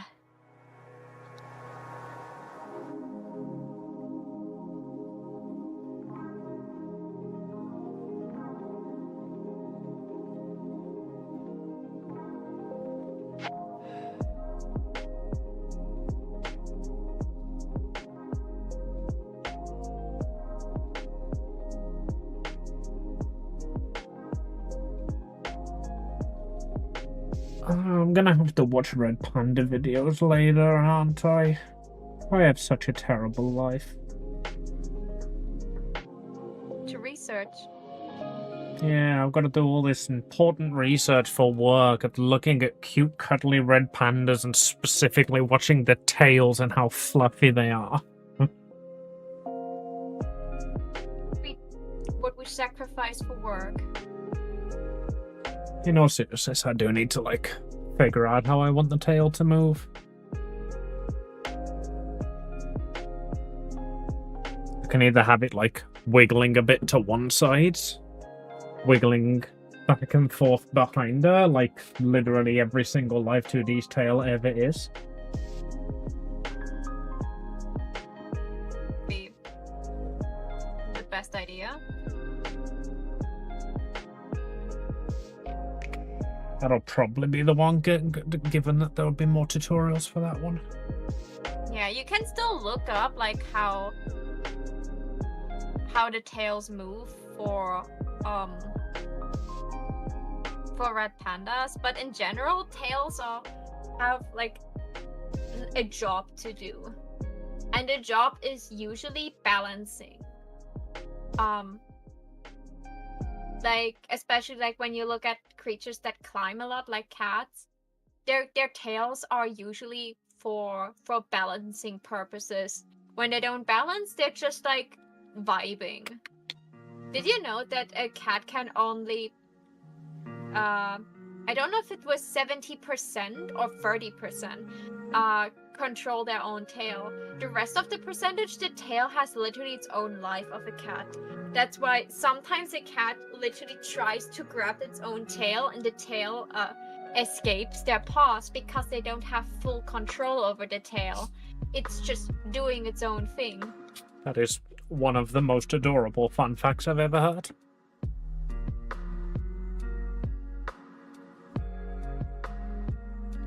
I think the issue I'm mainly having with the tail is I'm so used to having it curved like that. That's become like my brand image, just the big, curvy, puffy tail. Well, the Tails, majority, that would be hard to animate. Sorry, carry on. Yeah, so the fact with your tail is even you will draw it straight. Like that will be what you do. But over 90% of the time your tail will always be curved. You just draw it in a straight line so you have an easier time to animate it. But yeah, I know rigging it on needed to mostly be straight. I just need to figure out like how I want it rigged. How do I want it to wiggle? Do I want it to wiggle like a fucking snake, or just the tip to wiggle and the rest to move a bit? I would recommend just like looking up some maybe some VTuber showcases. Just like look up VTubers with tails, like with big, like for example, that have big cat tails. I think would be the best thing. Not dog VTubers, but like cat tail VTubers and stuff. Or if you find other red pandas or something similar. I've seen quite a few like cat tail ones, and they do move like quite serpentine. But that's a lot harder to do with a bigger, poofier tail, so I'm gonna have to maybe look into foxes. I think will probably be my closest one. Yeah, like just like look up some VTuber foxes. Then you just like pick a VTuber that has its tail that fits your purpose, and then you just look for clips from them. Just look how they look in action. It doesn't need to be a tutorial. Like, first of all, just like look at some VTubers that have actually a tail like this. Look how their riggers rigged it for them. I think I need to set out a game plan for this. Because I really want to get, like, there's a load of features I want to add that I'm going to take a lot of work and experimentation on my part. Maybe a to-do list of like the groundwork you have to set down, and then that's what I'm saying. Like, I think the groundwork needs to just be like a model, no toggles, everything set out and ready, and then I add the toggles later once I've learned how to rig and I understand it more. Yeah, what you could do to have it like still feel like kind of fun, that's what I sometimes do with like long to-do lists. I call them main quest and side quests. So I make a list with main quests, like things that have to be done, like, I don't know, like touch the model. That doesn't help me. You have to do all the side quests before the main quest. What if they're important to the story? I know what you mean, though. That's a good idea. Because if you look at the to-do list, that can like set your brain into a stress mode. Your brain will be like, oh no, that's all I have to do. But if you call them quests, you can be like, okay, today I will target one quest from the list. My brain lives in stress mode. Yeah, mine too. Like, when I was in school, stress mode was the thing that made the best project I ever made, because I was stressed enough to be focused on it, but not too stressed to butcher it. So I, like, long-term projects, I maybe would like start a little bit, and then I would like put them to the side until I had like 2 weeks left or so to do them. So I had like a good amount of stress to do them, to be focused on them, but not too much stress that I would butcher the entire project. I did, however, like do an entire project that was like 4 weeks time in one day, just because I could talk my teacher into, oh my god, I'm so sorry, I forgot my poster to bring along for the presentation. Could I do it tomorrow? And then I literally remembered that I had to do an entire project in a day. Yeah. That's the best grade I ever got in like any of my schoolwork was my English spoken presentation. Which, like, everybody had to give a presentation on their favorite movie. And I didn't have mine ready. But fortunately, the teacher didn't plan it out very well. And we didn't have time to go through the whole class. So I had another day to prepare before the next class. I still didn't prepare. But fortunately, the teacher didn't plan it out very well. So we didn't have time to go through. So I had another day to prepare for the next class. Anyway, long story short, I ad-libbed the entire thing because I still didn't prepare, and I got the best grade ever. Like, that literally was my highest mark in that course, was that one coursework project that I was fucking stressing over for 3 days because I left to the last minute, and then to the last minute, and then to the last minute. And then I just got up and I was like, so Lilo and Stitch is a time-renowned Disney movie that most of you wouldn't consider to be a Disney movie because it doesn't fit into the classics. And I just kept talking and kept talking and kept giving like all these little tidbits, because it genuinely was like my favorite movie, and I'd watched like all of the behind the scenes and the director's cut and everything, and I just started spewing out that. And the teacher would literally, like, at the end of my presentation, just said, let me start again. The teacher, at the end of my presentation, literally just says, "Okay, class, that is the only A grade I am giving out." Because I was the last one.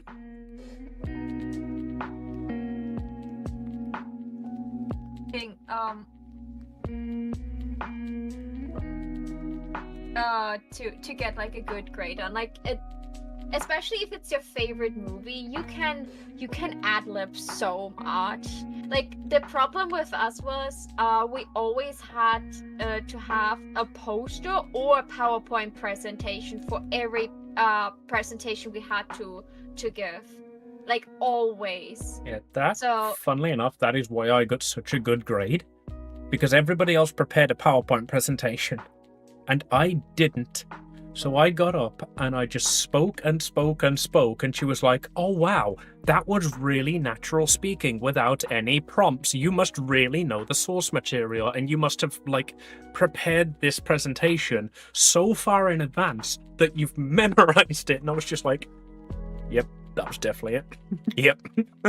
Yeah, but for me, like the PowerPoint or the poster was always part of the grade. So that was like always a thing. I know like at some point I was supposed to have like a 5-minute presentation. There was like preparations for the exam. We had like one like spoken exam and one written exam for English, German, and one other subject you had to choose. And for my for my English exam, that we were supposed in English to prepare a presentation about any topic we wanted, and we had to help this presentation within 5 minutes to cut to the case. So but then I got bullied hard enough in school that I wanted to never go, that I never was presenting this, but I still had the posters for this, and it was like about the like the 7 wonders of the like the world wonders, and there are actually 3 categories: the natural world wonders, the ancient. That was what I was gonna ask there. Did you do ancient or modern? There's also a 3rd one, nature world wonders. I did all 3 of them and made like 3 separate posters.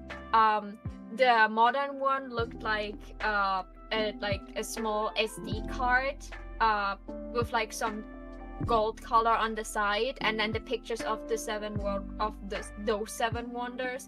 Then the ancient one, I made a circle, and then I drenched the circle with a water coffee solution to make it look like old paper.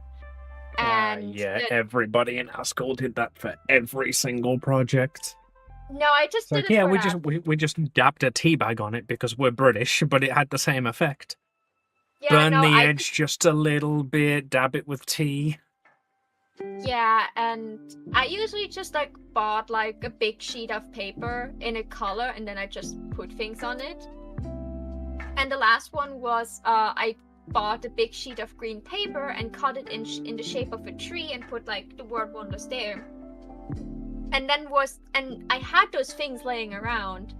So my English exam came around the corner, and I actually had to pick up a presentation, but instead of talking about the topic of the presentation, I had to explain how I made those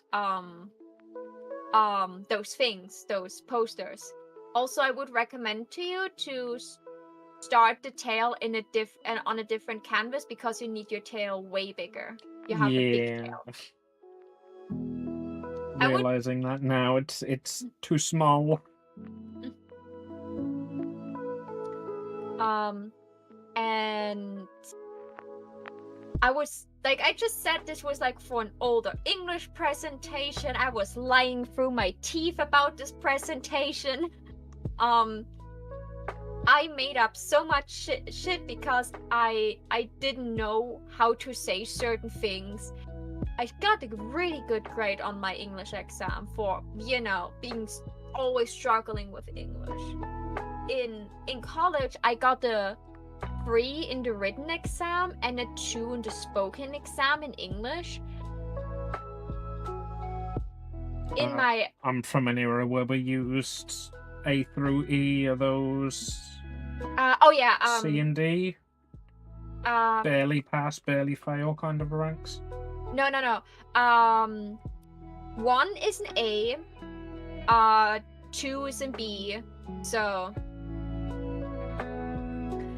I was like most of the time D is barely passing, right? D is a fail grade. C Really? is barely passing, yeah. Well, at least it was when I was in school, anyway. Okay, like we had until grade 6, 5 would be A, B, C, D, E. E would be passing. F would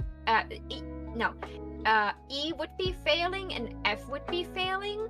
Everything above that was still passing grade. So, but like really like a D was like below average, but just enough to pass.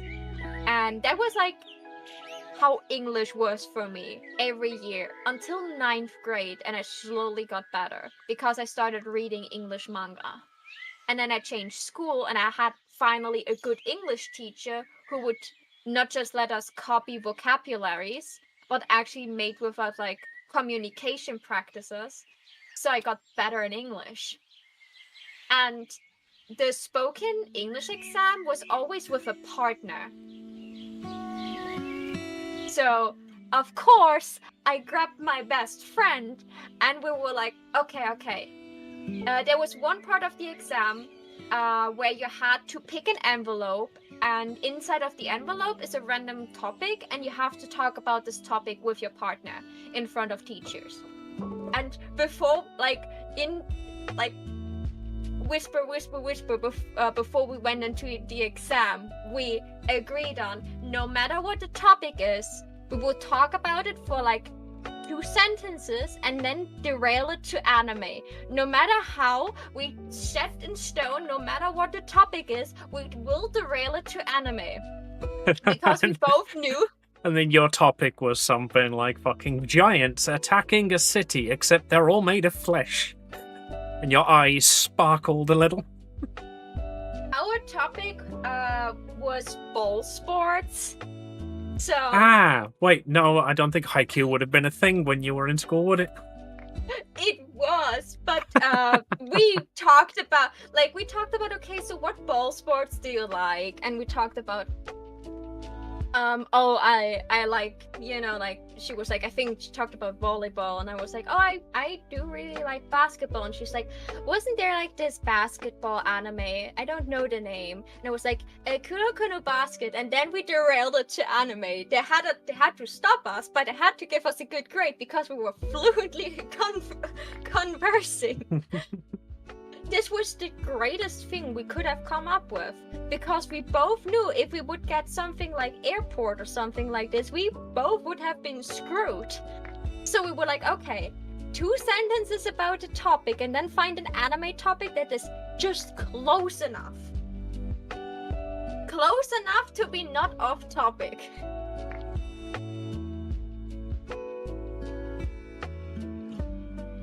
They just wanted to have to prove that we can hold the conversation. Then I had this almost the same thing happening in college for my English exam there.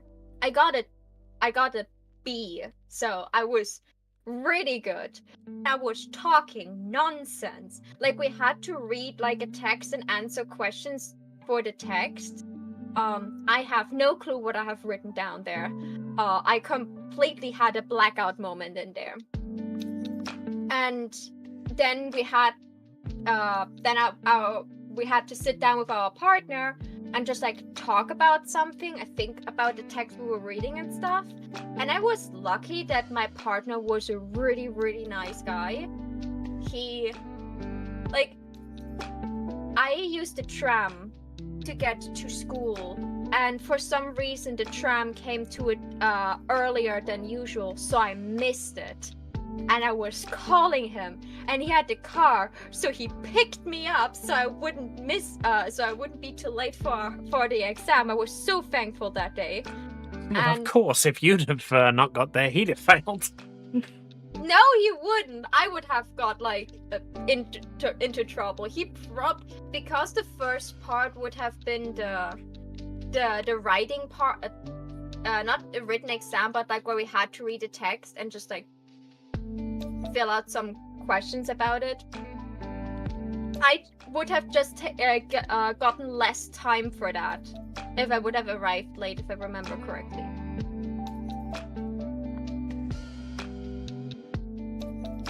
How did you just do that with the moving the ear just in a straight line? Have it selected and you can use the arrow keys.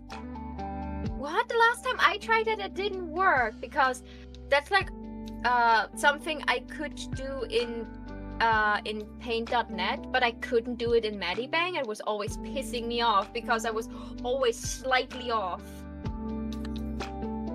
if I moved things. That's good to know for later pictures. Yeah, I use it all the time, especially since like I can't be bothered to learn the symmetry rule. So I just do that, copy it, paste it, flip it, and then I make sure it's even by just using arrow keys to move it. But yeah, you can do it with either click the entire... Oh, that's probably where you've done it. If you click the entire layer and do it, the arrow keys don't work. You need to have the move tool selected. Okay, that's good to know. Thank you. But yeah, you can either do it with the move tool, or you can just like take a selection and do that. Ah. Yeah, so he was, thank God, like he actually went to the same high school than me, but he was in the other class, so I had nothing to do with him. But like when we were in college, like we sometimes exchanged like pleasantries. We weren't friends or anything, but he was a nice guy. He was reliable, and thank God we both were like on a decent level of like same quality of English, so they didn't really notice that I certainly didn't know what I was talking about. We also just managed to have like a conversation again that worked well, even though we didn't share many interests. I got a better grade in this spoken exam than my IT spoken exam, because what's an IT spoken exam look like? Stand there and recite binary at them. So in high school, you have to pick one subject where you want to have a spoken exam. That is not one of the main like exams you have to have, like not English, not German. And I was really, really, really good in school, especially in 10th grade. I was one of the class best. Maybe because I had to more or less repeat 10th grade, but because I was most of the time when I was in 10th grade in the hospital, I didn't really got much of the knowledge I should have gotten. So when I switched school and I just like repeated 10th grade, it was like the first time for me. But because 10th grade was like repeating most of the things you learned throughout your 10 years of school, there was not a lot of new things, so I was really good. So most subjects I had like, you know, an A or an B, like mostly A, and I didn't want to ruin any of those good grades that I tried to get. So I decided to go for IT because I had straight A's in this class. Really straight A's, nothing else. and I decided to, okay, I will have that as my spoken exam. But it was fully structured. So they had like the Word, where you have like PowerPoint and stuff, all those programs. They had like the Office suite. the Office pack. They had like the 1990 version of this, like this really old one, and I had the new one at home, like partly the new one at home. So a lot of the buttons were somewhere else, and they wanted me to like turn an Excel table into a graph, then like do some text editing, and then talk about certain things that were like showcased. But the thing they did is they didn't give me any time to think. So every time I just like had a moment to actually think what is going on, or I had to think, okay, where is it? They just gave me the answers and didn't give me any points. So most of this exam, like they gave me a C, and completely ruined my my grade with that, because the exams were 50% of your main grade you get in at the end, and your exam would always be prioritized for grading. So all the straight A's I got overruled by one C and turned into a B, and I was going to go to an technology-based college. I almost cried there because they were literally like ruining what I was working so hard for, because I got nervous up there and they gave me like not even like 2 minutes to think about my answers. So I was just like sitting there and had to deal with that. A B at the end was not awful.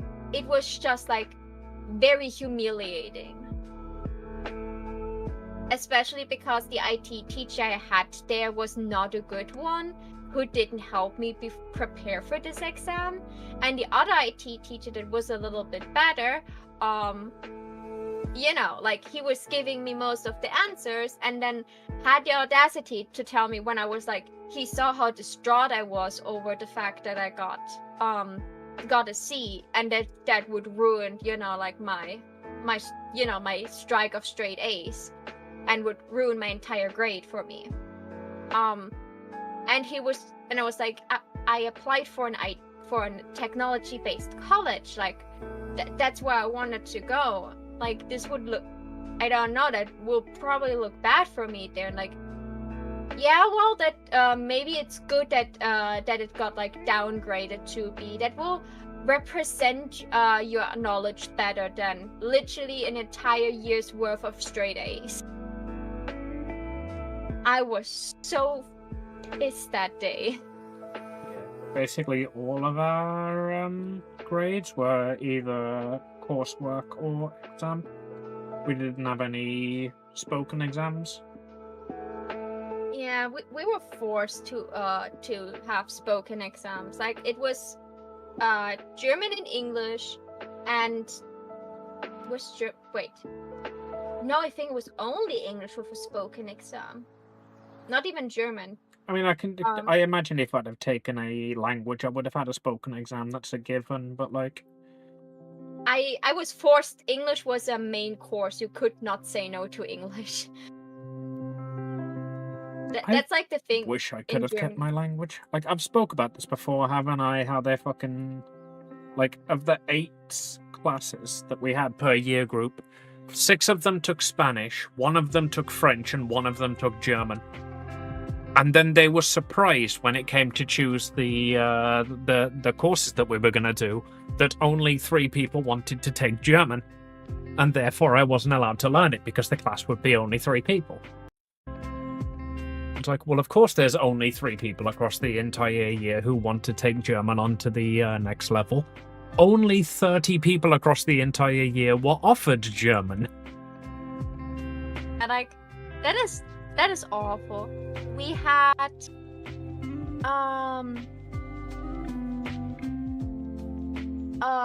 French is like the usual third language you can pick if you want to. And in the school I was before, in the school I was after, they sometimes for some years offered Russian as an additional language.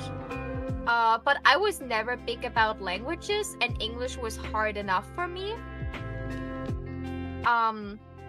That's why I couldn't go to we had like normal high schools, and then we had something called gymnasium, where it's literally just like where in a high school you go to up to 10th grade in a gymnasium, like I don't know what it's called. It's like a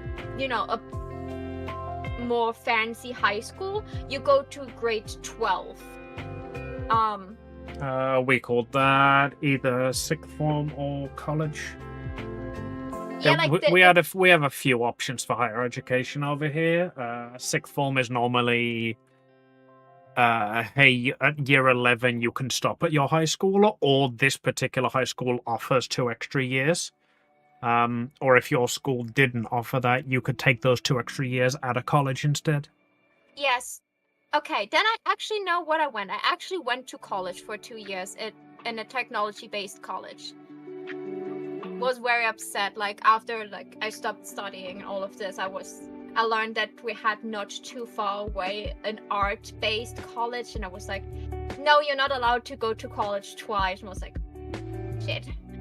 I would have went to college twice if that would have meant I could go to art school. But the gymnasium, it's literally starts at 5th grade and goes up to 12th grade. You can, however, say you want to go to after 10th grade, you can go to it and just like have the extra years there, or you go to college. But going to college gives you less options than doing those 2 extra years in this special school. But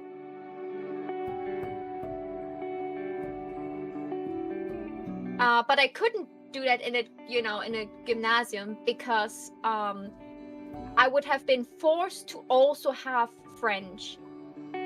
You couldn't choose, but you couldn't say you'd only want English. French was also a language you had to take, and I knew I would not be able to do French.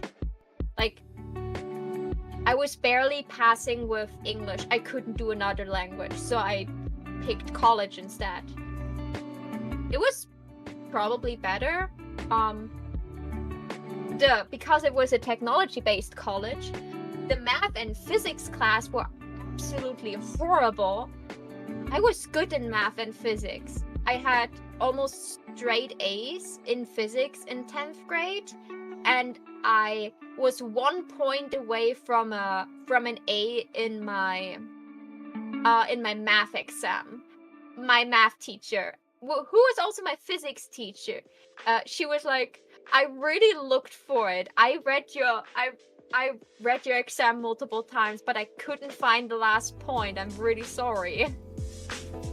So I got a B+, and I almost cried in class because I was so sure that I'd get an A. Yeah, I had to retake math. I could have had an entire year of just being literally the only person in the entire school who didn't have to take math. Because I got an A in it. I was exactly 1 mark off of an A star, which is our highest grade. I was the only person in my whole year who got an A, and they were like, "All right, you can sit math for another year and retake the exam to get the A star, or you can just have math off as a free period so you can focus on your other studies." And I was just like, I don't want to be 1 point off an A star. I'll take the fucking classes.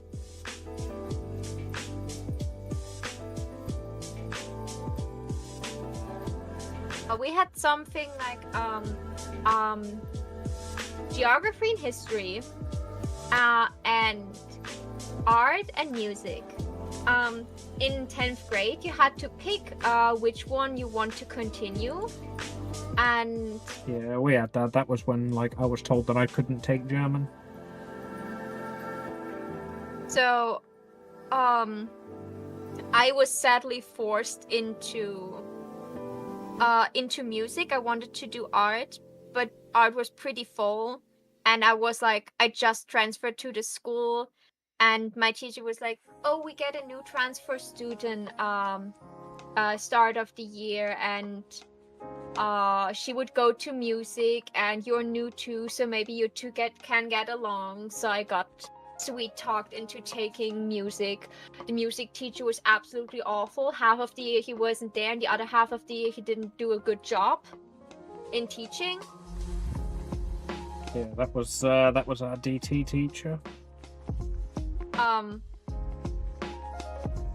Accordingly, my grades were not great in music. And I picked geography over history because I exactly knew what was covered in history 10th grade. I was already really bad in history because I had a hard time remembering names. I had a hard time remembering dates. So, and those are the two things you should remember in history class. Both things were not there for me. And starting at end of 7th grade and 8th grade, you start with World War I and World War II, and that will continue until 10th grade, where you just also cover a little bit like the split of Germany part. That's all you had in history, nothing else. So I exactly knew that I didn't want to touch history ever again. So I went for geography. Because half of geography was like remembering names of and locations on maps, what I couldn't do. But the other half was about like, like weather and stuff. And I loved everything that had to do with like learning like how different cloud names are called and stuff, and learning about weather and climate zones and stuff like this, or learning about stones. That was the interesting part. See, stones, like the study of rocks, like geology, that was science for us. That wasn't offered in geography. It was just a small part of geography. The rest was like in chemistry, where we had like to learn about certain things, but like the main like where you find certain stones and materials and stuff, or like how the earth segments are like structures and stuff. That was all like geography. A little bit of and a little bit in physics when we learned about like celestial bodies. We also had like an entire segment of physics in, I think, 8th or 9th grade, which was astrology. I love that part too, because we all got like star maps, and then like when we had to write tests, they were giving us coordinates and time, and we had to find the star or the star sign that was located there. It was more or less map reading if you know how to do it.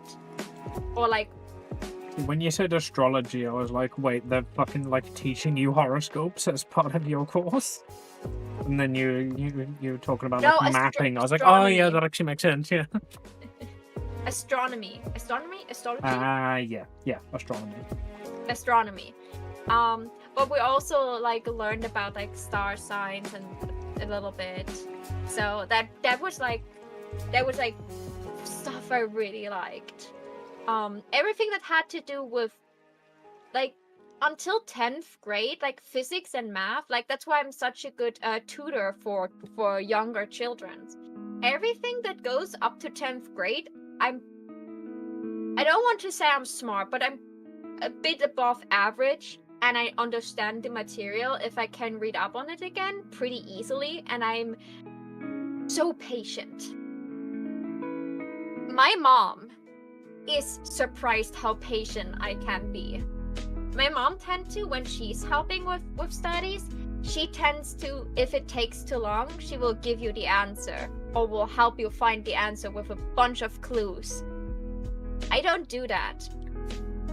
I only give clues when I notice the person actually has troubles finding the answer. And if the person needs the explanation a 5th time, I will sit down and be very patiently explaining it a 5th time how to do certain things, how to understand it, try to find a different way to explain it. And like I generally learn better through making mistakes myself. So when I'm teaching somebody else, I don't ever tell them the answer. I just tell them why the answer they gave was wrong and explain that. yeah, And then so- eventually they get to the right answer and I'm like, ew, next question. Yeah, and for me, it's like, I tell them when they're wrong, and I help them to find the right answer if they're really struggling, or if I really notice they cannot find the answer like this, I'd be like, okay, let's go a step back, let's go through the explanation again first, and then I will ask questions again. And I got one guy from when the high time of COVID was, he had his exam period. So all the preparation work you would have in school for your exams, he had to do at home on his own. So he was like at least once a week, sometimes multiple times a week, sitting with me on our balcony, and I would go with him through all the subjects he had, go with him through all the topics again, did all the test sheets he got to practice. He managed to get really good grades in his exam. I was Did really you, proud as a tutoring teacher. Did you go through with him regularly saving your artwork?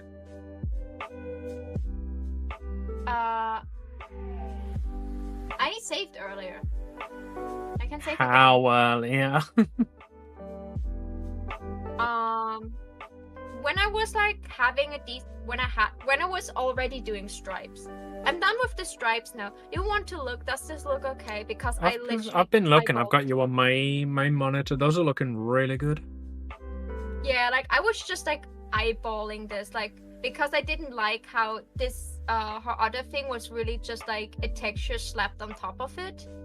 So I just followed the curve.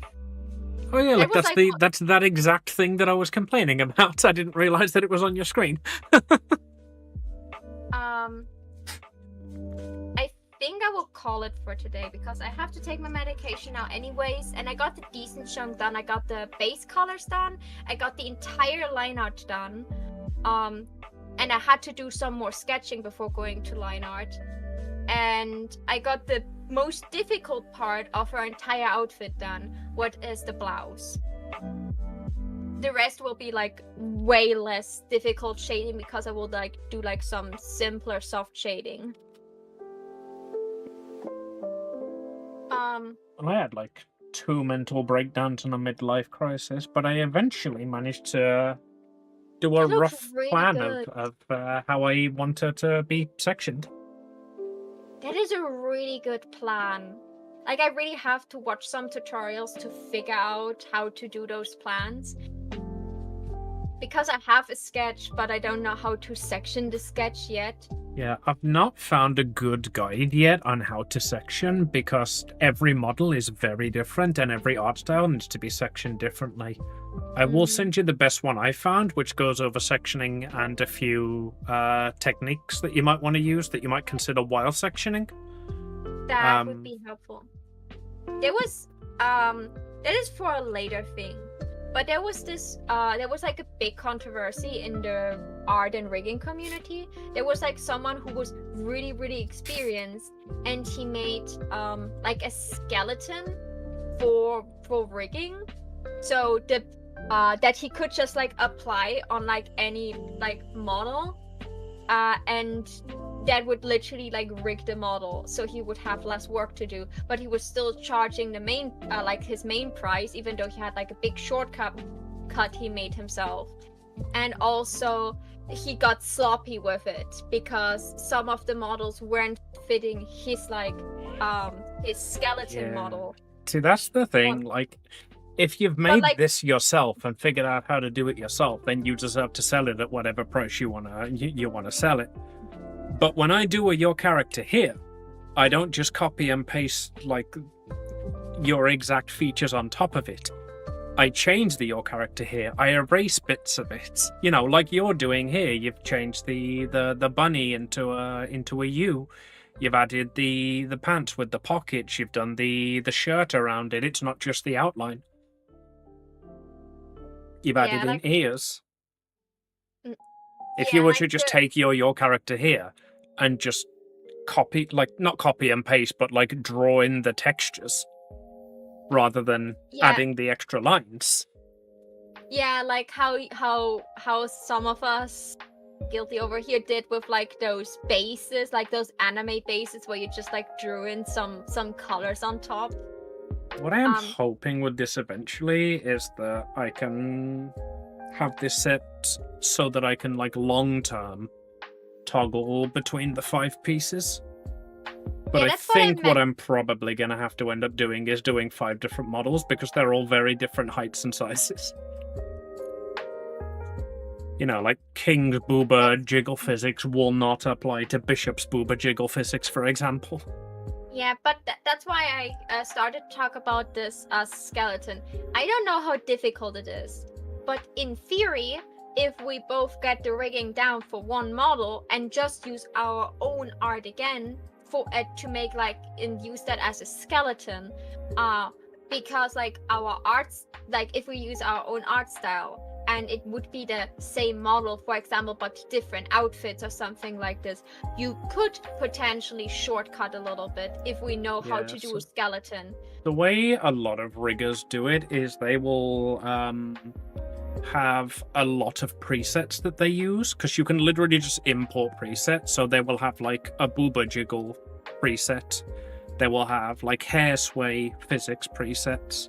But the thing with that is, depending on the model itself, you have still got to do all of the mesh manually.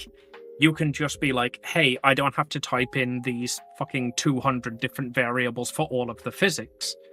I'll just add the physics I've already done and tweak them to the model. Which is what, eventually, if we do multiple rigs, that will be something that we've got. We've got the physics presets that we like. We've got the meshes that we like.